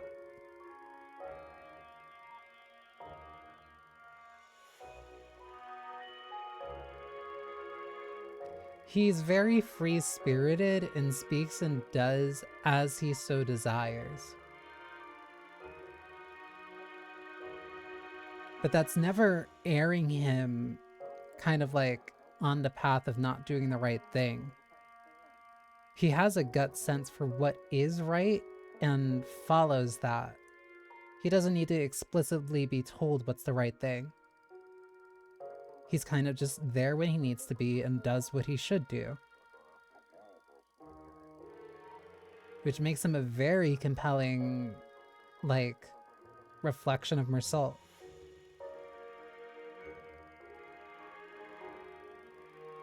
And this also works incredibly well as, like, another shadow for, like, Ryoshu. Like, who very deliberately and specifically speaks in roundabout ways to kind of avoid being understood, because that's what's amusing to her. She likes the obstruction that comes with the way that she communicates with people.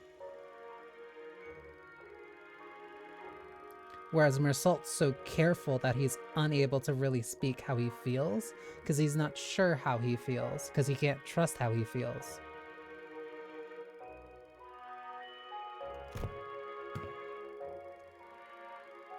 I only aim to say that this abomination has no consciousness. After what I went through to take refuge in here, they still ended up finding this place. All of you blindly consuming fake experience after fake experience without even a care about the real thing. It's repeating the same sentences over and over. Now that does make me wonder, was I just as far gone when I distorted, past all words and reason? I mean, if anyone has an answer to that question, it'd be you folks, right? Kim said nothing more. He turned a piercing look on us, all the while effortlessly swatting away the N-Corp employee's attacks, as though he was goading us into telling him the truth. Well, don't suppose there's any point in asking. I am no different from this abomination.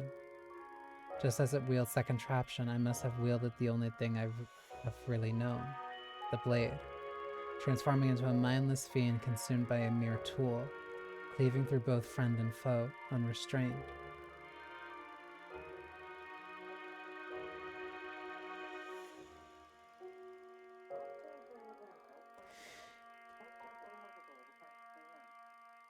Oh, I love this. This might be de facto my favorite season.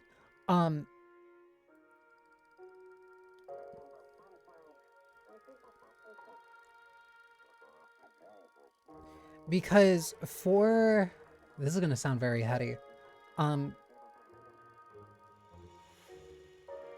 For somebody who speaks very abstractly and and kind of just follows pure instinct, not even pure instinct, just like gut reasoning, there's nothing really tangible that he's holding on to. Even the job that he worked at. Hence why Ongdu brought up that thing about, hey, didn't you actually pass that thing that you said that you wouldn't? The most real, tangible thing in his hands, in his life, essentially, is his sword. Not even his rank, not even the blade lineage itself.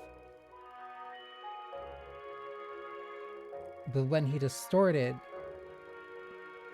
that was the only thing he really could hold on to.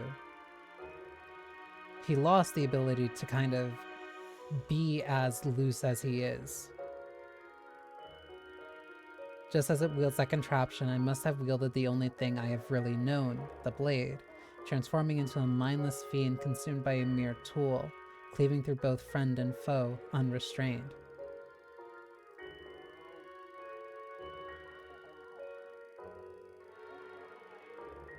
The sword was the only thing he had. It was the only thing he tangibly had.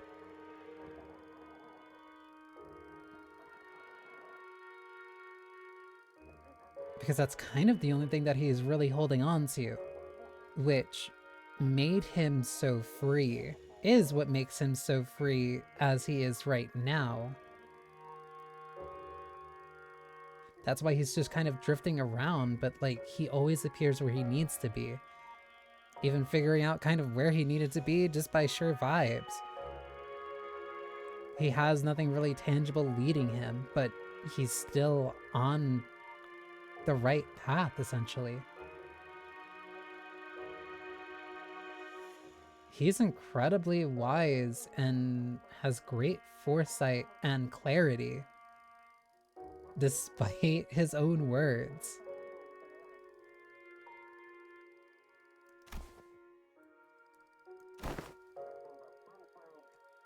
Hey, Junior, are you still on about that? I tried to avert my eyes. I truly did. But such disregard is easier said than done. How can I, when that distorted being has no qualms showing me the... Doesn't he know how rude the unsolicited reflection of the phantoms of one's heart is? That's got to be illegal or something. Illegal, I say. But it's not.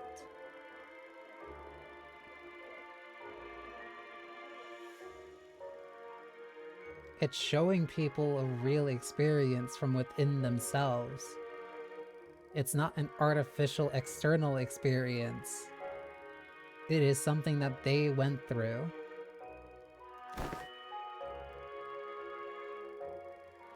Turning a customer into a thug on a protection racket run.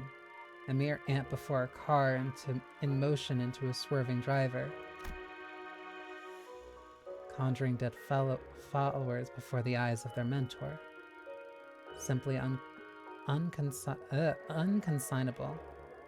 Rude as hell, as some might say. My poor heart almost burst out of my chest, courtesy of you. All of you blindly consuming fake experience after fake experience, without even a care about the real thing.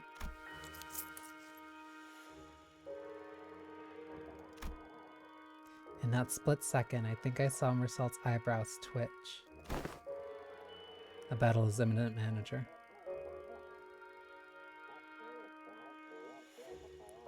And again, this is that gut feeling. There's nothing tangible in the room. Like, Marcel just knows that a fight is going to come. And he's just saying that, like, hey, a fight's gonna happen. Not really... It's just a feeling that he has.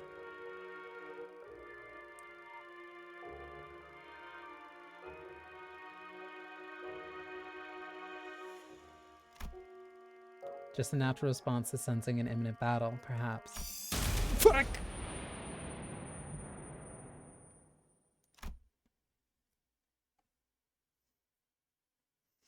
The blinding flash followed by an explosive bang. My vision immediately went white and decided to take its damn time coming back. And when it did, the first thing that came into view was a particularly unsettling landscape of Escort, followed by bamboo-hatted Kim surrounded by a small army of Chuakun. Mentor! Keep that up and you'll shout me death, Andu. Isn't it about time we both grew accustomed to such sights? Mentor, still do I wake from these streams drenched in cold sweat, that they might bind and drag you away. This isn't so bad, is it? It's just like these folks so far. Unlike earlier when... Another flash. What was that thing? Everything went dark. I don't understand what's happening. But first things first, we have to neutralize everyone here and get our mission back on track. Adjusting projection. I've been straying far and wandering all days for this exact reason, and... So that was its mechanism. Faust? The words began to shift rapidly before I had the chance to ask Faust what she had meant. To the one who finds comfort settling in lies, I give you what most deserves your gaze. Reality.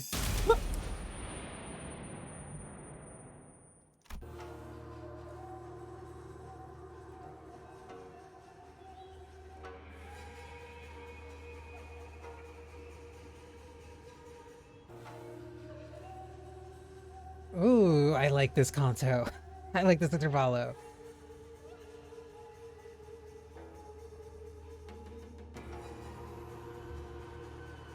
Averting your gaze from reality, from the reality of your past, henceforth, this distortion pulls your past out for you.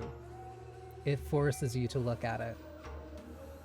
It forces you to indulge in a real experience you went through. The point is to tug directly at your heart.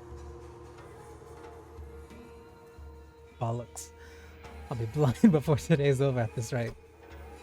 It changed. It did. Unlike the earlier instance, one of the distortions is different from the others. As Marcel identified, there was something different about the group of Chuakuns this time. They were accompanied by someone else. A warrior in impressive armor, wielding a sword that was just as tall. That armor. And a great Hondo of the South Circle. To be reunited in such a manner. The warrior drew a bow that hung from the waist guard and knocked an arrow. Arrow. I suppose this is how it should have gone down. Had you been the one to grab me. Military Commissioner In Jeong Il. How do you fare, friend? At the signal, arrows loosing. Seize the accused. The warrior loosened a knocked arrow, which soared into the air with a piercing whistle. And with that air-splitting sound as their cue, the Chuakun began to swarm us. Chokun. Chokun.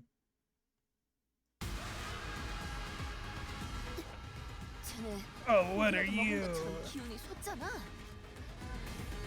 Sword of the Homeland Sao. Oh. Here's 66. Sao. S-Corp Sao.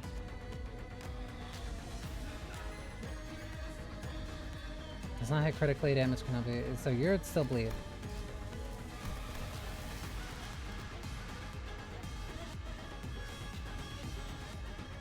But even for as free-spirited as Kim is, he is still very clearly running from a past. He is not addressing it. Hence why this is affecting him the way that it is. Unaffected by swordplay of the Homeland South. Flashable. Flashable with assist units. Prioritizes sinners. Its target skill is assist defense exclusive skill, convert into unbreakable point. Oh. What?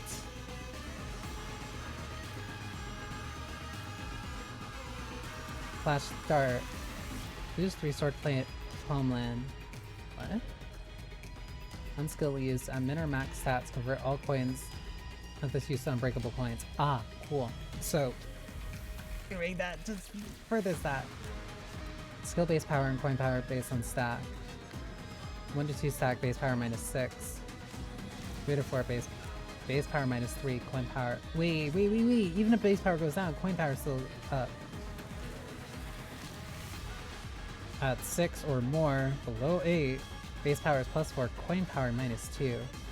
Base power +8, coin power -3. What? Attack on. Attack hit on hit as unopposed attack, or on hit against target that used assist defense exclusive skill gain 2 swordplay to Homeland. Oh, you have to balance that. Upon entering the encounter, gain 3 memory transition. With 0 memory transition stack, retreat and transition to a different location.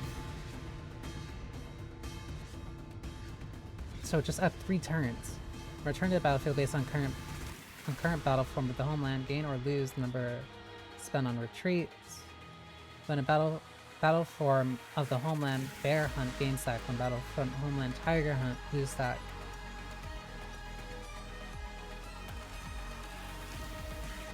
When returning to the field based on a current battle form of the Homeland, gain or lose swordplay Homeland. So this is Bear Hunt.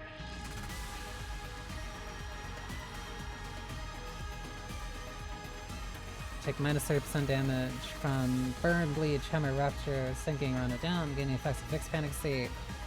Upon entering the encounter for the first time, gain 5 Daejong Brigandine Sao. Daejong Brigandine Sao expires, end encounter. Okay, so how do I lower these? When gaining this effect, gain shield equal to 10% of the unit's max HP for every stack. Minimum 1 round of down shield gain due to this effect does not expire. Cool! Combat start, gain 1 defense up to Use 1 stack when taking damage equal to 10% of this unit's max HP. And I have to do that 5 times. So I have to burn through your shield and do... 10% would be like 600. So I have to deal 3,600 damage 5 times. The Eastern Warstride armors are not so much equipped as they are piloted. S-Corp's Daejong Brigandine is one of such armor. Much like R-Corp's powered armor suit and the full-plate armor used by the Knights of the West, the Daejong Brigandine greatly augments the unit's offensive and defensive capabilities. Yet this advantage does not mean the armors of such potency are readily supplied for combat personnel. Each unit has its own unique controls and comes with limitation requiring separate fuels. What remains certain, however, is that, as with all the affirmation armor, one rider has familiarized itself with Daejong's Brigandine's extended reach and heightened power output, he becomes a machine of war that strides across the battlefield with the promise of slaughter. Assume a different battle formation Homeland every 3 turns. Turn N if the unit has a shield gain points next turn. Cool. When the following effects are met, use the pattern that includes both the Homeland Arrow Loosen skill. When this unit loses all classes for 2 turns in a row, does not crack on 6 turns. So when you lose all classes, you'll switch stances. In the end, after the turn, in the turn after the turn in which this unit spent in stagger, when in low morale or panic.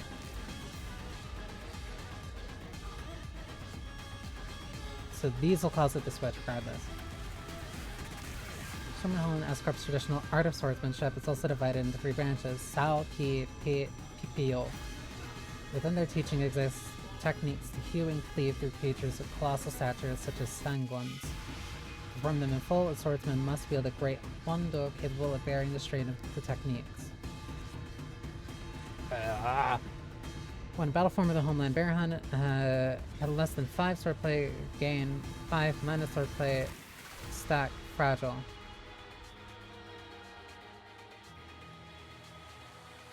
Less than 5 stack, gain 5 minus swordplay, stack fragile.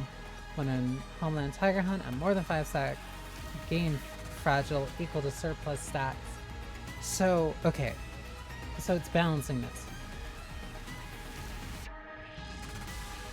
I want him to gain swordplay of Homeland during Tiger Hunt, and I want him to lose it during Bear Hunt.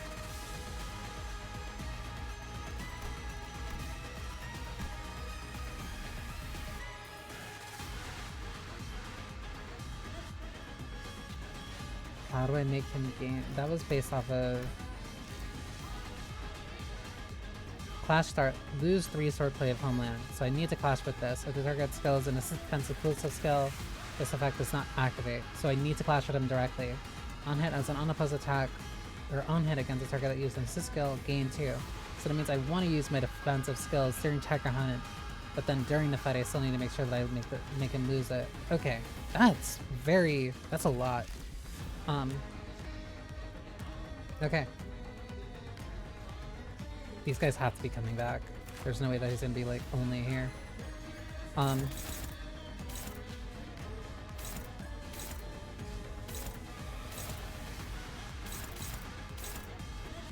This one and this one I can leave for Ezra. These 2 I need to actually fight. I also probably really can't afford to use Ryoshu's offensive skill here.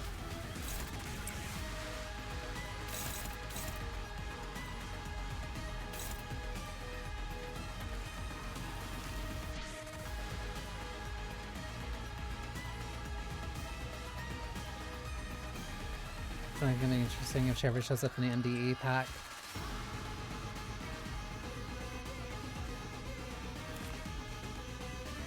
In Gale. Because when I did my mirror dungeon this week, I saw that you could get this pack. But I didn't pick it because I didn't want this fight to be spoiled. So Ryoshu has to target this. Oh, no.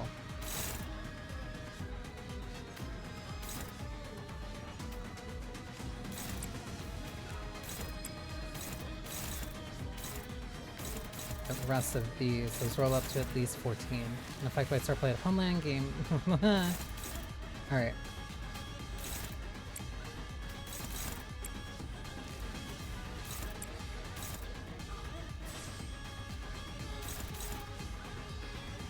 That one's just unaffected. That means...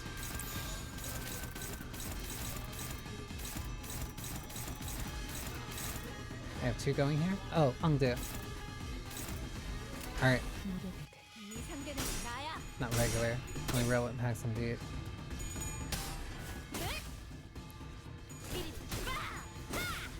Give it enough time and they might show up there.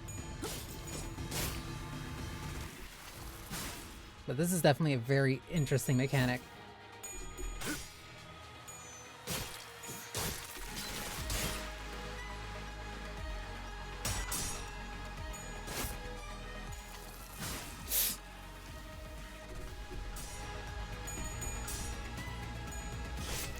Seems to be doing a distortion focus pack. Like a different one from— oh my god.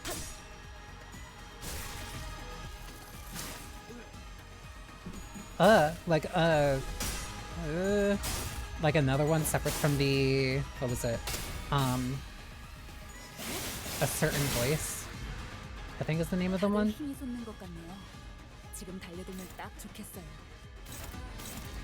Oh, what the fuck is this? Final power +1 for every 4 bleed on target, so if there's 8 then it gets +2.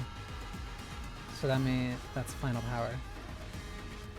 A 7+ sword play of Homeland, convert all coins in Unbreakable and deals 20% damage on crit.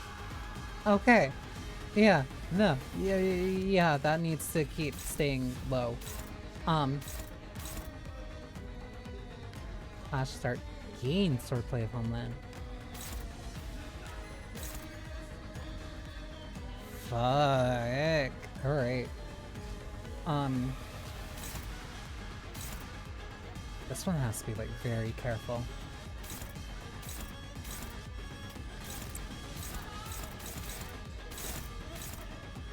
Who are you targeting? You're also hitting... No, you're hitting Sasu. You're also going after Ezra. This shoe is also still better off going after this.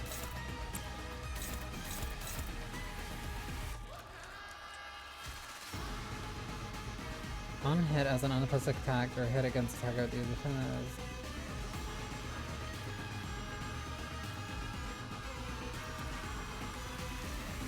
So I just let this one hit.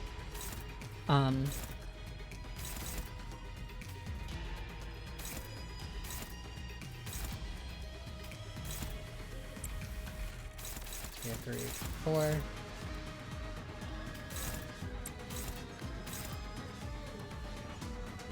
Who is that going after? I might just have to let Ongdu, like, take that hit. Like that clash.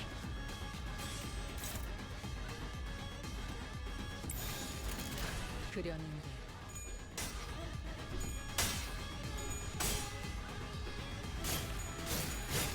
No voice back. Continue on the silent. They sell the sort of way and start to Hohenheim. It was more... No, I think that was... That was where my last Mirror Dungeon Extreme run died. I think that was floor... I think that was floor 12. I was running that with the middle team. 순간이 다 되어내리라. And it's funny because I think I watched a video before that said, hey, yeah, you don't ever want to do this one, and I still did it. Because that's someone that has 3 distortion fights just in a row.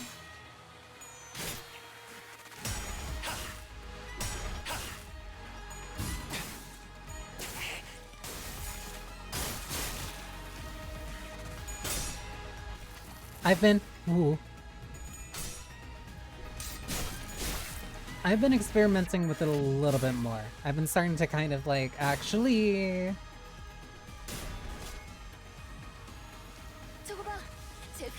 turn 3, which means it's about to switch. I've been enjoying it. Oh, the Homeland. Wait, this is a stance that changed. I've been putting more time into experimenting with it because I hit the point where it's just like, okay, I feel like I'm at the point where like I should care a little bit more to experiment with it. But I think the next time I'm gonna go for like a full run is gonna be after the full Nurse Father team is out.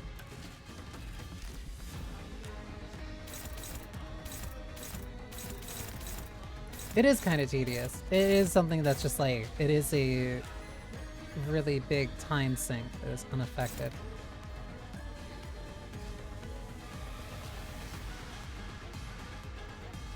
I want to hit this because that's going to start the next turn with that.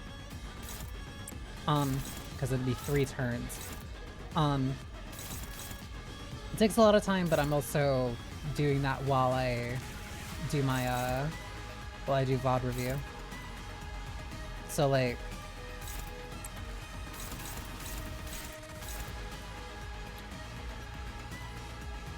I can pay attention between turns. This is gonna suck. I can pay attention between turns and then my attention can shift when I actually hit go. Will you only target that?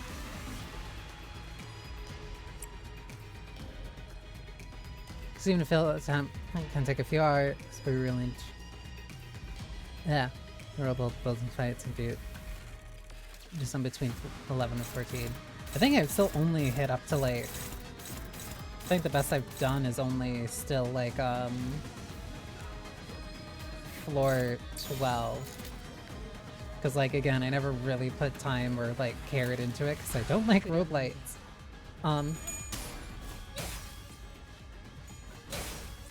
But I like Limbus enough to the point where I wanted to at least experiment with that. You've got to be kidding me.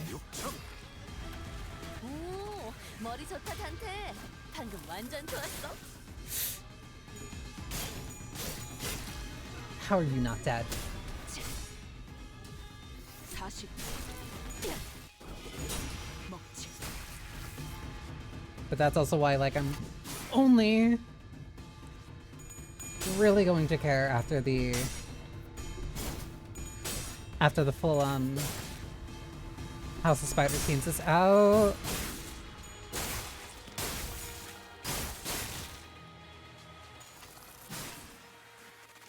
It's like my Mirror Dungeon run this week was just like a normal one on hard. I have so much Starlight saved up. My queen.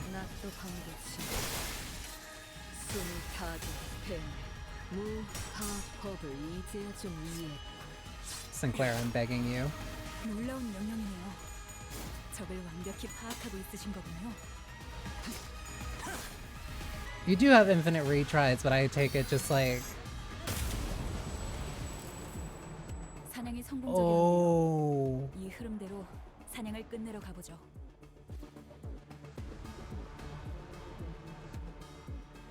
You do theoretically have infinite retries, but like I don't care enough for that. Tap, just... It's a tap?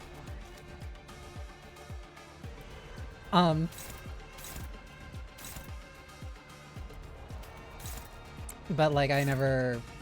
That's part of the reason I never really put in time into the refraction a lot. Mainly because like just sitting there restarting multiple times seems like one of the worst ways to enjoy a game that I like. Especially when these boss fights are a big reason why I enjoy these so much.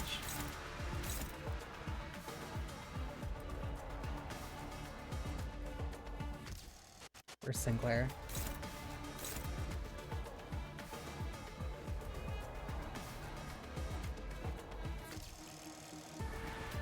There's no way I can just dump damage into it.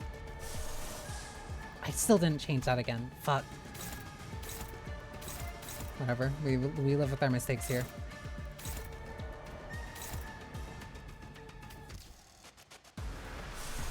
So now wouldn't be a bad time to use this because of the pride resonance that I'm gonna get regardless.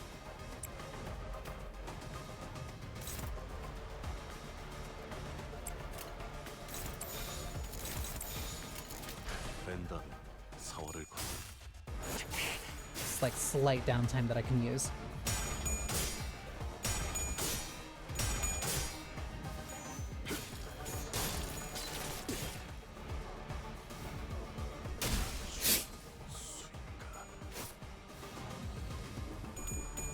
I really neglected how many bleed stacks I had on me.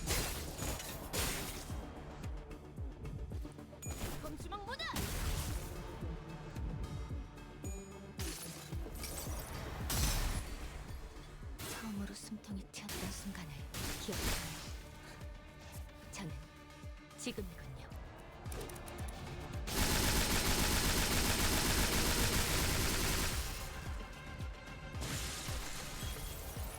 Still takes damage.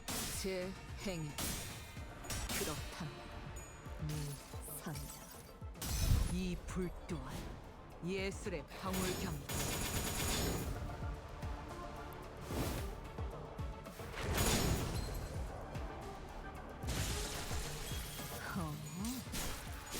이제 It's like hardly taking damage. MDA wants to have all the House of Spiders idea as well because Blade Rush is basically designed for it. Because it's fun! It's her season!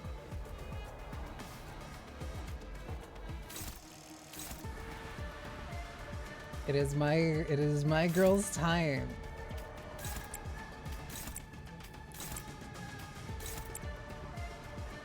Plus, I also genuinely find working like with the House of Spiders IDs like genuinely like fascinating. Of course, you're still gonna focus on kind of just focusing on Ryoshu. But I like the little bit of like management of when is a good time to kind of kill them all in certain situations. 이 순간이 다 Which is kind of what I'm doing here. Because like right now Honglu is way more effective or useful just staying alive for me.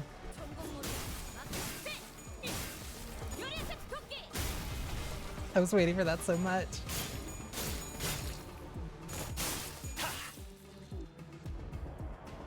나이스! 하나 제꼈다. This would be the third turn.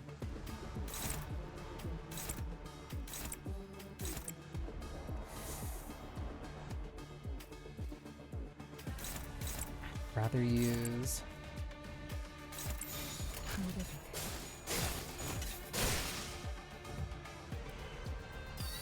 it still switches. Ow. 자, 맞서보죠. 우리들에게 이깟 하도 Yeah, I do know. Oh. Yeah, I know that about that. That keeps them dead so that Ryoshu can save that power. Develops memories? No morale effects. Gain 1 fragile, deal 10% more damage, take and deal plus 15% damage on crits. An effect, gain 2 fragile, deal more on crit.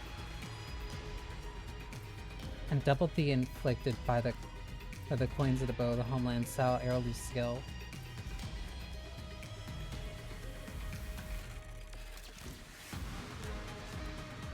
So this I want you to gain.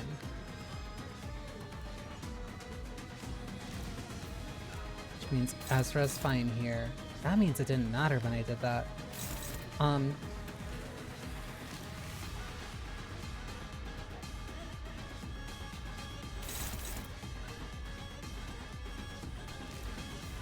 That means I wanna...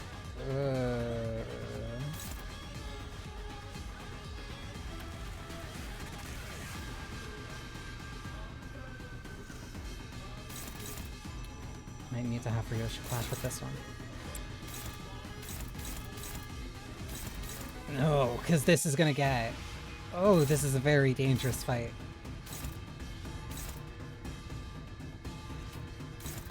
Actually, it wouldn't matter if Ryoshu clashes with that one.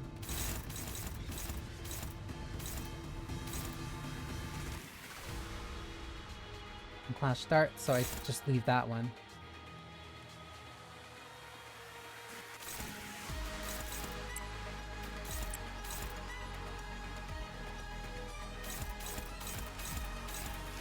It's also very useful to have him as a meat shield in situations like this.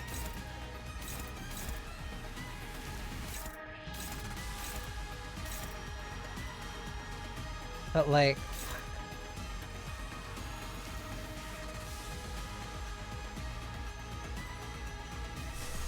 It's already done at 4. Or done at 1.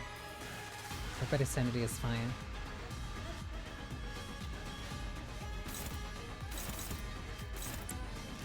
I think I just pile on here.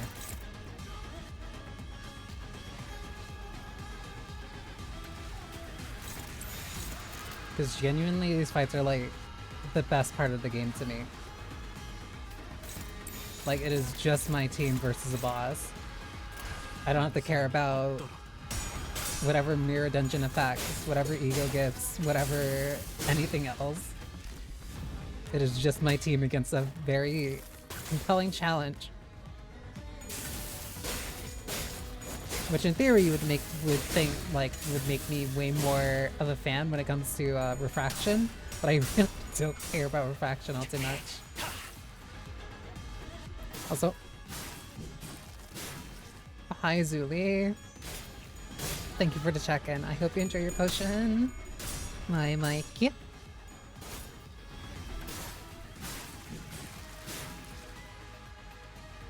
이 순간이 다 되어내리.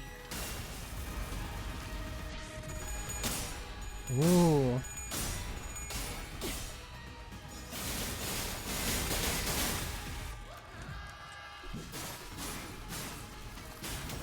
Split stacks are gonna hurt, but that's fine.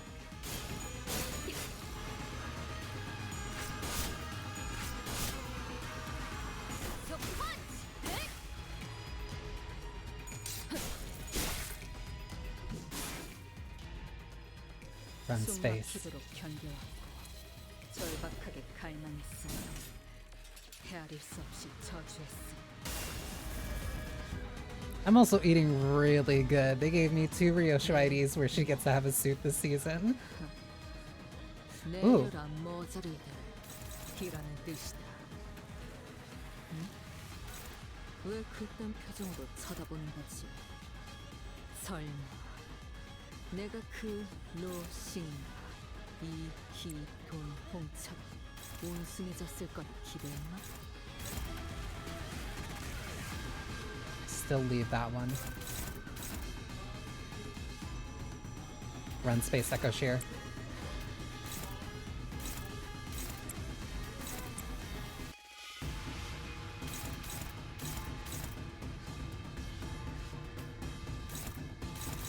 Who's questioning that? Draw the sword.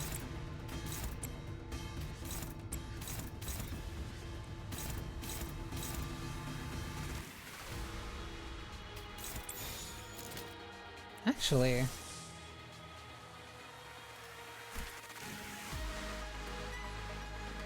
that's only on kill. 죄를 새겨주겠어. How Moon Project Moon games have. Project Moon just generally has like really hot women. Like very consistently and in various different ways.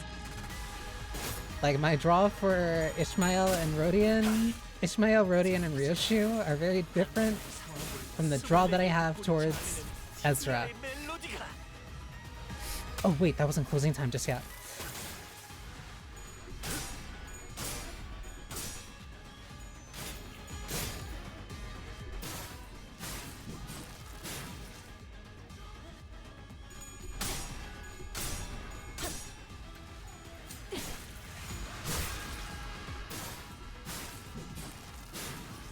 I have to be very careful about these bleed 이 stacks. 순간이 다 되어내리라.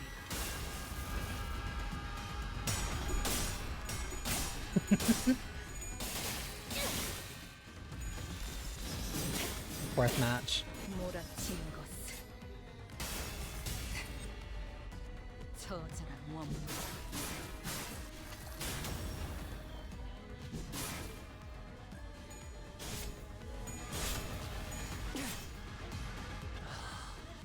이만하는 순항이죠. 바람도 It's gonna 딱 뚫네요. switch in one turn. 3 or fewer, so now that's still fine. And then that's closing time.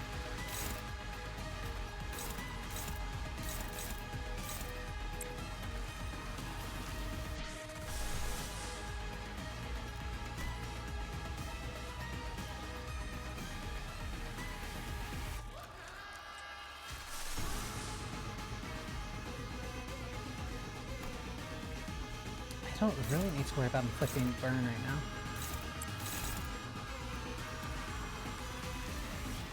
That, if I clash with this towards the end...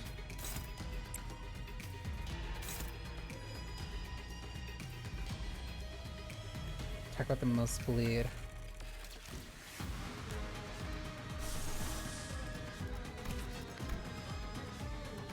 Turn start gain rhythm.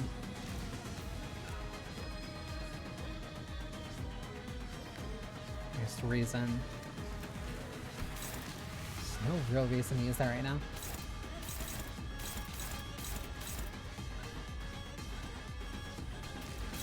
I'd also be better off clashing against this.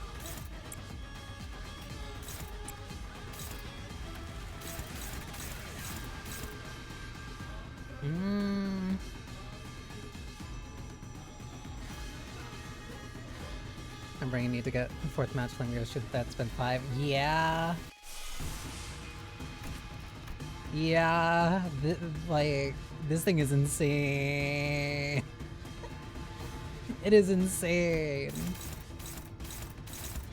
It was just an excuse to make the seasonal ID even stronger.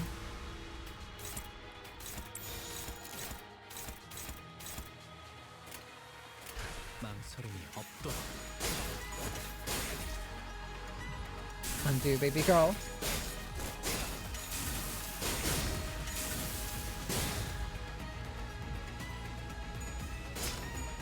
It's gonna start in like 50 seconds.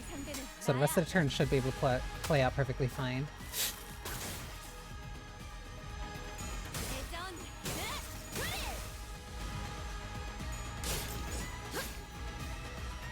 Big pretty too.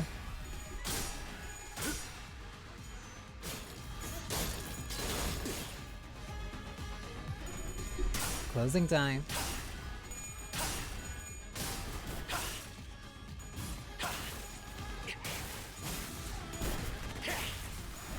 퇴장 시간이 되었다.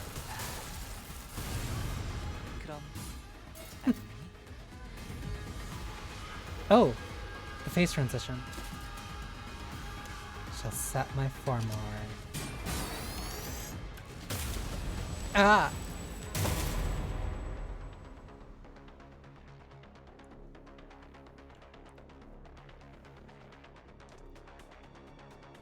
Okay. It's kicked in. Slots in a free skill too, because it's strong. That's why they're also holding off and giving us the last one, just because they know.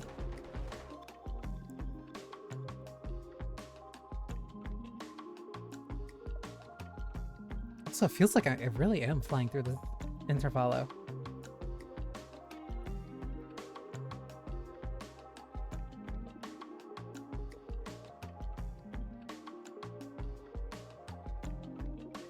Let me stand up since it actually feels like I'm like right around the corner from the end.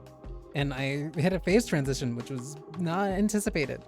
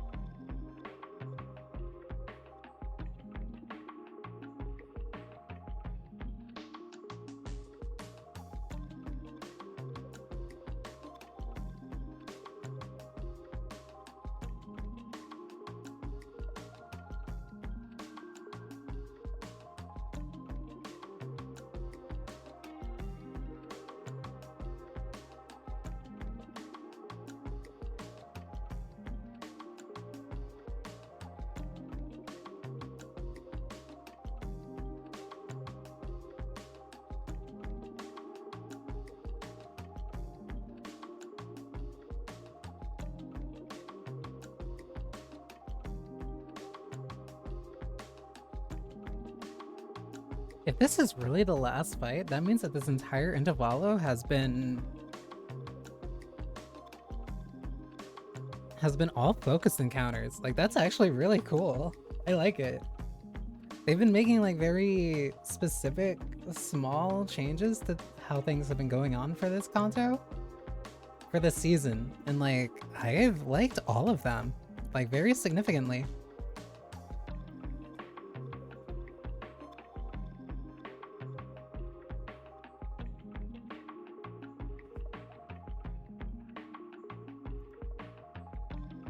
It doesn't feel like a very drastic change. I do definitely prefer focus encounters. Yeah, they're a lot more fun because you get to pay attention a lot more.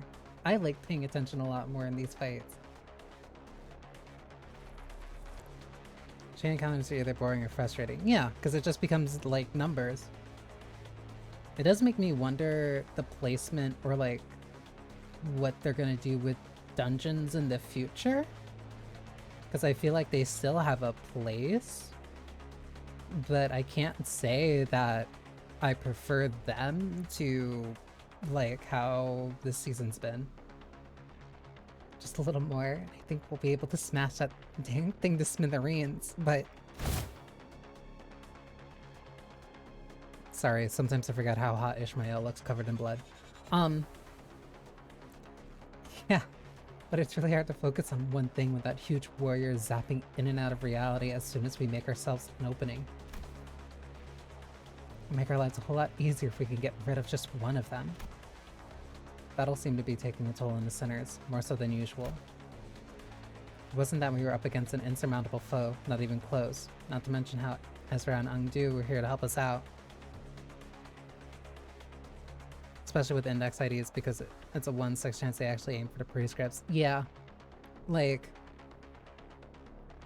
a lot of the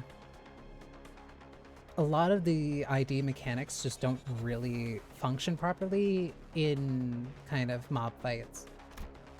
But shite, they had enough. About time they gave up, ain't it? You've been using init a lot this interval app. Oi, don't you go legging it again. That big sword carry Invella sure is kicking our butts, but I don't know if they're the key to solving the distortion. We ain't exactly flush with options, are we? Our exit's blocked and it ain't like we can stop mid-fight to strategize. With the battlefield constantly shifting and flashing between N-Corp and S-Corp, we simply did not have the breathing room to focus on either the projector or Im Geong Il, who was swinging that great blade with frightening force. Besides, Undo, go cover his back too. Shall be done. N-Corp was sending far too many people against us. We're fighting a two-pronged attack. There weren't that many at first, but it seemed the sudden spike in employee casualties in an area so close to the nest alerted N-Corp to our location. How do we get out of this? Faust, Otis, help me out here.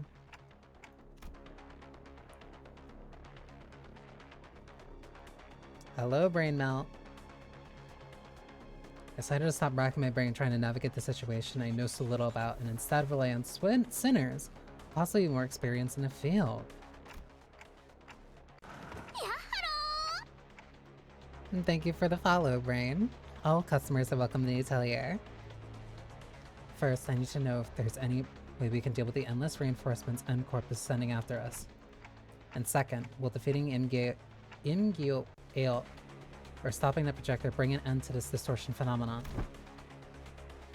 If I may speak freely, Executive Manager, it is unlikely that our present force will be sufficient to overcome the current rate of enemy reinforcements.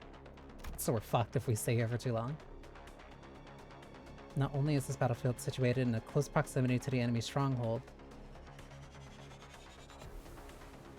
also realizing that, hey, if a lot of them kind of realize a lot of their units are dying before we're even in N-Corp proper, that's probably going to make the next Canto a lot harder. But there is an unpredictable variable in the strange machine that makes utilizing even a single wave of enemies difficult. I regret to be the bearer of bad news, but we are trapped in a battlefield with but a single exit, which the enemies have already blocked. Without reinforcements of our own, there is little hope of prevailing through this current predicament. Oh shit.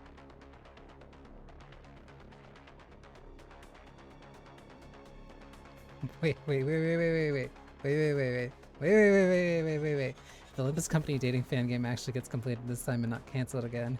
Limbus Future Romance? 1, I didn't even know that was a thing. 2, Ishmael and Ryoshu. Easy. Hands down. That quick. Yeah. Seems that way to me too. But maybe if we can neutralize the distortion phenomenon at the very least. Faust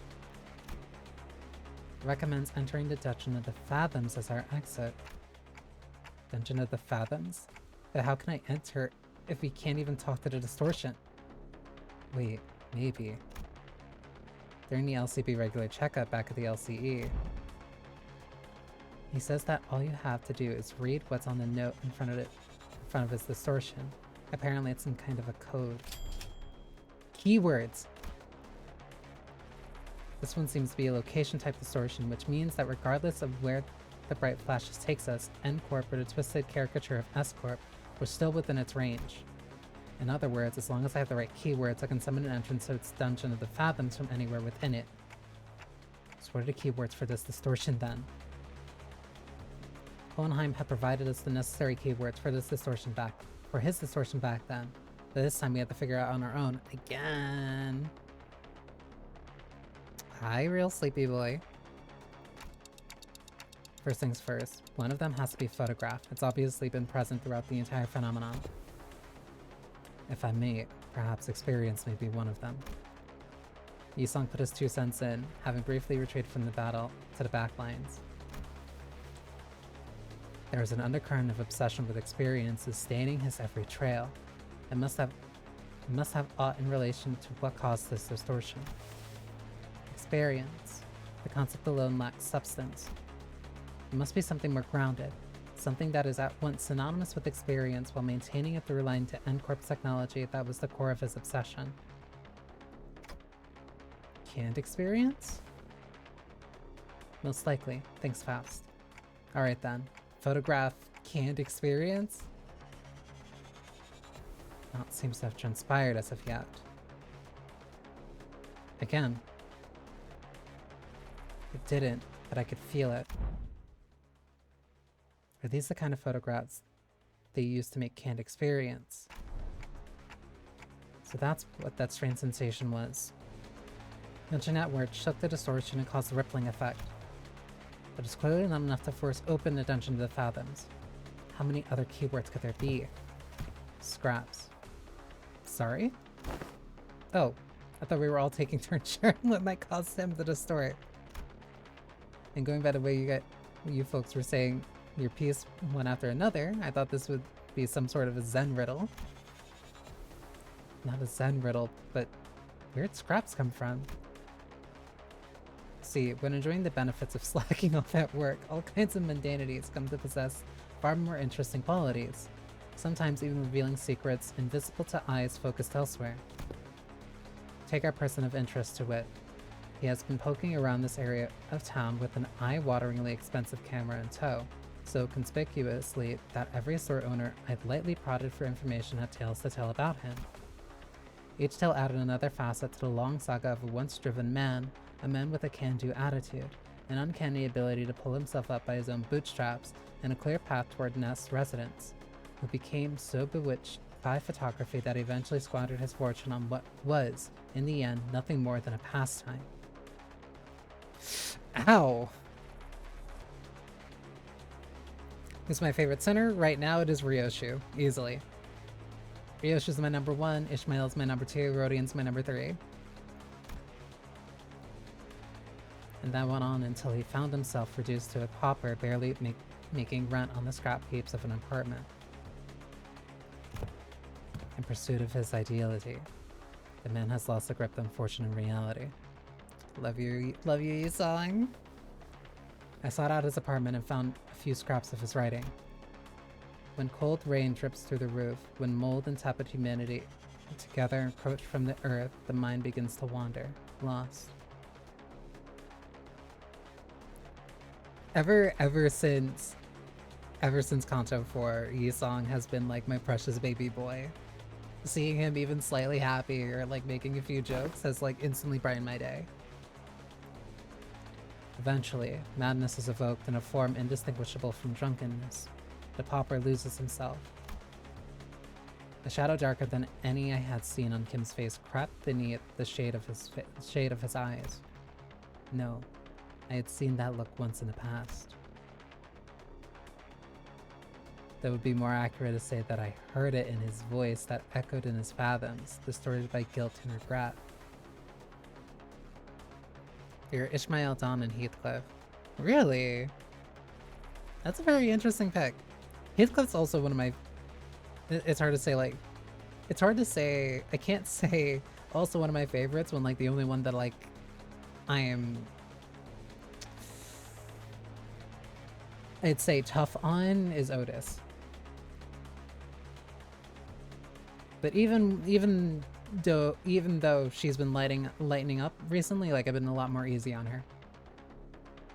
Perhaps I shouldn't be so surprised by the fact that this distortion has, among the countless people here, taken a particular interest in bamboo-hatted Kim, and by extension Marisol, photograph canned experience and scraps.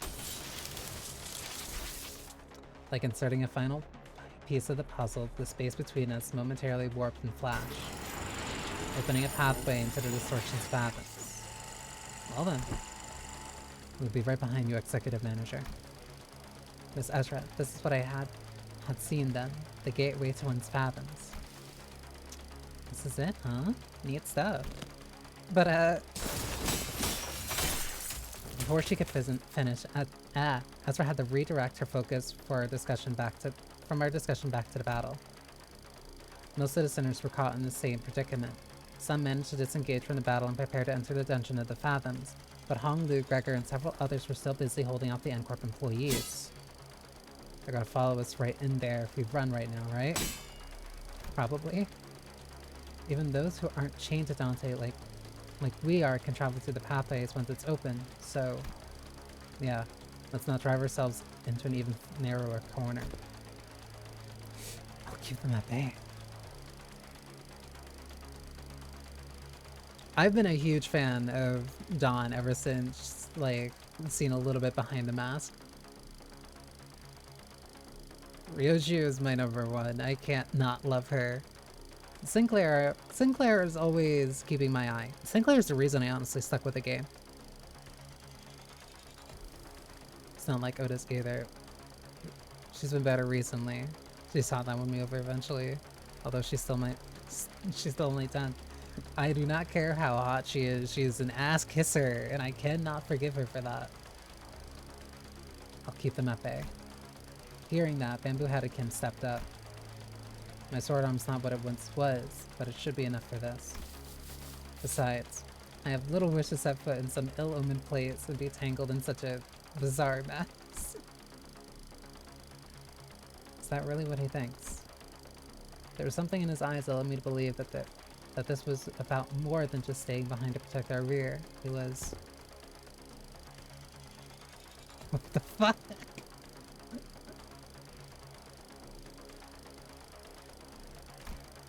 Huh? What a terrible front. She would be able to see right through that. Also, that's not... You hit the A. At least try to be sincere and make it easy for us to believe you. Did you think that terrible excuse was going to fly? I love you. I love you so much.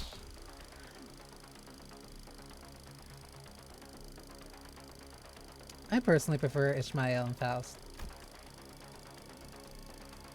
What are you trying to avoid, Sword Swinger? You're not some kind of kid trying to get out of doing his homework. I remember hearing that entering a dungeon of the Fathoms will bring one to the spiritual fathoms the distortion is gazing into. Then what lies within must be my very own, for that is what the abomination is gazing into. It's decided then. You're coming with us. We ain't about to walk in blind to a place we know shite about, mate. Guide us in there, yeah? Oh, that's... He keeps it simple. You try that too. She's warming up so much. I fucking love her.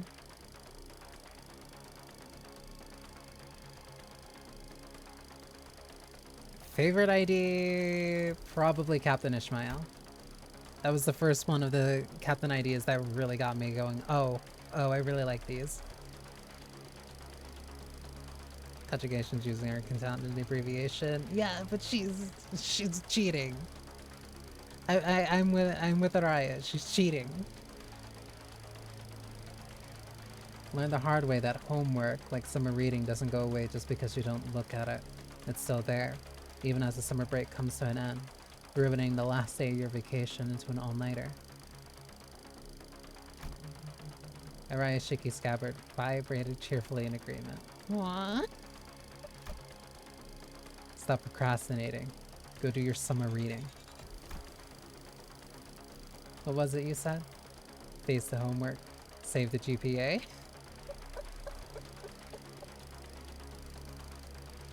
I love her. I can't not love her. Face the sin, save the ego. Thank you for the follow, Real Sleepy. Customers are welcome to the atelier. It is, after all, the attitude the company expects of its employees. Yep, you're on company payroll now. You gotta do what we say. Go, Junior. You guys too. LCB. I can handle them all on my own. She can. You will make a lone stand? Hey, who the heck do you think I am? I'll show you why Team Leader Moses felt safe sending me out alone with you guys. This was basically a Monster of the Week situation for Team Leader and me back in our duo days. I can handle him on my own, no problemo. I wanted to see how you guys handle the inflection point, but I guess you can never really have it all. Guess I'll just have to trust our two OSIR team newbies to handle that. Now that I think about it, I think I'm setting a pretty solid example as your team senior, aren't I? I don't like this, but it seems that I have no choice in the matter as long as this employee card hangs up from my chest. With a sigh, Kim shook his head and joined us, dragging his feet all the while. I shall take the vanguard. Ah, Mentor. Be warned that the entrance is floating. Take a tall step over, or you may trip.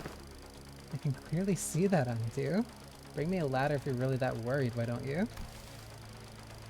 Have you need of one?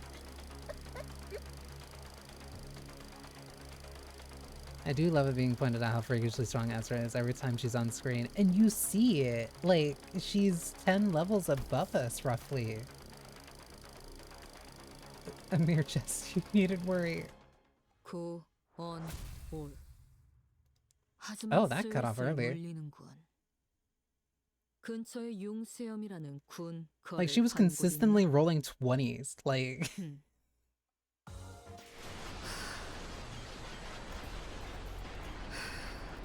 Hey, look at that, the thing I was talking about the dungeons.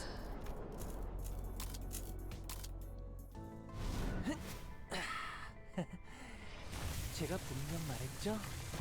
뛰어봤자 벼룩이라니까요.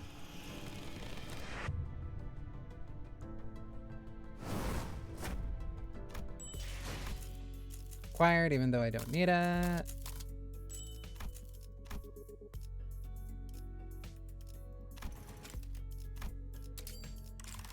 I'm doing that because I didn't actually redeem this before.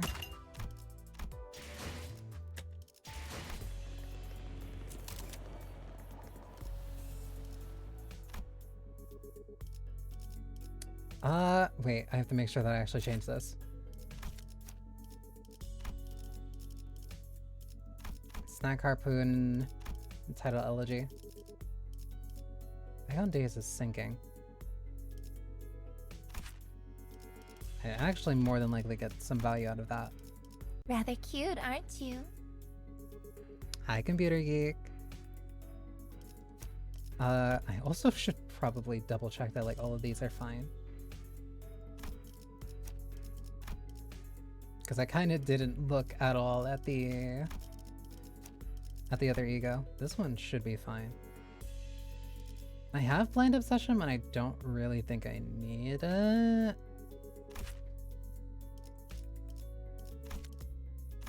Can I even feel this? I don't think I can with this team. Oh, I can't even feel that either.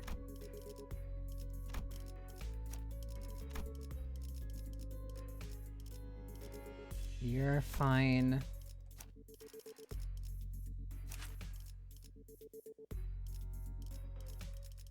What's your skill 3? Also pride. I'm not gonna uncap you. I'm not gonna do that. I'm not gonna do that just for this. You can sit in the back line. I'm gonna use you as fodder.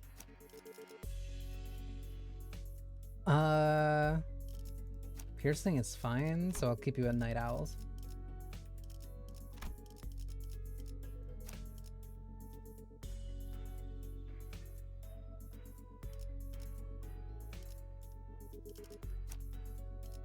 Switching to Night of Despair, just in case.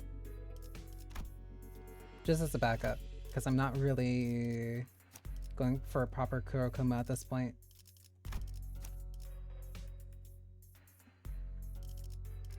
But these two can kind of stay. You two I'm keeping purely for the fodder. 별일 수 있는 기회겠죠?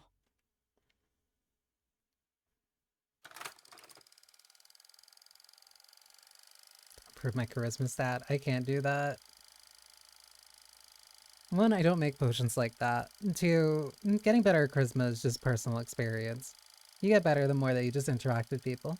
You end up finding what your flow is. If that's how everyone's been living, then my life. My photographs too. Ooh. I love this paper mache look. So this is S-Corp 2, right? It is reminiscent of my homeland, but the sights are much too hideous compared to what rests in my memories. Hideous was apt. When we emerged from the entrance of the dungeon into S-Corp streets, what greeted us was a distorted and eerie scenery I wouldn't be surprised to find in an S-Corp themed haunted mansion. It is a place hardly fit for human habitation. Far more dilapidated than once expected. Thou sayest that people inhabit these lands for truth. Really? I think it has a cool vibe. Vibe's my foot. I don't think I'll be able to get a wink of sleep in here. The lives of the downtrodden were beset by thousand woes and tenfold more struggles, and the streets they inhabit reflect that reality. Many times had I contemplated in consultation how the folk here had even the will to live on. The shadow that had begun to haunt Kim's face still lingered there as he looked around. But the distortion reveals the fathoms of those it gazes into, as Kim had said. Perhaps this is how S-Corp was reflected in Kim's eyes. On the days when the skies were spotless blue and without orders from the counselor, I would scale the roof of that choga, thatch roofed house, and feel it rustle beneath my back as I lay upon it. I like choga, I believe. I like that whenever they're using like a specific word, they'll tell you like kind of like a more literal translation. Like it's nice. It's like it's an unintrusive translator's note. I thought it would be a respite slowly mine. Yet in this mirrored world, another has walked here before my arrival. I join him looking up at the thatched roof of the choga. Beneath that, a wicked tunnel have I passed, and now I witness myself before the one who shall strike the head from my torso. There was a figure standing tall next to the building, staring defiantly up toward the men on the straw roof. I'm Geong Eop. Are you home?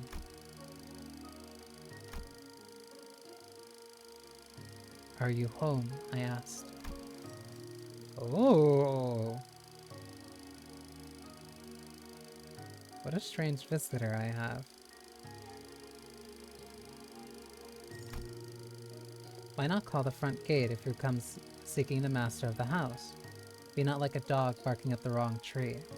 It's unbecoming. A dog? Really now? Military commissioner. I can see you up there, lounging on the roof. I'm not going to speak to the door like I'm blind. Has a spell of some sort befallen the day? To have such an odd occurrence transpire twice successively. The work of a bewitching spirit, I say. You're an asshole.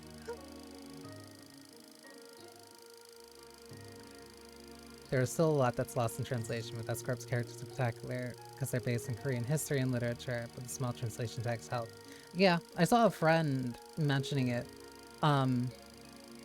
where, like, no, despite, because, how do I put this? global perception of Korea is very simplified into like pop culture and movies. But you don't really get to see a lot of like the mysticism, well, not even mysticism, a lot of the like more of like their actual kind of like older culture, down to spiritual beliefs and also just like traditional garb. Like Limbus is very proud to dig into that.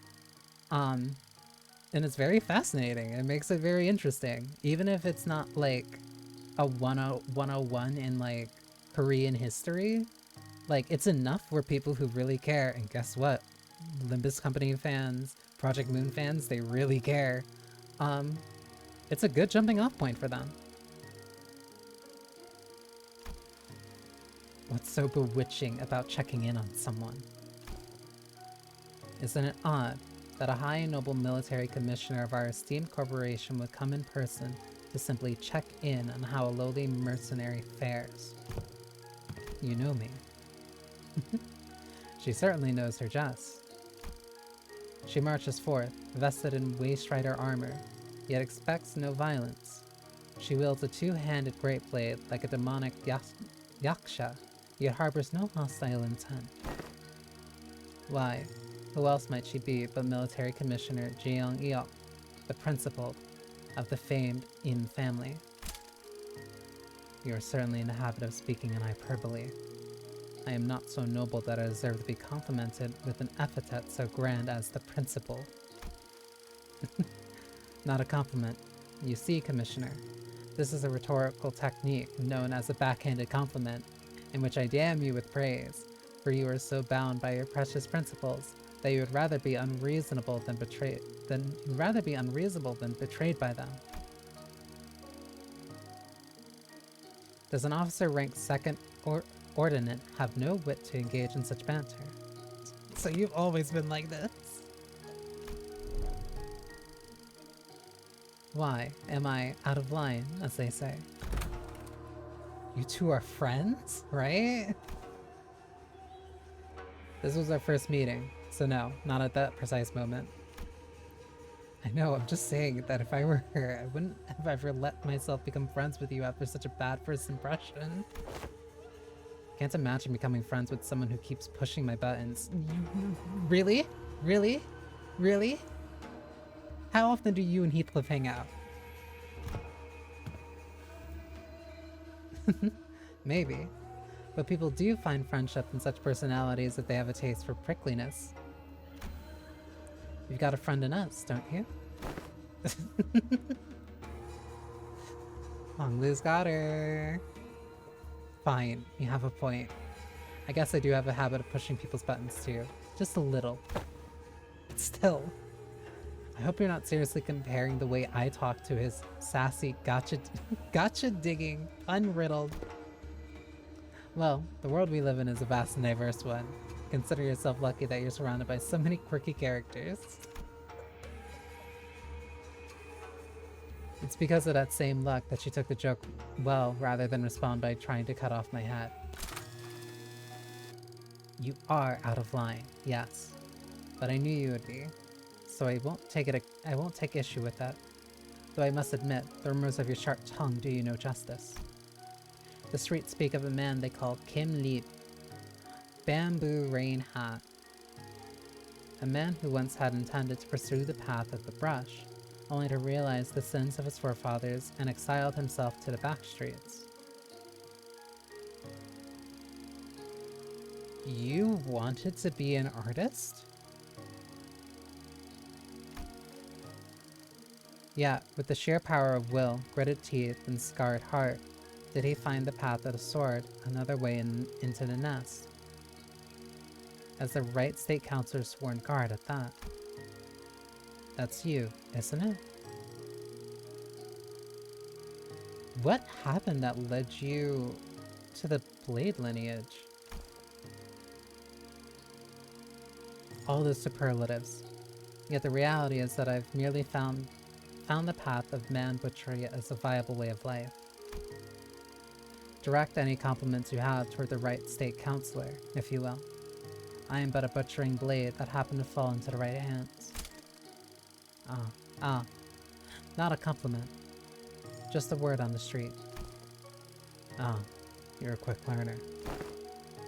And spare me the fancy reading of my name. Watching you pretend that pompous posturing comes natural is painful enough already. Keep it simple and spell it out as Bamboo-Hatted Kim. Thank you. And does he continue to veer away from the line? I'd rather be a corpse cold and dead than stay in line.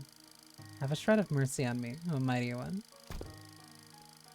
If I'd come all the way here just to punish you for every little misdeed and ill manners, I would have laid you out and split you in two, 3 ways before this riveting dialogue brought us this far. She calls it riveting. So, feel safe to continue trapezing outside the line. But in return, could you answer a few of my questions? I've been watching you from a distance for a while now, and really, stalking someone's not very principled of you. You sure she didn't give you a good wall-up after that? No, truly a mystery, is How did she not beat your ass? I don't know. Besides, she did give me free rein to continue trapezing outside the line. I couldn't in good conscience turn down such offers of kindness. Not that I ever do. You sure have a way with words. A way of finding your way under the listener's skin, huh? Perhaps. Yet are such shapes not to be expected among fellows of close mutual bond. Aw.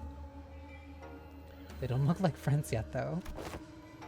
So care to tell us why she's been watching you? I was engaged in an age-old pastime of throwing rocks. Oh, you speak of the game Sukjeon, rock tossing. Save them for the festivities of Dano. I was throwing rocks at the past. This man is terminally unserious. What the fuck do you mean you just spend your time throwing rocks at people walking by? Fie on thee. That's a wrong deed, good sir. I suppose it is. People of Beo, and Sal, bone and flesh. Motherfucker. People of Beo and Sal in particular found it to be distasteful. And they do not let their discontent be hidden. They really fucking love their puns. Oh my god. But the P and downtrodden cheered on me. To a degree. They found a cathartic blood. Motherfucker. And my flesh to claim their rocks. They love the fucking puns in this. Oh my god. Oh, curious. Then is it a right deed or a deed not right? Ooh. The people of Peo and Sal in particular found it to be distasteful, and they did not let their discontent be hidden. But the people of P and the downtrodden cheered me on to a degree. They found it cathartic. Curious. Then is a right deed or a deed not right? That's a subject of perspective. It is not objectively right or wrong. Peo, Sal, whatever it is that thou art describing. It is a well-known truth that S-Corp is also known by its other name. Sao Pipio, Agrio Industries. A wing specializing in the general agriculture and livestock industry of the city, the vastness and the depth of its responsibilities have necessitated such divisions of labor. Okay, I get it. Thus, District 19 is split into 3 court circles responsible for different aspects of the industry. Sal, Pi, Peo, each meaning flesh, blood, and bone, respectively. Sal, responsible for cultivation of rice and other grains. Peo, responsible for meat and livestock. Ah!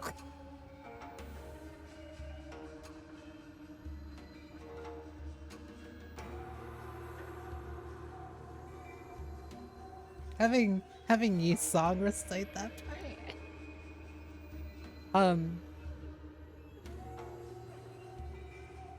Hey, ever since reading Wings by Yi Song, I have not been able to eat rice. Not the same way that I used to. And P, in charge of technological aspects of both. Yeah, that would strike him very closely. As a scientist and a researcher who once toiled in Escort, he must have felt the persecution that the P faced firsthand. It is believed that the Trinity was designed for balance, that they would provide assistance when requested and keep one another in check when needed. It was once a promise of cultivating a fair and sustainable Escort. Alas, the noble intentions of yesteryear now lie sullied, the Trinity now degraded to 3 quarreling bands of profiteers, blinded by avarice, relying not on honor but betrayal and perfidy to claim the top of the triangle. An adherent of the flesh claims the positions of the chief state counselor and monopolizes rights as the common folk starve. An adherent of the bone, once a right state counselor, toadies the sow and rises to the seat of the left state counselor. When such shameless conspiracy permits not the common folk to even till the land as they please, anguished cries of suffering flood the streets. Thus, the common folk are reduced to livestock, bleeding out, hanging from a hook, while bone and flesh collude like that of the emaciated dead. It's so...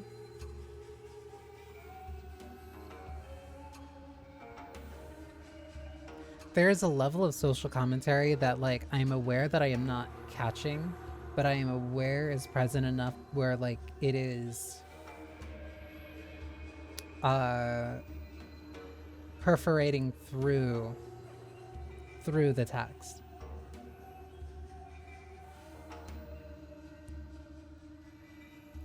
Like,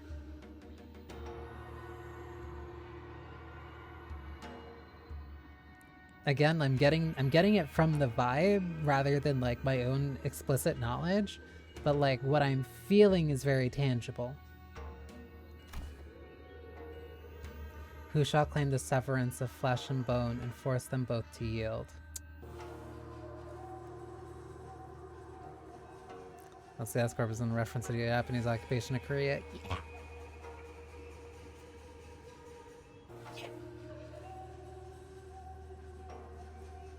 Hey, that tends to be a part of Japanese history that they really don't like talking about.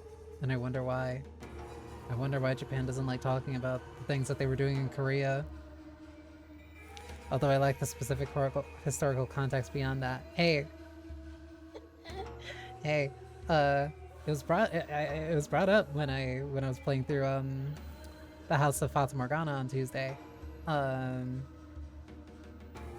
My minor was in Japanese modern history, so yeah, I'm very aware of the things that they kind of did there. It wasn't great. It was really fucking bad.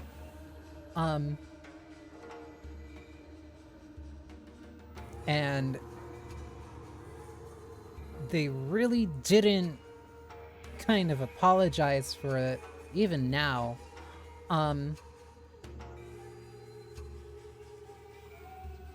It's not great. So yeah, it is a very sensitive historical kind of note to really touch on. And it's fascinating that they're like really doing this in such a, at this point, a very high profile game. But like Project Moon is like very proudly Korean. Well, I know there's a good reason S-Corp is arguably worse than the Backstreets. Yeah. Yeah. Yeah. An oft-heard poem when walking the streets of S-Corp. Oh. Oh. Don Quixote would be super pissed about that. Then the people whom thou have targeted with thy rocks were... They weren't people. Rats. Rats. Oh yes, the counselor finds rats detestable. Much better to stop them from a distance if you want to crush them. By any chance, do these rats have a habit of sneaking into the royal court to better pilfer what the common folk rightfully deserve? They certainly suffer from a severe case of kleptomania. So you purposely threw rocks at his feet to trip him on the ground, knowing that he was a kleptocrat. Kleptocrat!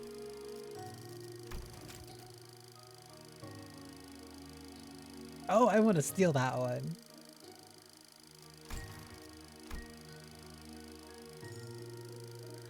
Well, I simply could not help but react as such in the presence of scurrying rats. Is there aught you find funny? Speak if you do. I could use a good laugh about now.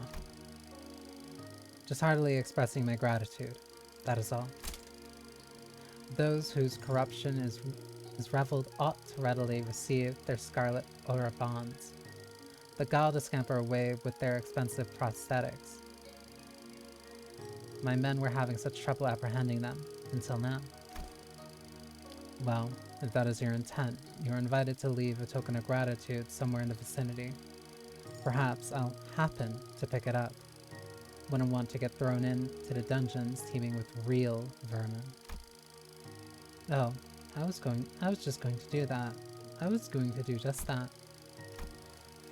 So, when you'll stop being a sword and be a human again? Ugh! That was very poignant of you. What? When do you clock out? The way I see it, you're not the kind of person who will ever let a drop of liquor get to his tongue while on duty of the right state counselor. Oh, you're pretty. Holy shit, you're pretty.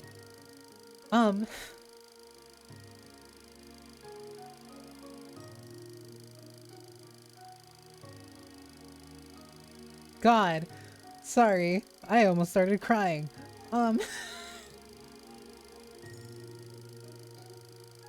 Oh my god. Her and Rufo are gorgeous. Like,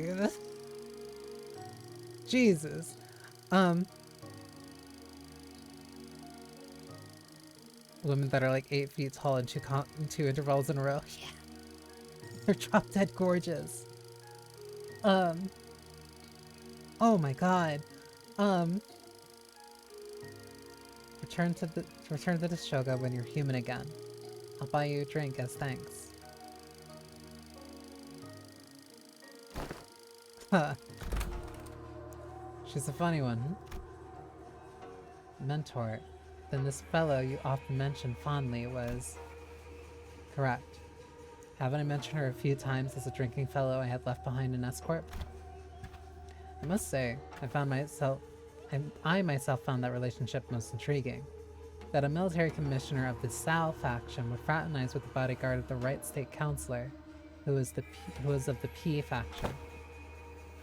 Still, I knew not that fellow was none other than a military commander of escort. Longju's eyes had gone wide in shock, her voice rising unconsciously. It is news to me that you have had ties to a second ordinate official, a military officer with command over high-ranking employees of the wing at that. Well, I was in service of the right state counselor, who's the first ordinate, you know.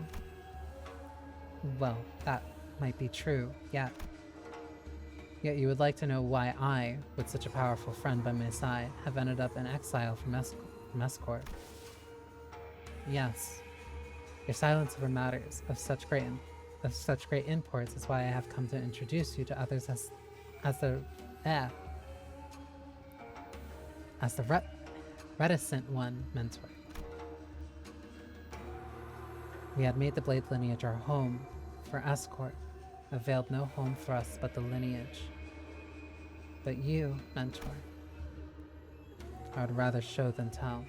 Let us proceed, shall we? This enchanted place seems intent on unearthing all of my past, both savory and unsavory. All shall be revealed in due time. Kim looked around, a twinge of loneliness in his eyes before moving on. We followed without a word. This might be my favorite season. Like, hands down. Slash and wrap, and then right there.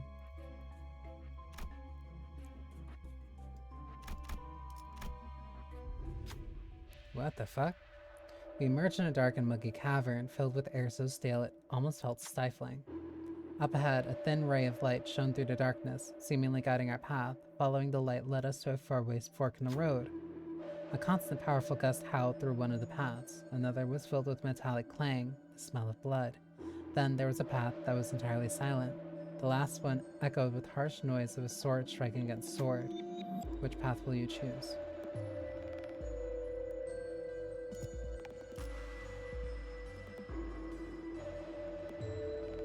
The path loud with the sound of clashing swords. Just how many people are fighting up there? We must proceed with caution, Executive Manager. There may be a battle underway. The sinners all looked disconcerted at the strident noise of metal against metal. It was an unmistakable sound of battle. We stood ready in troubled silence as the sound of war only grew louder and louder until they came to a sudden silent stop. A pedestal made of stacked stones appeared before us, though none of us knew how long it had been there. Atop it was a red accessory, the kind which would hang at the bottom of the hill. Hey, the red tassel!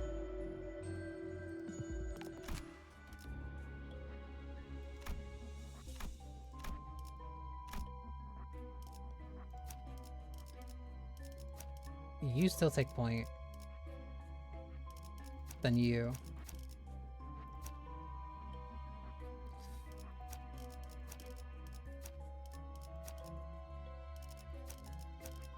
Then you two as backup. 잘 됐네. I think 9 is my new favorite content with the added context of 1 and 2. Like, they're so... 상당히 즐거워 보이는데요. 뭔가 기운을 내게 Like, it's 하는 걸 hard 먹었을지도 not 몰라요. to... Like, I'm very 무대백. biased.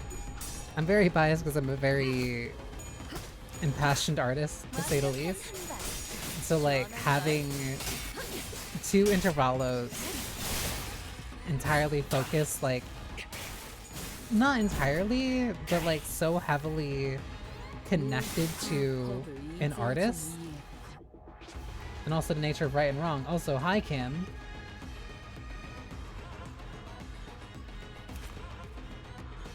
'81.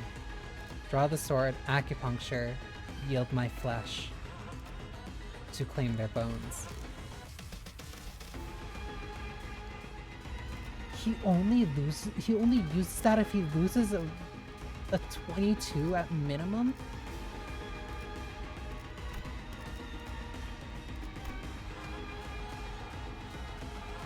Upon entering counter for first time game brand? No. Ooh. Combat started. Pride Reason was activated. Gain Pride Resonance type to poise. Oh. When a Blade Lineage Sinner or Assistant unit is defeated, this unit loses 10 SP. Fuck.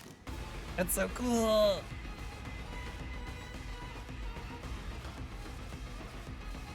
Just gonna say it. He's always... I love the idea that he just has that eye still. Even while normal, he still has that angry baby blue. Turn end at 30 plus potency, fix the unit speed to 20? Next turn and equip Yield My Flesh on the leftmost skill slot. Yield My Flesh becomes inaccessible to the skill slot.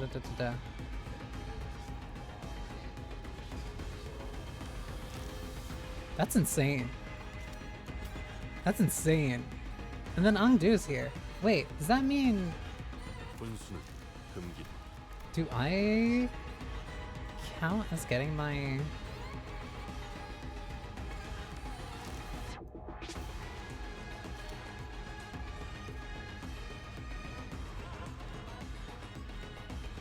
Yeah, it is debuff, but it's very limited because, like, he's level 81. He's still super high.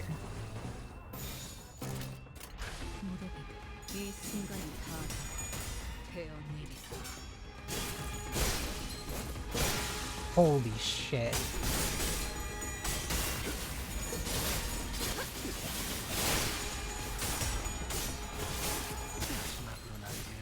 다음번에는 뵐 수 있겠죠? 마음 둘 알아. 아비들도 매번 이런 식이야. Do I need to use run space? I don't need to use it, but I want to, but I'll wait. Ooh, that's bad.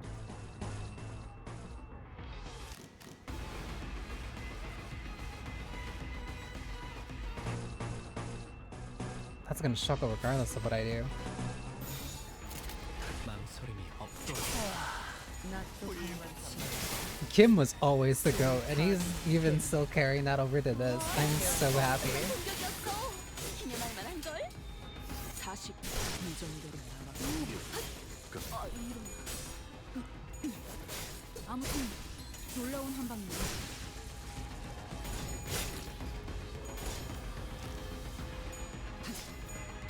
And I always really liked the Blade lineage units to begin with, so like, getting a chance to use them again for something story focused, I'm sorry, buddy. 역시 모가지를 분질러야 조용해지네. Oh, that was the yield.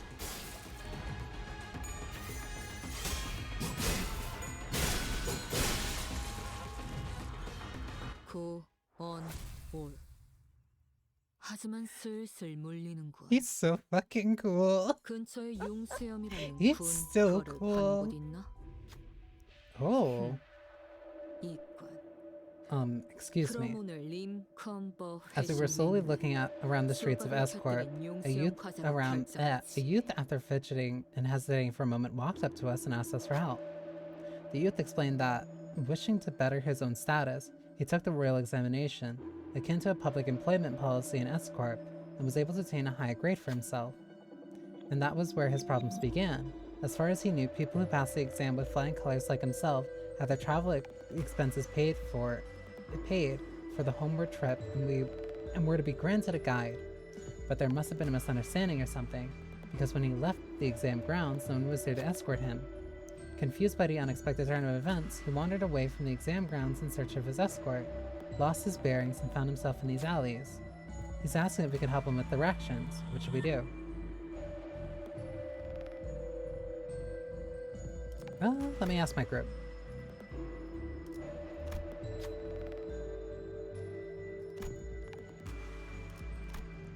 Yeah, do it, Marcel. Marcel opened their mouth to begin, stopped, then turned around to where Bamboo had Kim and Hantu were. I am not so well versed in geography in this area. Perhaps Mentor would know better. Come on. Kim let out an audibly disconcerted sigh, then walked up to the youth and gave him directions. And take off the royal celebratory flower crown. You don't want people to know that you passed the exam. Huh? But why would... It's for a good reason. Just do as I say and you'll thank me one day. The youth stared back at him in puzzlement, before seemingly decided that giving proper gratitude for Kim's assistance took precedence. He handed us what appeared to be a small ceramic vessel. Ah, might this be a water dropper for brush calligraphy? Though you may not have practical need for this, I see none of you are much acquainted with the art of grinding ink against inkstone. I impart this gift to you in the hopes that this dropper may form a small flow of river of your life. Though, it would have made for a rather moving moment had it not been for the exaggerated scoff Kim gave. The youth hurried on his path without minding the sudden discourtesy. Angji later asked him what had spurred him in the sudden outburst, but he did not give a reply, instead choosing silence beyond pursed lips. A big shell water dropper. Casual would have been 800 damage. Just don't worry about it. When an ally identity gains assist defense, that's an ally gains +2. That's only applied to number 1. That I think is for... That has to be for Ishmael. So right now nobody's gonna get that.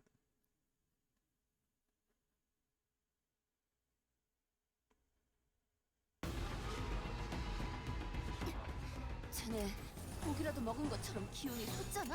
벤단 사월을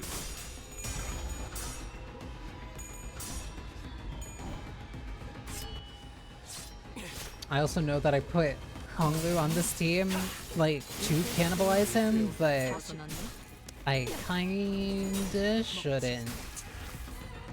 I kinda should hold on to him and, like, keep him there for the rest of it. 마음 둘, 반. Probably like 8 lifetimes ago for you. What does that mean? 지가 내킬 때만 잘해줬지. 망설임이 없도록. 효과적이네요.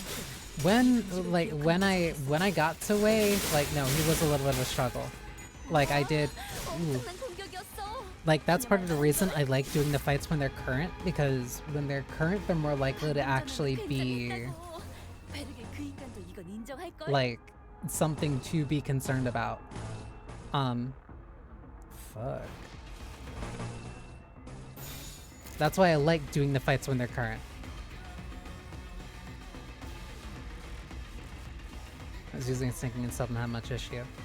He didn't beat me. Like, I think I still have the VOD. Like, I think I still did it in one go. But, like, I did kind of have to be very aware as to what was going on.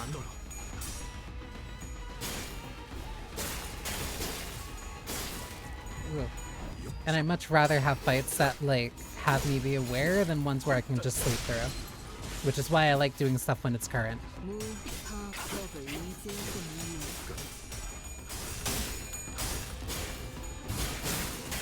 The appeal to me is in overcoming the adversity. 낫도 방도치. 숨을 타도 배운. 놀라운 명령이네요. 적을 완벽히 파악하고 있으신 거군요.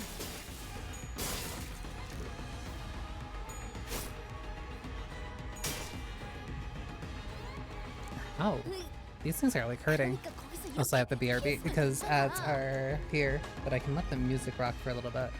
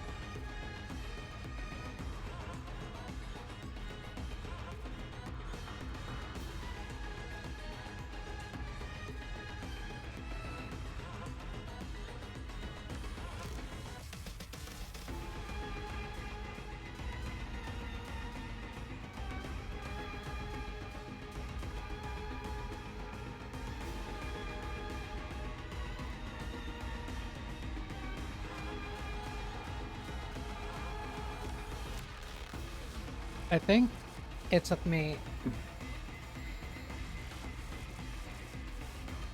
It took me a sec to like read what the mechanic was. But like after that, it's not too bad. I'm like at a good... I'm at a good rate of like... Most bosses only really taking me one attempt.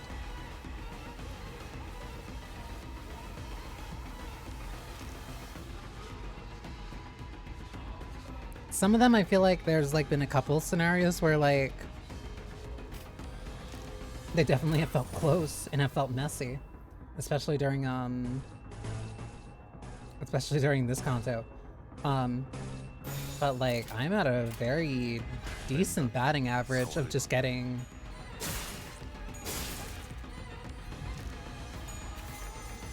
fights done on my first go. Oh! Jesus Christ. 눈이 감는 정도는 예술일 듯.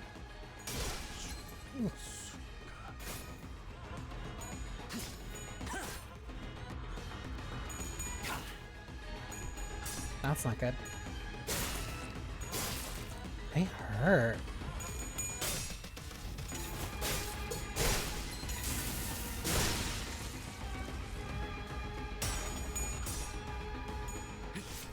I have a bad turn 1 because it's starting at 0 SP and have to reset. I think I still try to play those ones out. 하지만 슬슬 몰리는군. I think the only... 근처에 융수염이라는 군 I think 거래를 past- 하는 곳 있나? 이건. 그럼 오늘 림컨버 회식 메뉴는 past 수박을 Canto 곁들인 융수염 5, 과자로 결정하지. I don't think I've had to ever really restart. Like, I kind of still just like push through fights like that. Just because to me, like, okay, I have to like factor in that and like figure out what I do. Like, it's weird, it's fun, but that's also why I like negative coin IDs. Like, they're a very interesting turn. I catch a glimpse of a figure staring off into the darkness of the unlit prison. Oh. Bamboo-hatted Kim lets out a sigh, but before he even fully exhales, it goes there. A sharp cry cuts the stagnant air. Someone here must have noticed us. What should we do?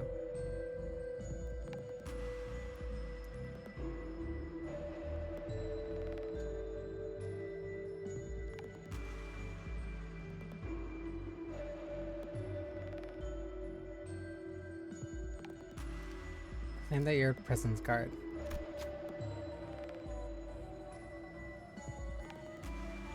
Resetting takes like 30 seconds.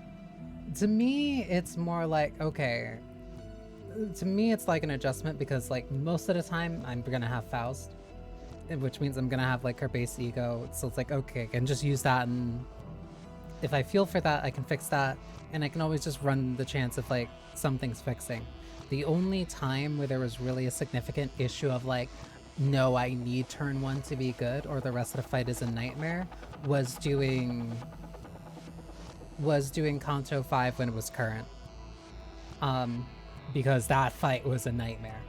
Because I'm like, oh, if I do not fucking beat him into submission, this fight's basically a runaway. At least put a little effort into your lies, huh? Clearly pretending to be prison guards the way we are. Was a lie too easily disproven. We took our heels as the woman, red with anger, came after us with her sword unsheathed.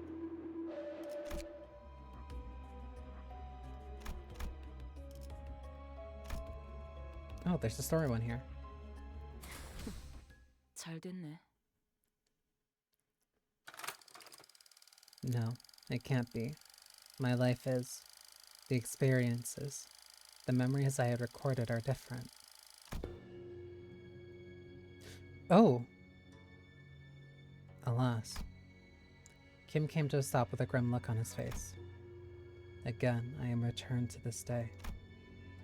His voice had dropped to the same morose pitch we had heard before. Mentor, I have been here before. Oh, have you? Had a peek into my memories when I had distorted, did you? Yep, sorry. I must say, it's a bit embarrassing to have my deepest and darkest secrets revealed like that. Kim grinned sheepishly as though to clear the air, but it was becoming clear to me what he was doing. That his flippant demeanor and seemingly devil-may-care attitude were but a mask to hide the true darkness in his heart. Then this must be, indeed, the Right State Counselor's estate. Someone whom I had once protected, thought was worth protecting. Kim pushed open the main gates and made his way into the front yard. Watch out, Ungdu. Take a tall step over, or you might trip. Ugh. There were bodies splayed about the yard, and I couldn't dare start counting them. I felt faint, watching the aftermath of the carnage. Some were decapitated. Some had their torsos split diagonally, and some of them were so mangled that I could hardly even tell which parts belonged to who. Are they not retainers of the royal court? What were they doing at the councilors? No. Were they killed by assassins? Assassins did infiltrate the estate, yes. You're looking at the remains of them. Though I had but a moment to glimpse it, I clearly remembered what the S-Corp logo I saw in Kim's Fathoms looked like. The hats these corpses are, or were, wearing are adorned with the same logo. So why is bamboo-hatted Kim calling them assassins? In this corrupt land, the right state councilor's life was always so precarious as a candlelight in a tempest. Such is the fate of all those who have the guts to speak the truth in escort, where positions of influence are hoarded by corrupt sycophants whose chokehold on power is ironclad. The most prominent among them, the left state councilor, with the chief state councilor's blessings, sought to wield his own private army to silence whoever the tongues of those who would advocate against the corrupt. Private army, but they are prohibited in our homeland. So they're kind of like how the great houses of H-Corp each had their own armies. That is similar to what is happening, but not exactly. If S-Corp circumstances were to be explained in plainer terms, it would be akin to a situation in which a company whose employees outwardly appear to all be working for the same side is in fact fractured within, with certain departments pledging allegiance to a different individual than the chief executive. It's interfighting. What assassins there had been in the past, at least, wore masks to hide their allegiance. I had thought this no different, though with assassins significantly less invested in maintaining their disguises. Not realizing that I had just placed my stone inside the tiger's maw. Looking around at the yard teeming with the assassins, I recall thinking it odd just how many of them they had sent. Though the left state councilor's power had grown to loom over that of the king, I should have realized how ridiculous such a brazen attempt on the life of one of the triumvirate counselors at the royal court had been. Foolish. I can't. I have failed you, counselor. There were simply too many of them, as though they had decided that tonight was the night they would finally slay the counselor, or die trying. I was soon overwhelmed, and some of them eventually managed to get around me and reach the counselor's bedchamber. The moment I heard them breach the door, all strength left me, and I fell to my knees. I, Kim Lid, am a poor excuse of a bodyguard, and I have failed you.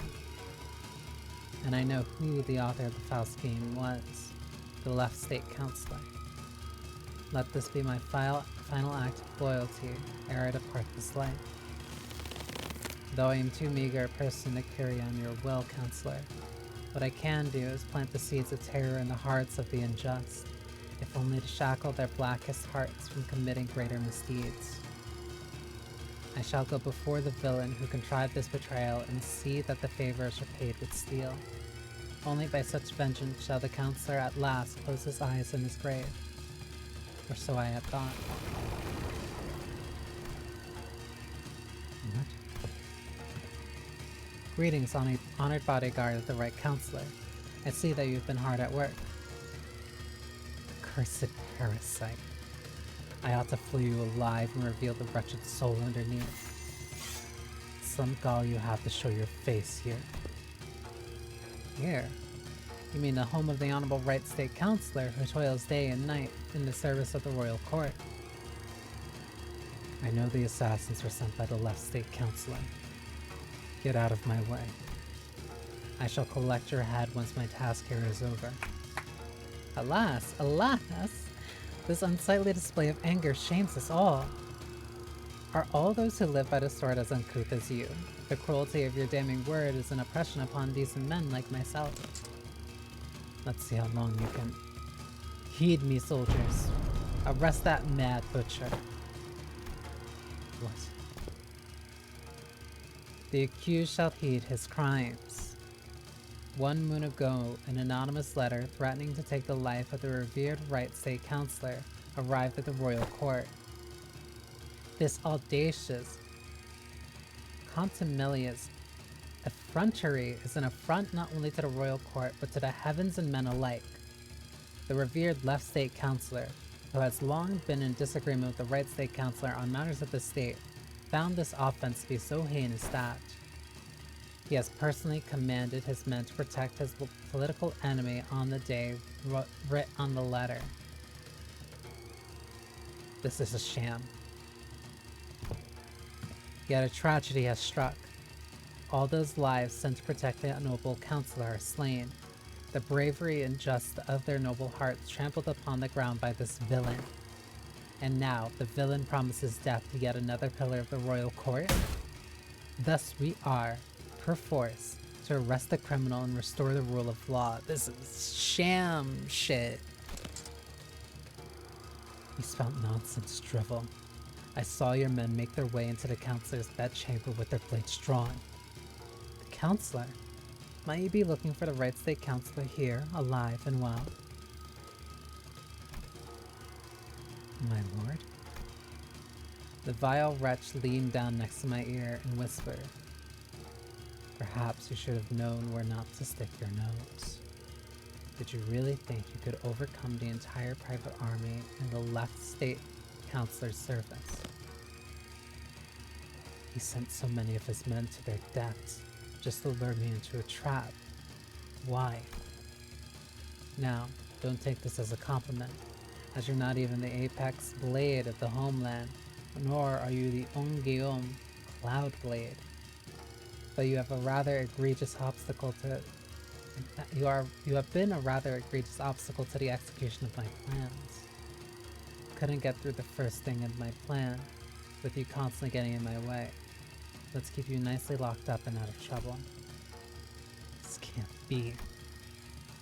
For what it's worth, young man, I am sorry. I've come to realize the error of my ways. The truth is, though, Escort is indeed a pond of turbid water. It was those like us who had stirred the dirt from its bed and turned it cloudy. Fearing the worst, we arrived to protect the revered Right State Counselor. 1,000 curses upon the villain. In his quest for the Right State Counselor's life, the butcherous man has already watered the ground with Escorp's laborers, the very lifeblood that runs in the veins of the most serene wing. And that charcoal-hearted villain is none other than the Counselor's sworn guard, Kim Lib. Han. Heed us, O villain. Han Hobe.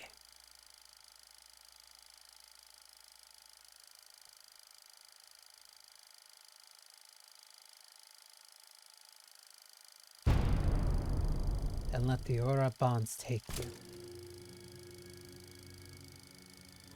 You've fallen far, my friend.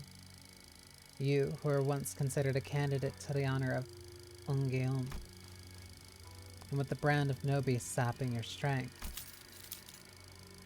When your mastery of the blade will only dull. Even your mastery of the blade will only dull.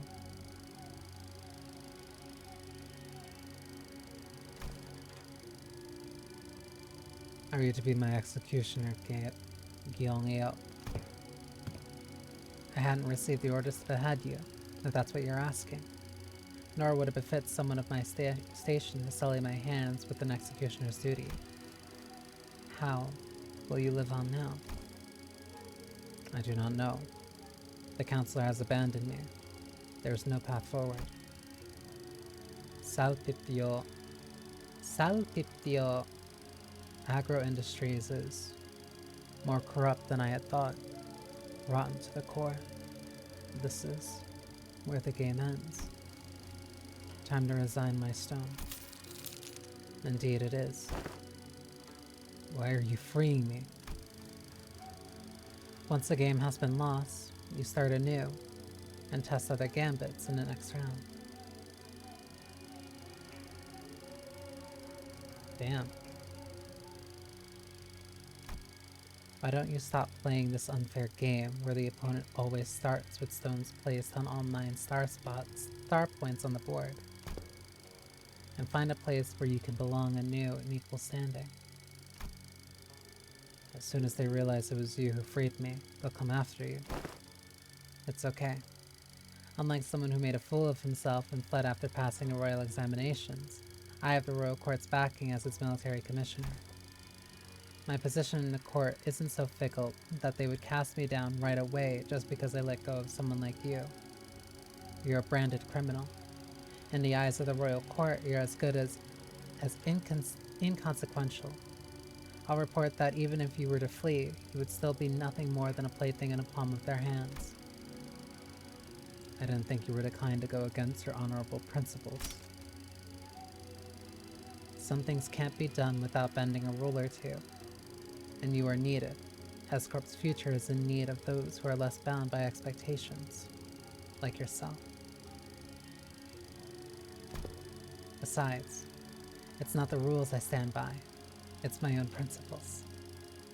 You're so fucking cool! I did say I owe you a token of gratitude, didn't I? Consider this a settlement of that. Gratitude and vengeance, after all, share a common quality. They are both debts to be repaid. Gyeongyo, come with me. There's no hope left for Escort. You said it yourself, didn't you? We'll never win as long as we're playing their rigged game. Listen, they might have all 9 stone advantage over you, but to me, it's as small as 3. I'll manage and keep my finger on the pulse. Besides, change doesn't always have to come from the outside. The old wisdom says that to catch a tiger, you must enter its den. But wouldn't it help to have an ally waiting in the tiger's den to back you up when the time comes? There, all done. Your bonds are severed. Go now. Go. And build your strength beyond the walls of Escort. Yet beware of relying overmuch on foreign powers. I don't have it in me to take up such a grand purpose. I'm done with Escort. You know how I am. I just go with the flow. Yes, yes. Do as you will. Go with the flow. Be whatever you want to be. But I'm just hoping that the currents of the river will someday bring you back to Escort. That's all. Though I had left the rigged game, my records afterward weren't stellar. The laying of stones on my board were always full of holes and mistakes. I joined the Blade lineage, became their mentor, dragged them into the library, until eventually I cut down those who placed their faith in me. Self-defeating move after self-defeating move. You consider going to the library as one of the worst things you've done. That's fascinating.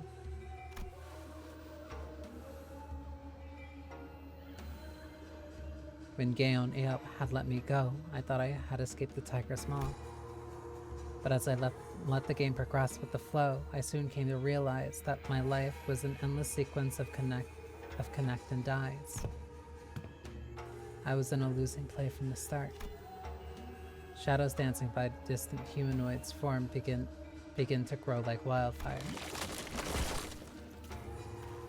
And those in the entire Blade lineage, one by one, leap over the walls and approach us. Like the projections of Kim's darkening fathoms. They're from his memories. Films and photographs can sometimes remain undoctored, but the impression a person gets from viewing the photograph is malleable. And they must be after. Yeah. Kim believes that if the Blade lineage were to come back to life, they would want to kill him. Ugh, it's guilt.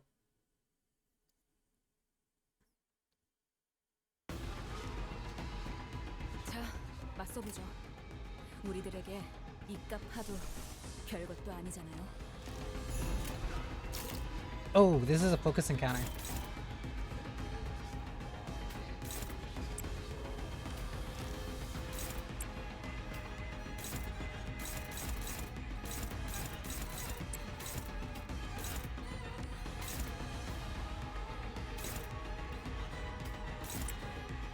It's a focus encounter after taking so much fucking damage. 그려낸 대로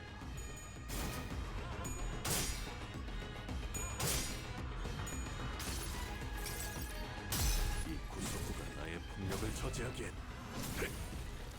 턱없이 모자르지. 놀라운 명령이네요. 적을 완벽히 파악하고 있으신 거군요.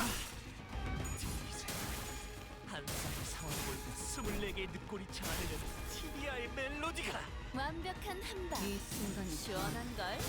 되어내리라.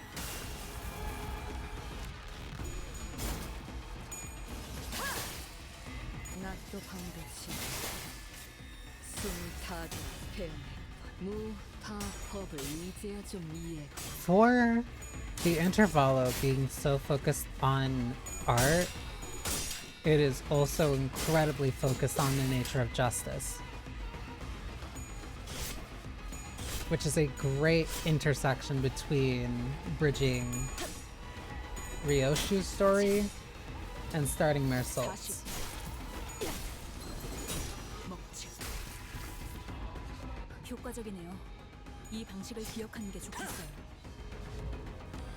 그딴 컨디션으로 퍼 놈에게 덤빈다라. How many enemies are there? 데카당스 신 예술이라도 보여줄 셈인가?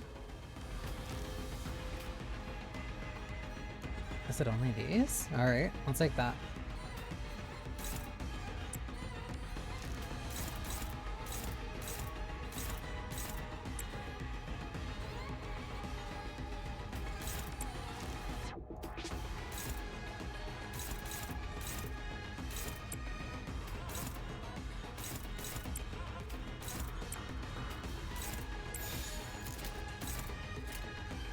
Wait, Angju's getting that.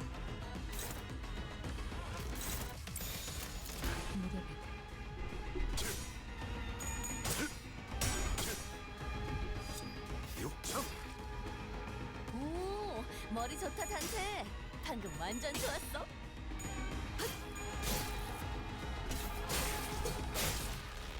How was that not enough? 이 순간이 다 되어내리라. 원망도 약하지 않아.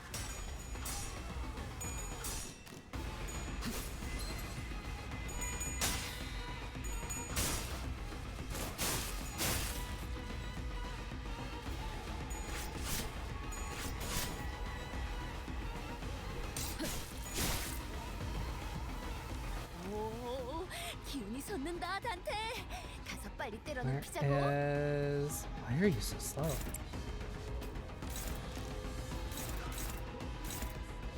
One clash is gonna kill that thing, regardless.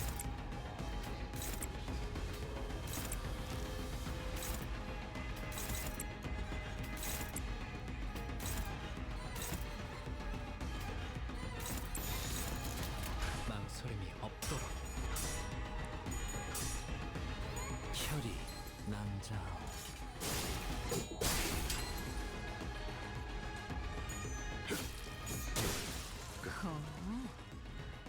이제 신 수에선 벗어났나? 그렇지 않은가.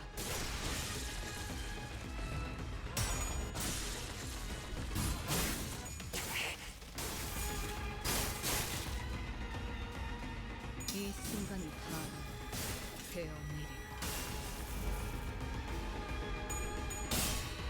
That's that. There can't be that many more enemies after this wave. 방금 전에는 Yeah, 굉장했다고. it was just this one. 베르겔 그 인간도 이걸 인정할 걸?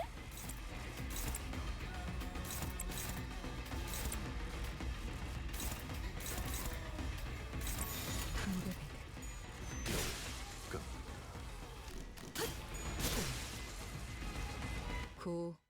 I could really use a heal though. I could really 하지만 use it, like really 슬슬 badly. 물리는군. 근처에 융수염이라는 군 거를 파는 곳 있나? 있군. 그럼 오늘 림 Someone carrying a sword on his belt and a sack on his shoulder 수박을 곁들인 leads into a 융수염 haystack near 과자로 us. 결정하지. A few minutes later, small squad of chokuns, torches in hand, rushed in from the same direction the man came from. You saw a criminal who was coveted by the kingdom's properties. Who has coveted the kingdom's properties, flee in this direction. Speak up if you've seen the wretch. The Chokans begin walking to civilians and questioning them about the criminal's whereabouts. Despite all having seen the man jump into the haystack, all of them shake their heads and refuse to give up the criminal. Are they hiding it for some reason? Soon the Chokans have made their way through the crowd and approaching us as well. What should we do?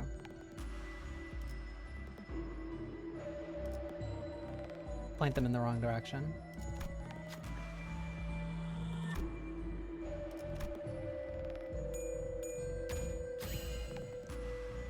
So he went that way, huh? Appreciate the assistance. Once the group of Chokans hurried toward the direction I pointed them towards, the man crawled out. Once the group of Chokans hurried toward the direction I pointed them towards, the man crawled out of the haystack.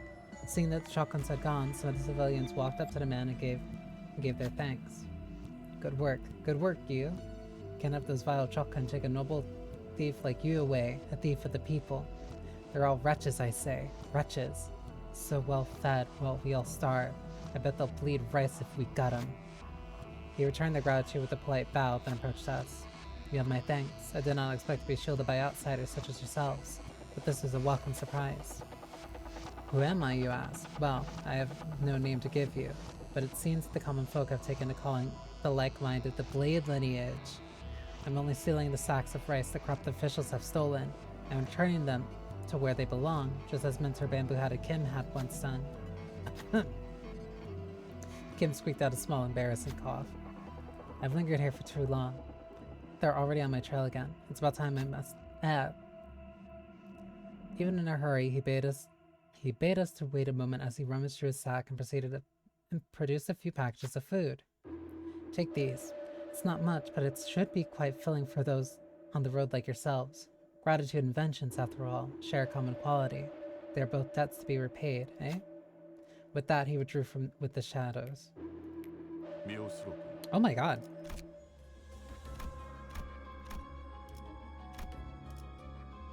알고 침식도 양호. 아마도.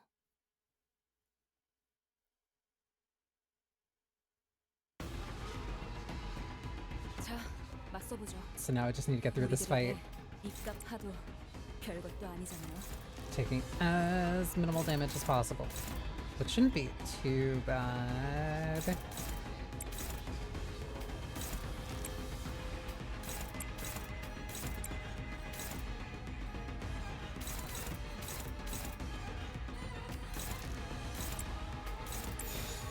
갑니다. 이 순간이 다 되어내리라.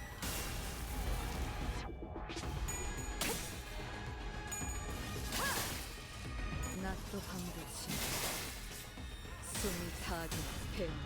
무타법을 이제야 좀 이해했고. 효과적이네요. 이 방식을 기억하는 게 좋겠어요. 아름다운 것. 그렇지 않은 것. 완벽한 한방. 시원한 걸. It is kind of awkward having like all the actual Blade lineage characters here and some Kurokumo and then the fucking ring nurse father just hanging out here.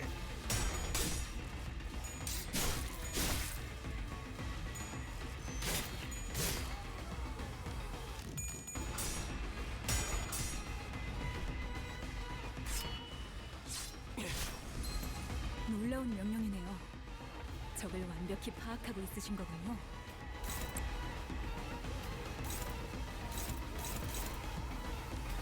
Better off holding on to this.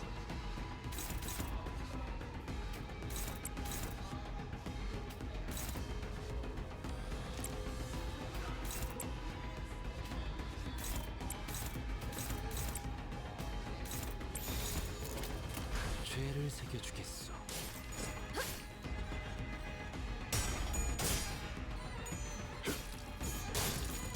살을 베어내.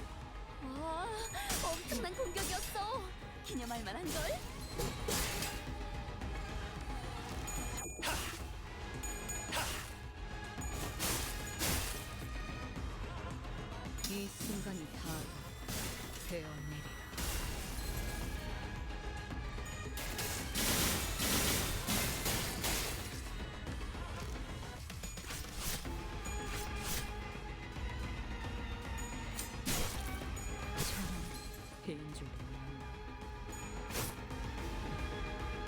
How are they not dead? Well, they're nearly dead. 몸에게 덤빈다라.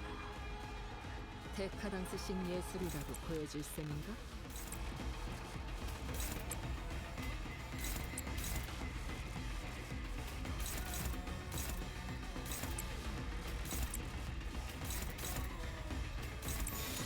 그려낸데 이 순간이 다 되어내리라. How did you survive with 5? Whatever.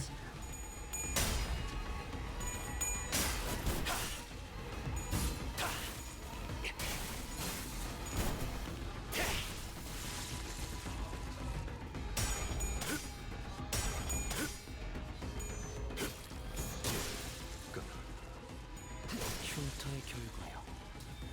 40. 이 정도로 나왔거든. 예술적. 온, 올. Oh my god. 하지만 슬슬 물리는군. 근처에 융수형. It's very funny that I was bringing up, like, yeah, no, the dungeons still kind of have their spot. And then here it is. 그럼 오늘 림 컴버 회식 메뉴는 수박을 곁들인 융수형 과자로 Okay, 결정. and as needed, I will delete Nurse Father. 아마도.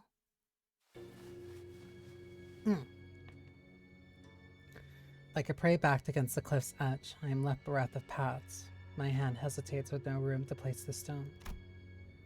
Misjudgments begrudging when contemplations harrow the mind, indeed. Misjudgments burgeon when contemplations harrow the mind, indeed. Now all that remains is to neutralize the one enemy combatant in the yard. Tell me, who's waiting for us in there? You should know. This place and its enemies are projections of your memories. Not the hardest guess to make, is it? I expect to find Geong Eop in there. Geong Eop was a woman of loyalty and principles. Even as a military commander, even as a military commissioner, she never stopped wanting to change the way the royal court was. But even she must have broken in the end. I scoured the newspapers and TV for anything I could find of the current state of Escort, but it was plain as day that nothing had changed there since my departure. Mentor, is that not but a baseless speculation? Your concerns grown uncontrollably. Never have you spoken to us about such a monstrous one in the past. Thus, what lies before you is but a figment of the distortion reflected upon your memories. Did this Gale Aelp appear as that monster does, Mentor? No. Gale Aelp wasn't like that. Geong Aelp. I still believe that Salpipio agro industry deserves to die. But destruction's not the point. The point is that I want it to be a place where I can cut away the voracious corrupted and have it be a wing that cares for its common folk. If I didn't know better, I would have thought you were seeking to supplant the current escort. You know that's not what I'm talking about. I'm just a wanderer, floating down the river's flow to where the current takes him. When the river bent and I hit a wall, someone picked me up and made a blade out of me. Once abandoned, I returned to the flow and found myself a mentor to those who afforded me the undeserved faith. And the river continues to wind, carrying me back to, Escort. Whence I had fled, shall I let the blade sing my inner thoughts? You'd think I'm satisfied with the way Escort is. But your method, as it is now, goes against the principles. I expected better from someone of your wiles. If you enjoy those principles so much, then why ask me to leave the game? Because someone has to stay behind to try to bring change within the limits of their principles.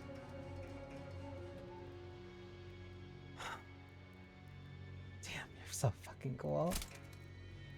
I only hope that one of those bends and rivers of yours would flow you back to knock on the gates of Escort once it was primed for change. Has that changed? What do you think? You at least seem to think that I have. Because you believe that I shall stand in your path. Stand in my path. And stem the flow of this river evermore. Very well. The law states that denial of the will of the royal court is a crime deserving of death by beheading. I, Im Geong Ea, second ordinate of the Salpipio Agro Industries, official of the sword and military commissioner of the royal court, shall upon the command and sever the buds of rebellion before they propagate.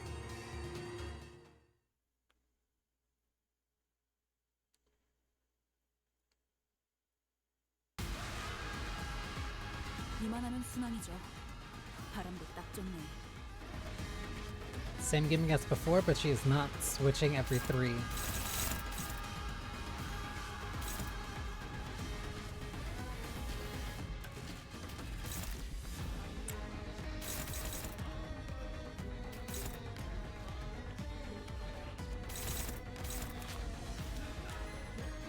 Oh, this is 9 people fighting her.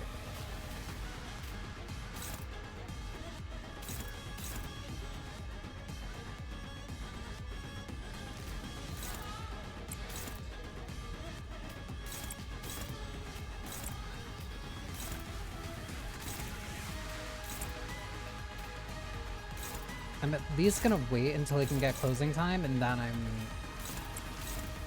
I'm dumping it. Then I'm getting rid of him.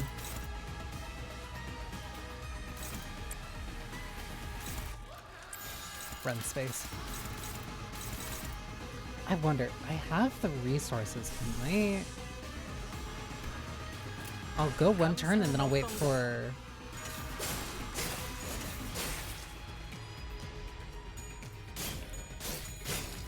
And then I'll wait for a 4th match.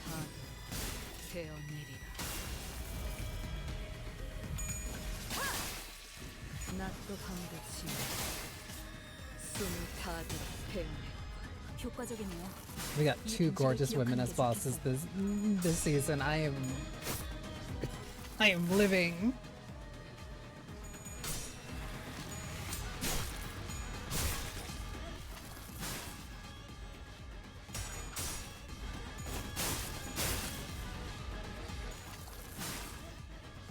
She's gonna keep playing bleed.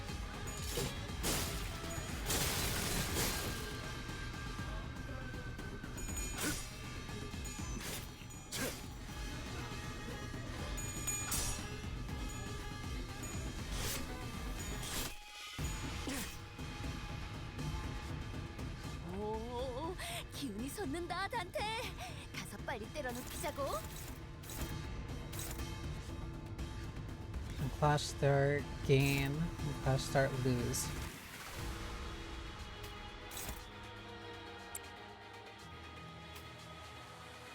So I have to defend her from 2 skills. This one.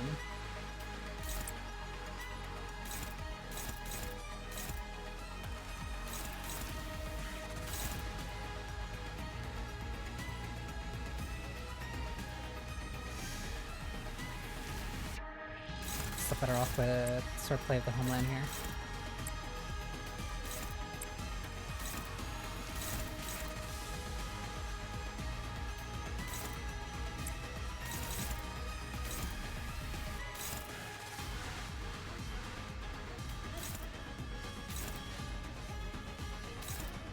I'll leave that to Kim.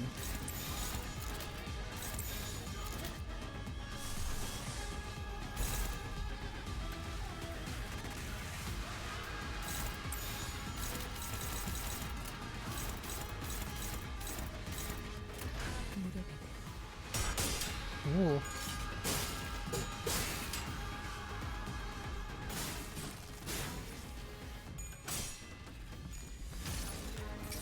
That'll help with voice generation. 처음으로 숨통이 튀었던 순간을 기억하나요? 저는 지금이군요. I have not hit that second coin on heads.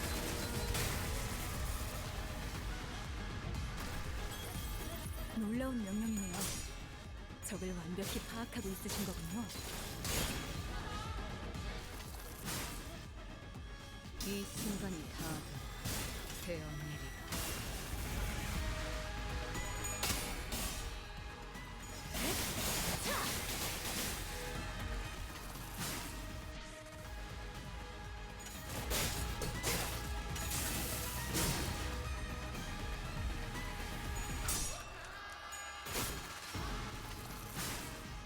I have to be very careful about the bleed stacks that are slowly starting to appear.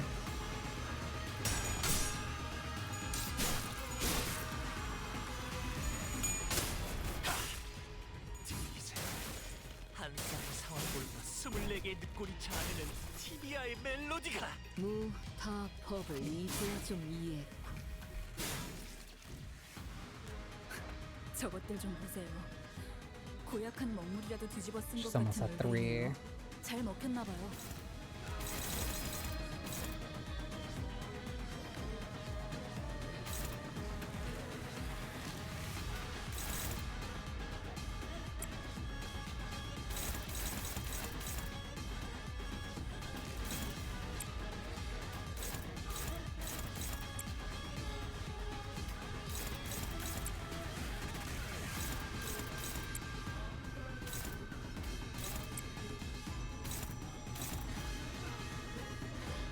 Start, lose 3.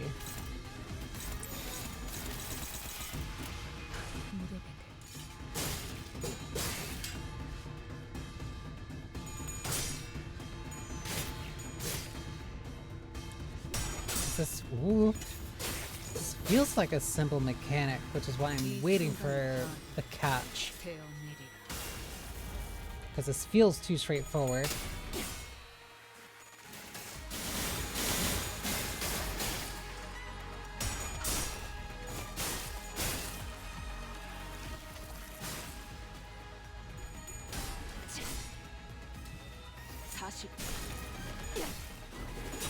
먹지. 완벽한 한방. 시원한 걸.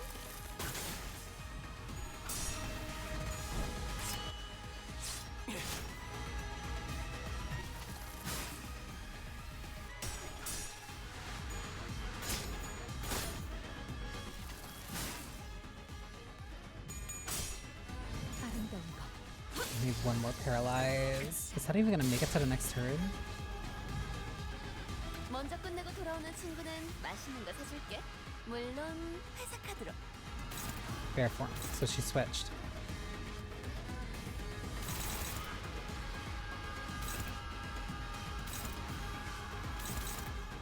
So now I need to target this. And then I have to let that just hit me.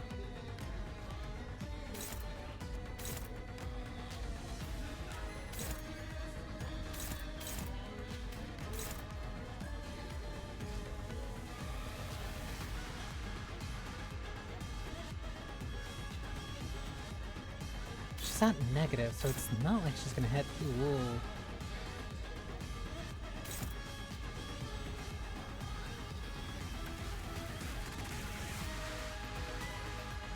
Clash win.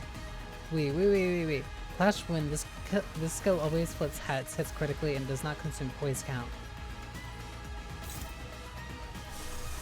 Alright, you're getting fourth match.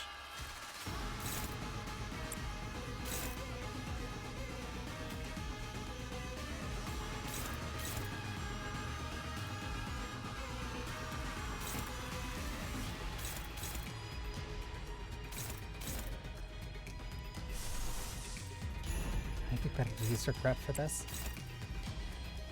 Just to be safe.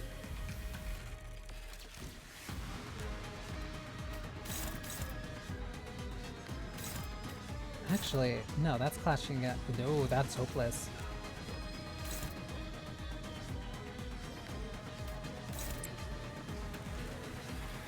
Yeah, no, sorry, I'm not letting you clash that then.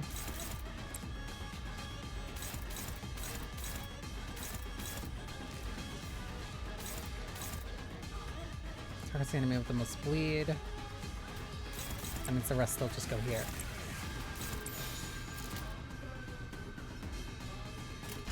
된다면 사활을 건다.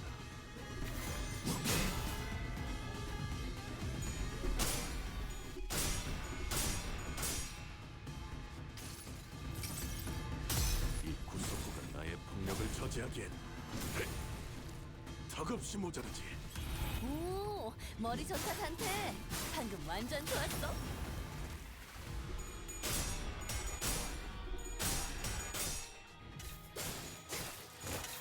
She's just hitting raw zeros. Oh, that one hit 5.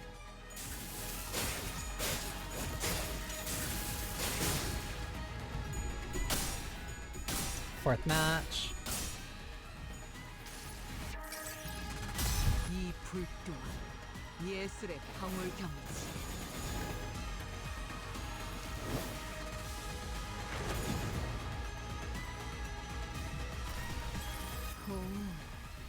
제 행. 그렇다면 무산.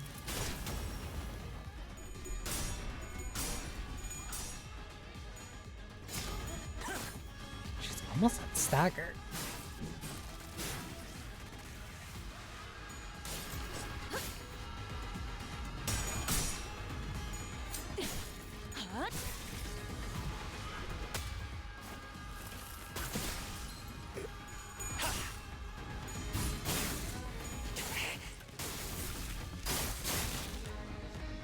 거기서 지켜보시죠. Might be worth it to get rid of him now. 지루하군. 하지만 이런 시시한 전투에도 긴장감을 불어넣어줄 비장의 예술이 하나 있지. 박수갈치는 언제 보낼 생각이지?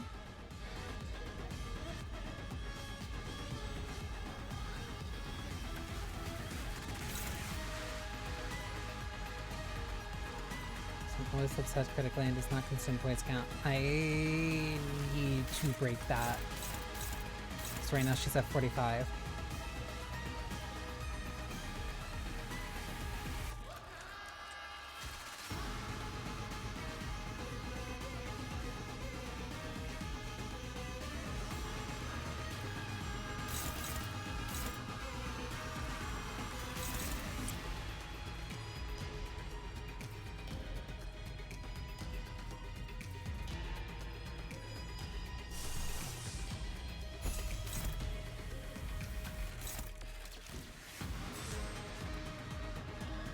That's struggling.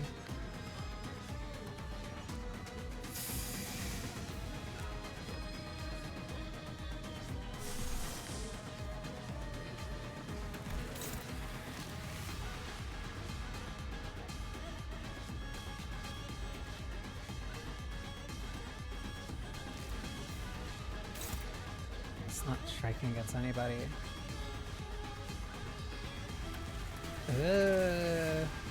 What is her stagger at? She staggers 600 more. I'm not gonna break that right now.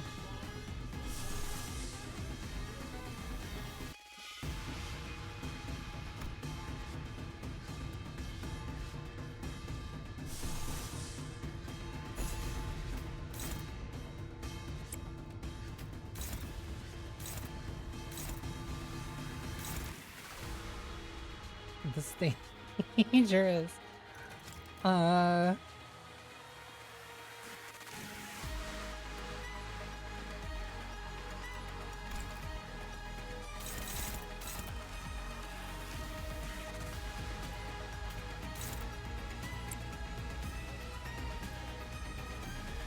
That means, okay, I would want to trigger this first.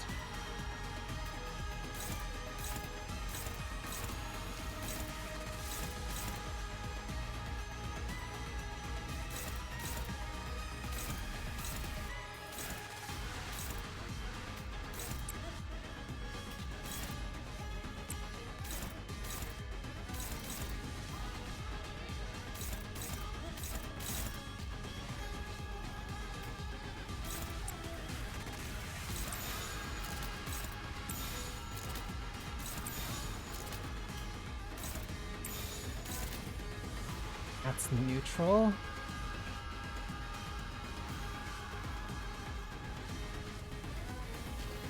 Hang on, I can make this better.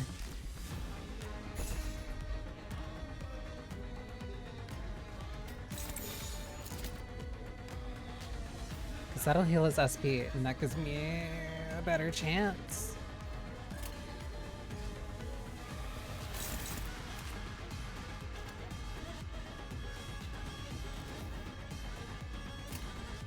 그려는데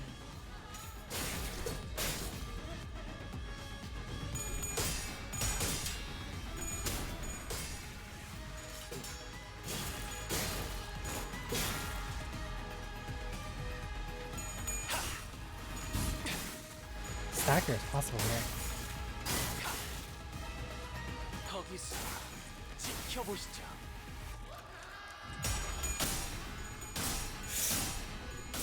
That got really close. 이 파도 속에서 움직일 수 있는 옷. 깨어져라.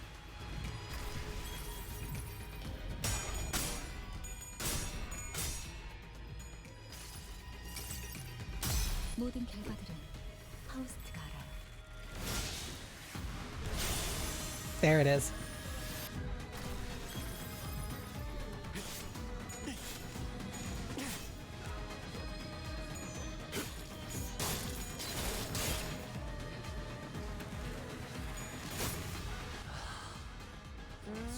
금방 끝내고 버스로 돌아갈 수 있겠다. 그치?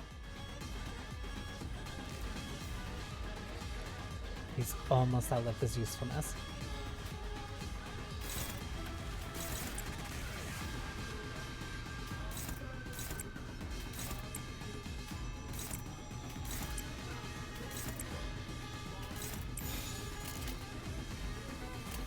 죄를 새겨주겠어. Jesus Christ.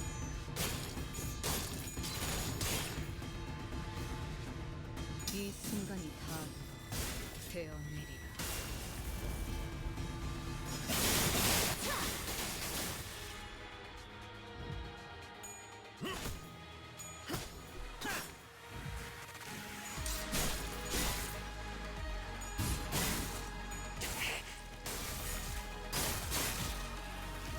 거기서 지켜보시죠. 아름다운 것. 그렇지 않은 것. She's almost dead. Really?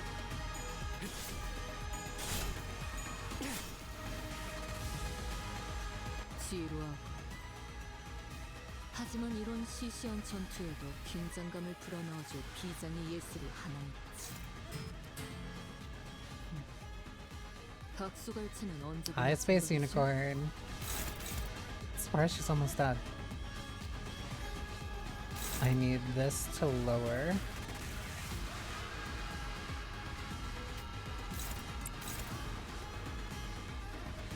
Protect her from this bleed. That's gonna hit her. If I just make that hit you.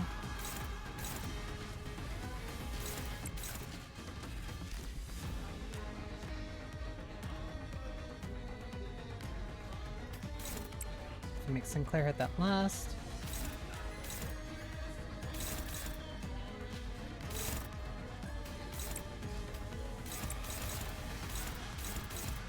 At this point, this is just a formality. 랜덤 사활을 건너.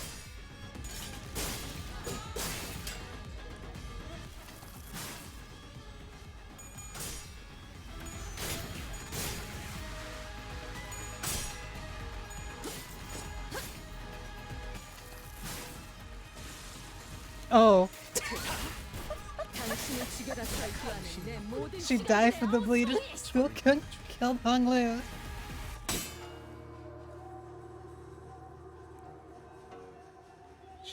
She's not as powerful as Recall, yet weighed down by the brand. I'm not so far ahead or behind. I don't know, I think we're doing pretty well.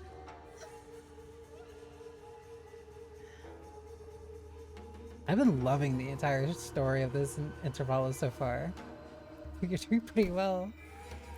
Barely, they appear evenly matched, yet he's wielding that sword like he's trying to get himself killed. That blade work is far beneath him. seeking the end here, is he? Can you afford to look away in a duel? What are you doing?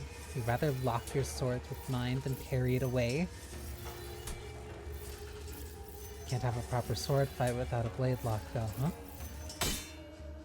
The duel between the mentor of a syndicate and a military commissioner of Escort is neck to neck.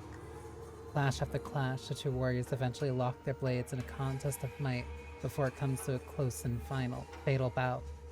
When the dust settles, the mentor lies in the sand, dead. Then again, I've been a bamboo hat since Library Ruina. For good reason. Also, sorry. Ads. Oh my god, I've been going for 7 hours.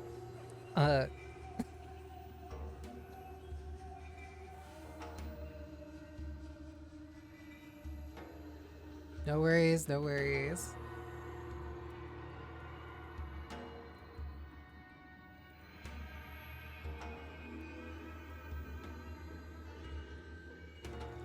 Oh, I need to stand up anyway.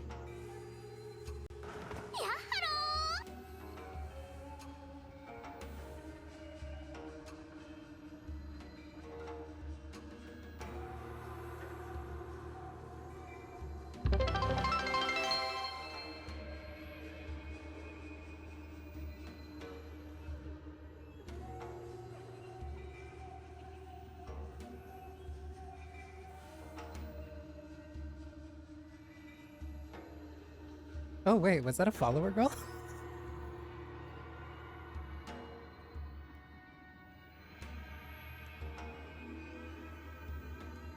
About to say I'm gonna meet Miss Peak or a farm from camp. Really?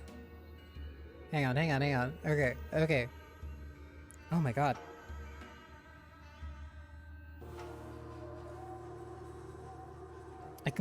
I was right about to say, like, right before I got into this dungeon, I was like, oh, this interval felt a little bit short than, like, normal. And then, like, nope, it's about the same length. But thank you, Space Unicorn. Thank you for the follow. All customers are welcome to the atelier. Also, you're my 470th follower.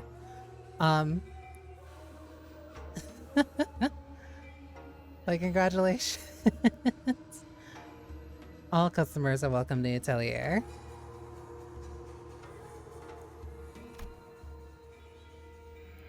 If that is what you want, I will grant it. Good. Let's finish this.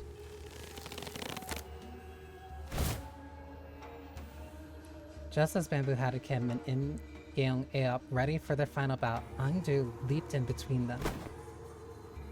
Do? Are you really so ashamed that you would choose death over life, Mentor? Are you so scared to live that you would rather die?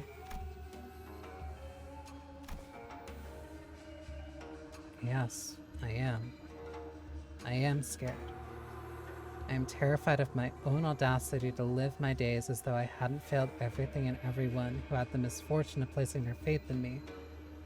My mission, my honor, my fellows, as though my path isn't haunted by ghosts, as though I can't stand shamelessly before the watching eyes of the heavens.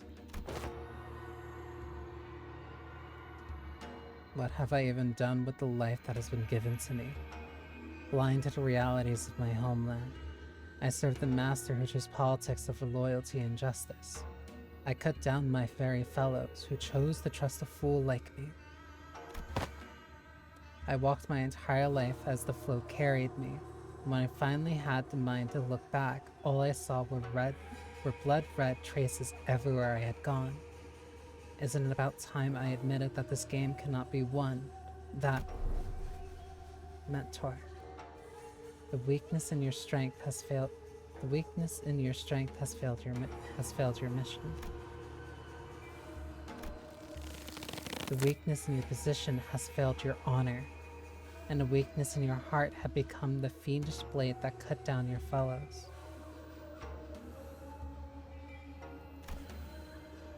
Too. I thought we were here to talk me into keep on living. Yet your words pain me so. What weakness of yours is it this time that you would cast away your own creed in life? What other weakness will you use as an excuse today? Ugh! That's biting. Stop trying to bear responsibilities asked not of you. The Blade lineage was never about responsibility, nor was it about you, Mentor. Or does your overbearing guilt help you overestimate your importance?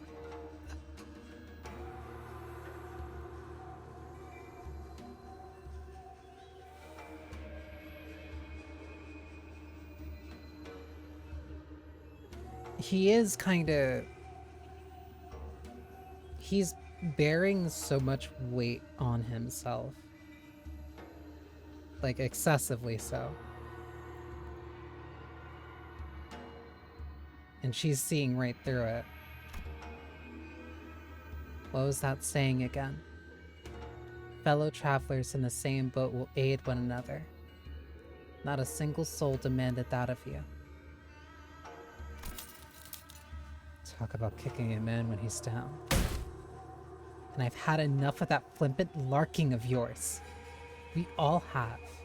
Do you truly believe that not a single one of us picked up on the fact that your levity was a means of relieving yourself of the burden you had cast upon your own shoulders? You mean the exact thing that Ryoshu called him out for? None of us ever demanded some impossible feat from you. What was it that you've always said to describe yourself? That you are but a butchering blade that wields not itself, a tool wielded by willing hands. Why, Mentor? I don't know what kind of shame or responsibilities a mere tool has, do you? Because I fail to see any. If the shame does not subside still, then shroud your face with that bamboo hat of yours, and live on. Live on so that you may repay your debts. On to you, my beloved. Out of blades, out of arrows. Even the heart that sought death lies defeated at your feet. There is no stone left for my next gambit. There is nothing more. Indeed, perhaps there was some merit in your words, that I must retreat from the silly game of stones and become a fiend of blades. Mentor, that is not what I said. Interesting. Whence did you hear that poem? Yes. When inverted, a bamboo hat is like an unladen ship. Ongdu and Imgale were knocked away from bamboo-hatted Kim as though bounced off by an invisible force. Kim raises his...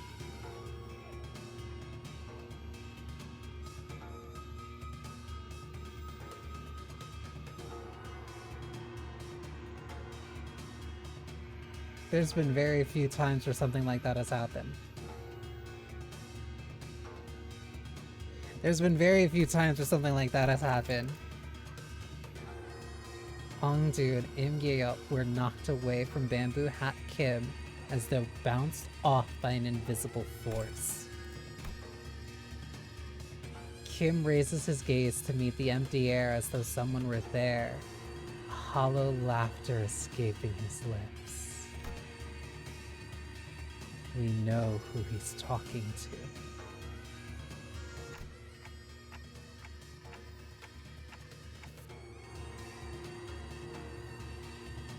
I am saving my words. It's the voice. But your last move was not a good one. Indeed, I did wish to become a blade. And what did you do? Forged me into an indiscriminate one that cleaves blindly into friend and foe both. It seems that, in your excitement, you have cornered yourself with that last move. Well, as it seems that I have had an opportunity to retrace our past moves, allow me to try something different this time. Be not so vexed by this round. As you say, we never know what the next game shall bring. I appreciate the will and treasure the other bits of your... and will treasure the other bits of your advice. But let us play by my rules for tonight's game. Something's different this time, innit? He ain't distorting. I think that's... an efflorescence, perhaps. Nothing is for certain, indeed. Yet I trust that the words of my last remaining follower have also reached your ears, I am but a tool wielded by willing hands. Nothing in my life has ever been certain. Bells. I know not whether this moves what cements my defeat, but I desire it to be a victorious stone nonetheless. Thank you. I will take what encouragement I can. The strange invisible pressure dissipates, and the armored woman, Imgale Ale, readjusts her grip on the sword. Kim turned around to look at her, and I saw that weighty shadow seemed to have been lifted from his face, replaced by a mix of relief and determination.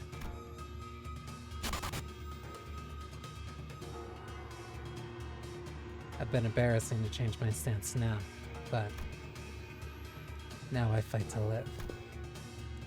And I suppose you will be okay with that. Of course. To hide from heaven's gaze, this hat I wore. An empty boat, it bore my friends along.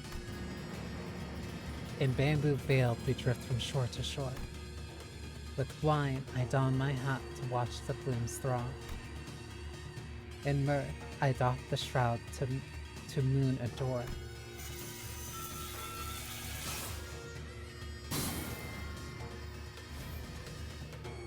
So with this bamboo hat to veil my brow, though winds and rain may rage, I shall not throw.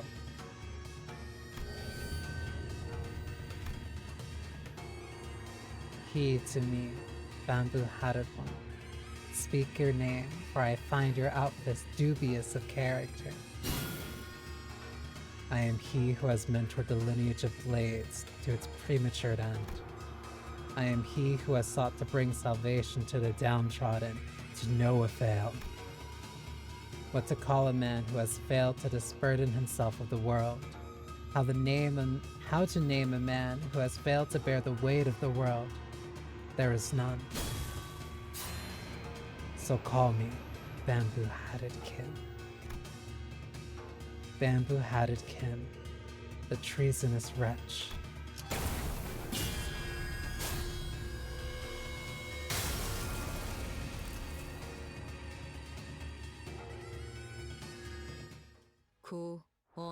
올.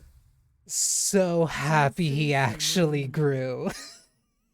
근처에 융수염이라는 군 거를 파는 곳 있나? 있군. 그럼 오늘 림컨버 회식 메뉴는 수박을 곁들인 융수염 과자로 결정하지. I think Kim is well beyond being a normal man at this point, and he definitely earned it. That's so sick. I'm so glad. The photographs rapidly pulled away from reality. Perhaps because Kim had successfully managed to face his own past. When the photographs and memories that were overlaid upon the fathoms are pulled away, what remains is a man in dirty, ragged clothing. The fathoms of S-Corp slowly lose grip on this world, and soon reveals the fathoms of the distortion that was hidden beneath it. I see residents of the back streets in their blissful highs from taking the canned experiences, and a man who's watching them with disapproval. Why? Why? Why? Why is everyone running away from all this? A baker, always surrounded by the smell of freshly baked bread. A florist who makes lovely bouquets for graduating youngsters. A photographer who captures beautiful sights to remember. They're our lives, our experiences. You want to be a billionaire with an extravagant mansion and a nest. A legendary fixer who can make the syndicates cower in fear just by going on a stroll. What you get from those cans is not real. Just everything in your lives, all of this, just empty means to an end, so that you can get high on fake, purchased experiences nailed into a can. If that's all your life is, then my life, and the photographs I've taken are all. No, it can't be. My life. Those experiences and memories I photographed are different. You're all blindly consuming fake experience after fake experience without a care about the real thing. That's why you're all floundering, grasping at illusions.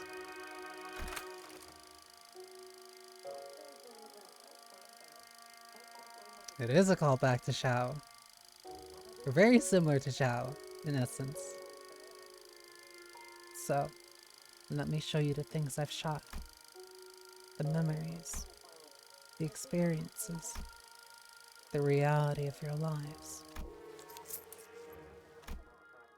It was only in passing that I glimpsed an unmistakable grimace, a scowl on Mersault's face. I reflected upon the events of today and could at least begin to guess as to why that might be.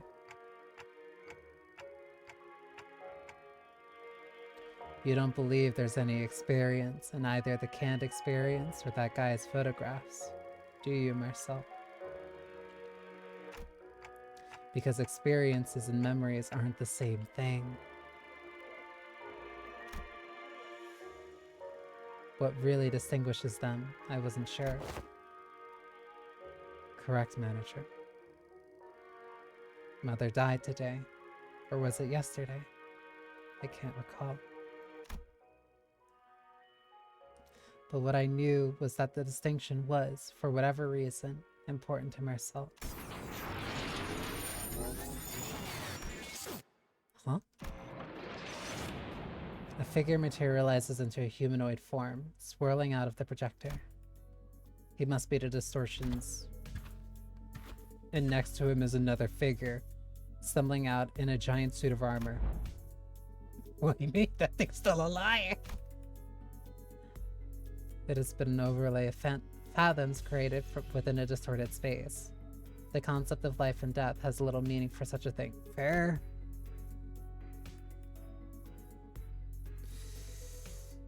Whatever we get Xiao's ID, I think it might still be a little too too soon to get a read on one of the characters enough for it. But I definitely want them to get it. Yet faint does she grow. It must be that distortion's power is waning. Hark, accursed one, accused one, for these are your crimes. The crime of fomenting chaos in a foreign wing while impersonating Chuokuns of Salipipio Agro Industries. The crime of exploiting the suffering of Salipipio Agro Industries downtrodden as a mere veil for one's own fathom. And it would be part of reenactment, impersonating a military commissioner of the kingdom without the royal decree. Pursuant to the law of the homeland, the accused is to be sentenced to death by beheading.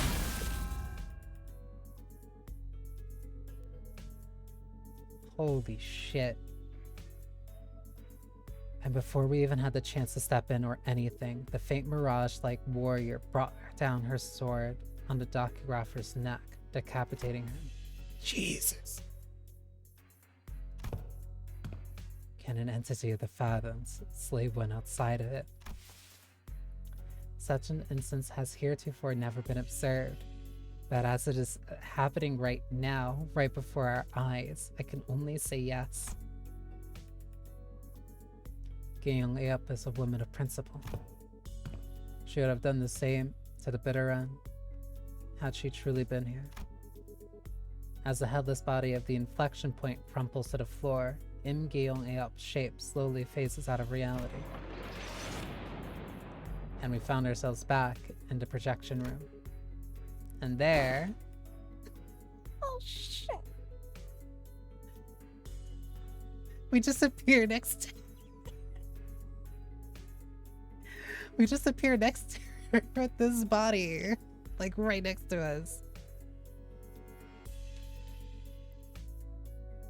Guess that best guess at the moment is Ismail, but it's difficult to tell. I think it might be. Don't tell me that headless corpses. We found a large group of injured and corpse staff thrown pell-mell about the room, and Ezra, who was looking down at the headless body of the docuographer. Jesus. We just show up and there's a headless body with us. Hey.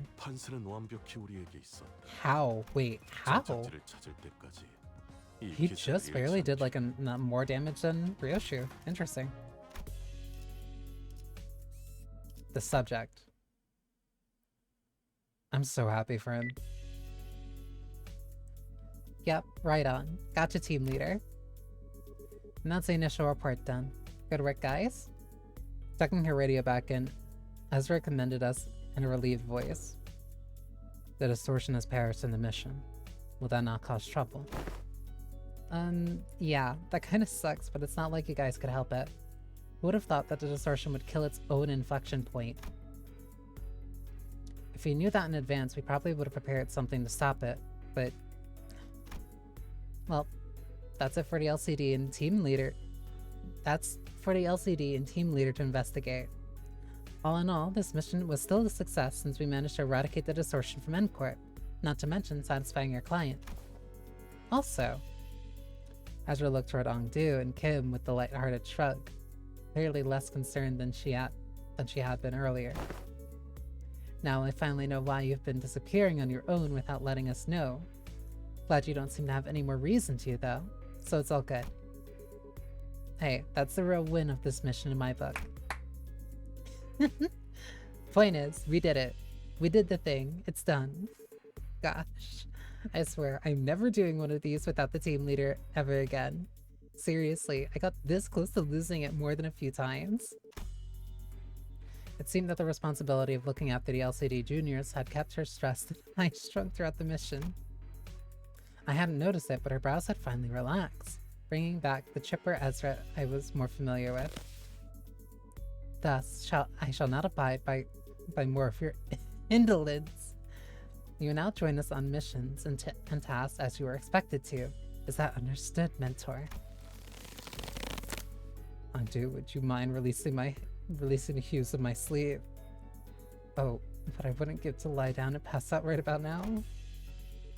The raw emotion in Kim's voice had likewise faded, and Ongdu's voice no longer as barbed as it had been in the Fathoms. It seemed to me the two were back in a more relaxed selves I knew. Can't exactly say more relaxed for Kim, though. Because that's how he's always been, at least from what I've seen in any case. Finally. Fine, you're released. Whew. You gave me a good, hard shake. I don't feel so good. Say, Ungdu. I'm afraid that they may have gone overboard with upgrading your arm. With your hem release, allow me to reiterate that. Stop! My heart finds peace as well as I watch them bicker. Is everyone doing okay? Yes, Executive Manager. Our forces have only suffered minor injuries that do not require you to go through the trouble of rewinding the clock. You mean after the fact that Ryoshu killed Hong Liu for no reason? But alright. Hang on, mate. I've got a dislocated shoulder. I can pop that right back into place for you. Allow me. I've taken care of similar injuries in the field. That's gonna hurt. Yeah, I guess what happened the last time I let you do that. You rotated my bloody arm the wrong way and it turned the bones in my shoulder into little chips. Don't sweat it. I can rewind that. But now I've already grown used to the pain of rewinding the center injuries. A dislocated shoulder shouldn't be a big deal. I have ought to ask thee a clarification, if thou wilt. Yeah? Dost thou recall how, as we battled the End Corps, in-frame team, the foes had taken photographs of us? Don't gotta answer that. Juno sounds cute. Even with plastic. Even with plastic in her mouth. And they are those who sent to identify and capture ones who have violated a taboo, forsooth. As we stood in their path, 'tis no mystery why we had come to blows. Yet I find this the most perplexing. Wherefore did they take so many photographs of us? Maybe they were taking photographs to report their locations? Recording footage is taboo in N-Corp, meaning they can't install security cameras here. The only option for keeping a consistent record when tracking down a case or a person is by photographs. Fine words hold water, yet... Most puzzling forsooth. For I recall with clarity that, for a certain point, they had begun photographing us with renewed obsession. Oh hey, that sounds like a question from Meursault.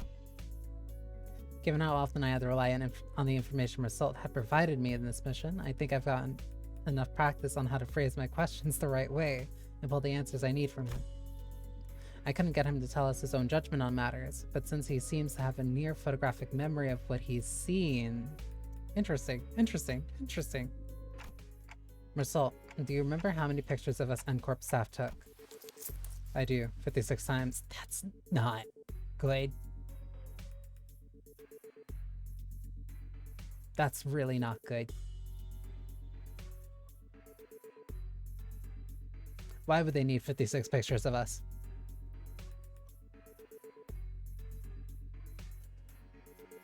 Piece of plastic left flying around. Find it, and it's just like a chew toy. That's a lot of pictures. You actually remember the exact number of the times they shot us? I do. It's always so neat seeing his memory in action. So did you get the chance to see which one of us got the most photographs taken? I did. Ooh, who is it? Is it me? I make for a fine model if I do say so myself. You would make for a good model. Well, that's my own bias. No, it wasn't you.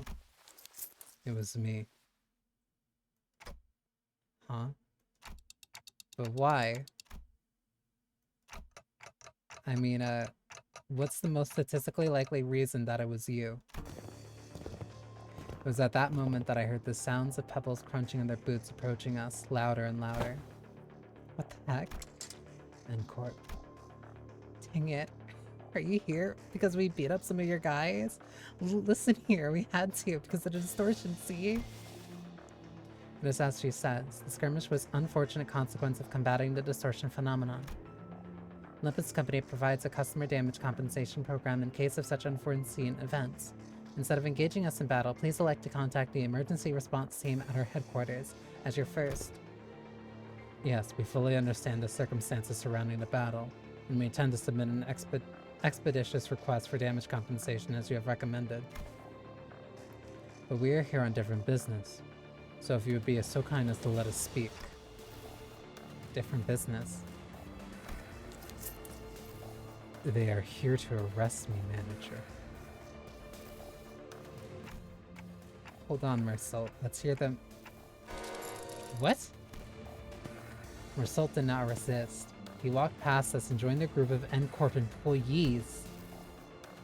Please confirm that you are Marcel, formerly One Who Nails, and a former member of the maintenance and management team at the Grand Majesty and Sisyphean headquarters. Confirmed. By decree of the Giant, you have been expelled from N-Corp, with imprisonment as a penalty for non-compliance. Pursuant to Article 12 of the Eviction Regulations, you have also been informed that remaining in N-Corp's district for more than 6 hours may subject you to immediate arrest. Please confirm that your memory pertaining to the above incident has not been expunged, and you are of sound mind and recall it in entirety. Confirm. That's why your memory has to be so important. Very well. Then in keeping with the regulations, I hereby notify you that you are now subject to arrest and transport. Place your hands behind your back, and please offer no resistance. I am required to inform you that your resistance may incur further penalties. Wait, stop! What the hell is going on? Wait, forget all that. Did you know this would happen, Marcel?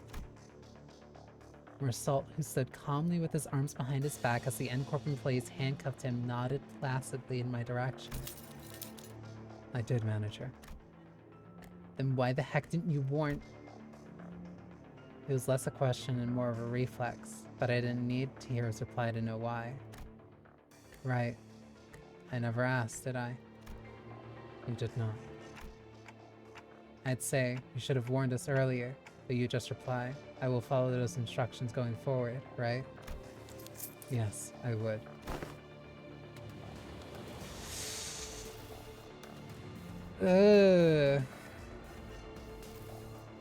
Subject now in custody. From this moment onward, you are considered a suspect and will be transported to N-Corp headquarters for your trial. As for the rest of you, would you be the organization the suspect is a part of? Organize your arse. When the bloody hell do you think you... Heathcliff, you are about to antagonize N-Corp, a wing. In the absence of a reasonable justifiable cause, such as a contract, engaging in battle with the city's corporate entities is strongly discouraged. We're just supposed to twiddle our thumbs while they drag him away? This must be another piece of information they neglected to tell me. Yet another development that was set in stone. Despite her calm and collected explanation, I could tell that this was not a pleasant situation for Faust either, as she was sending an uncomfortable glance at the N-Corp's employees. So where are you taking him?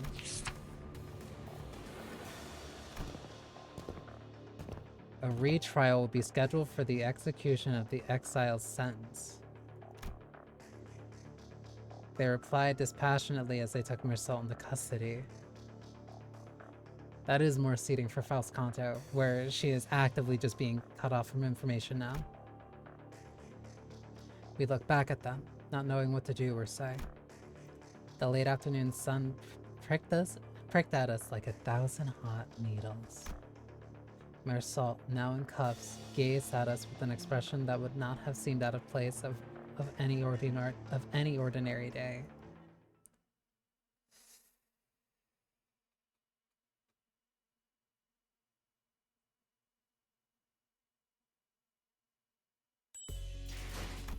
Fuck.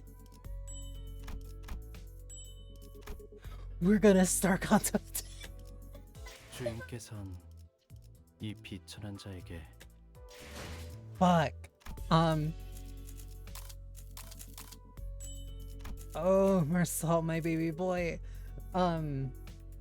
Okay. Holy shit, it's almost been 8 hours.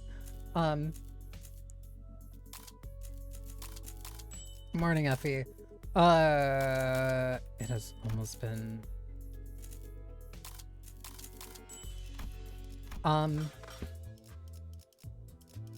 So, to wrap up,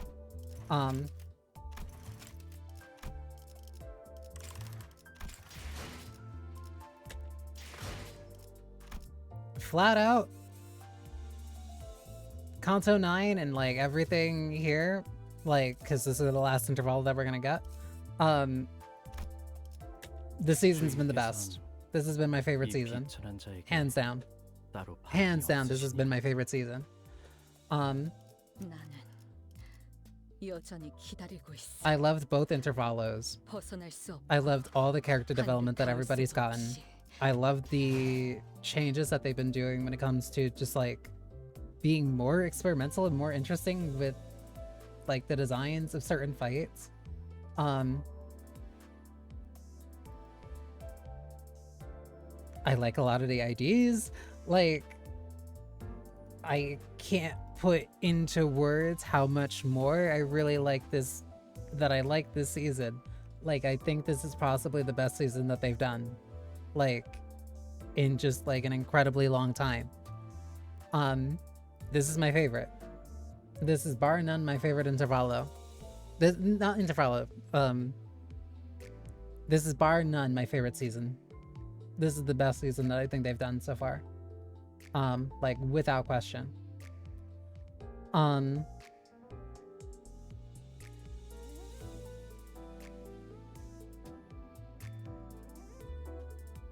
don't really have anything else to say. Like, this is like my favorite. This has been my favorite so far.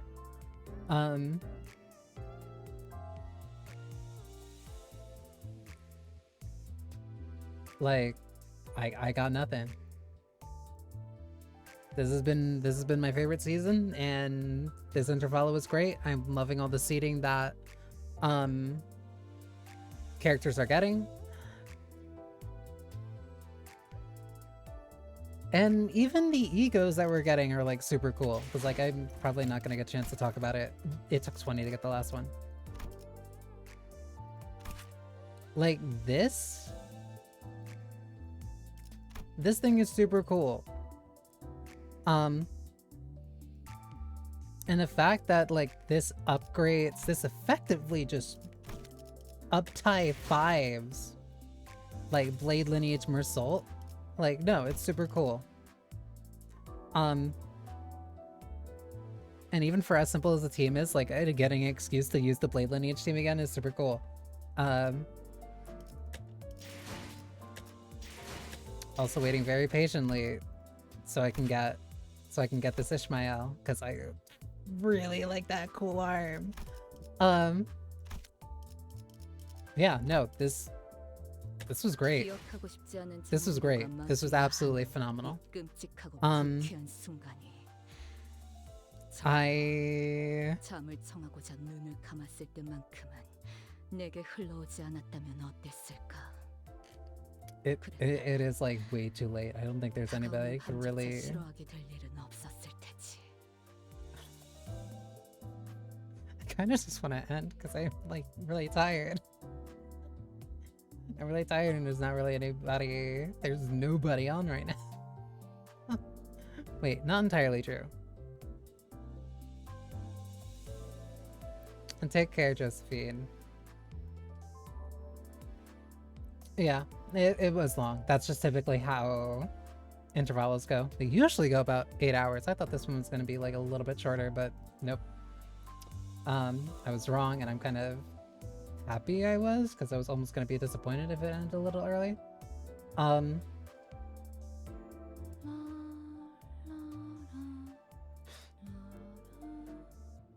But yeah, no, I think I just might end because I don't see like anybody I could really raid into. I'm kind of just tired. So yeah, I think I'll end for here. And like I knew that this was gonna be, like a long stream, which is why I napped a lot before then, and that's also why I played Deadlock on Wednesday, because otherwise it was gonna be a nightmare.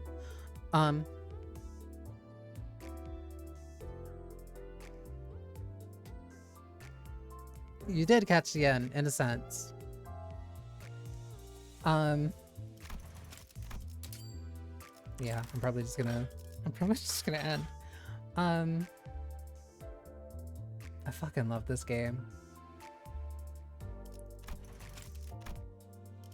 I love this game, and I have been sitting on 500 for Valencina. Because I have a crippling addiction to women who can do very horrible things to me.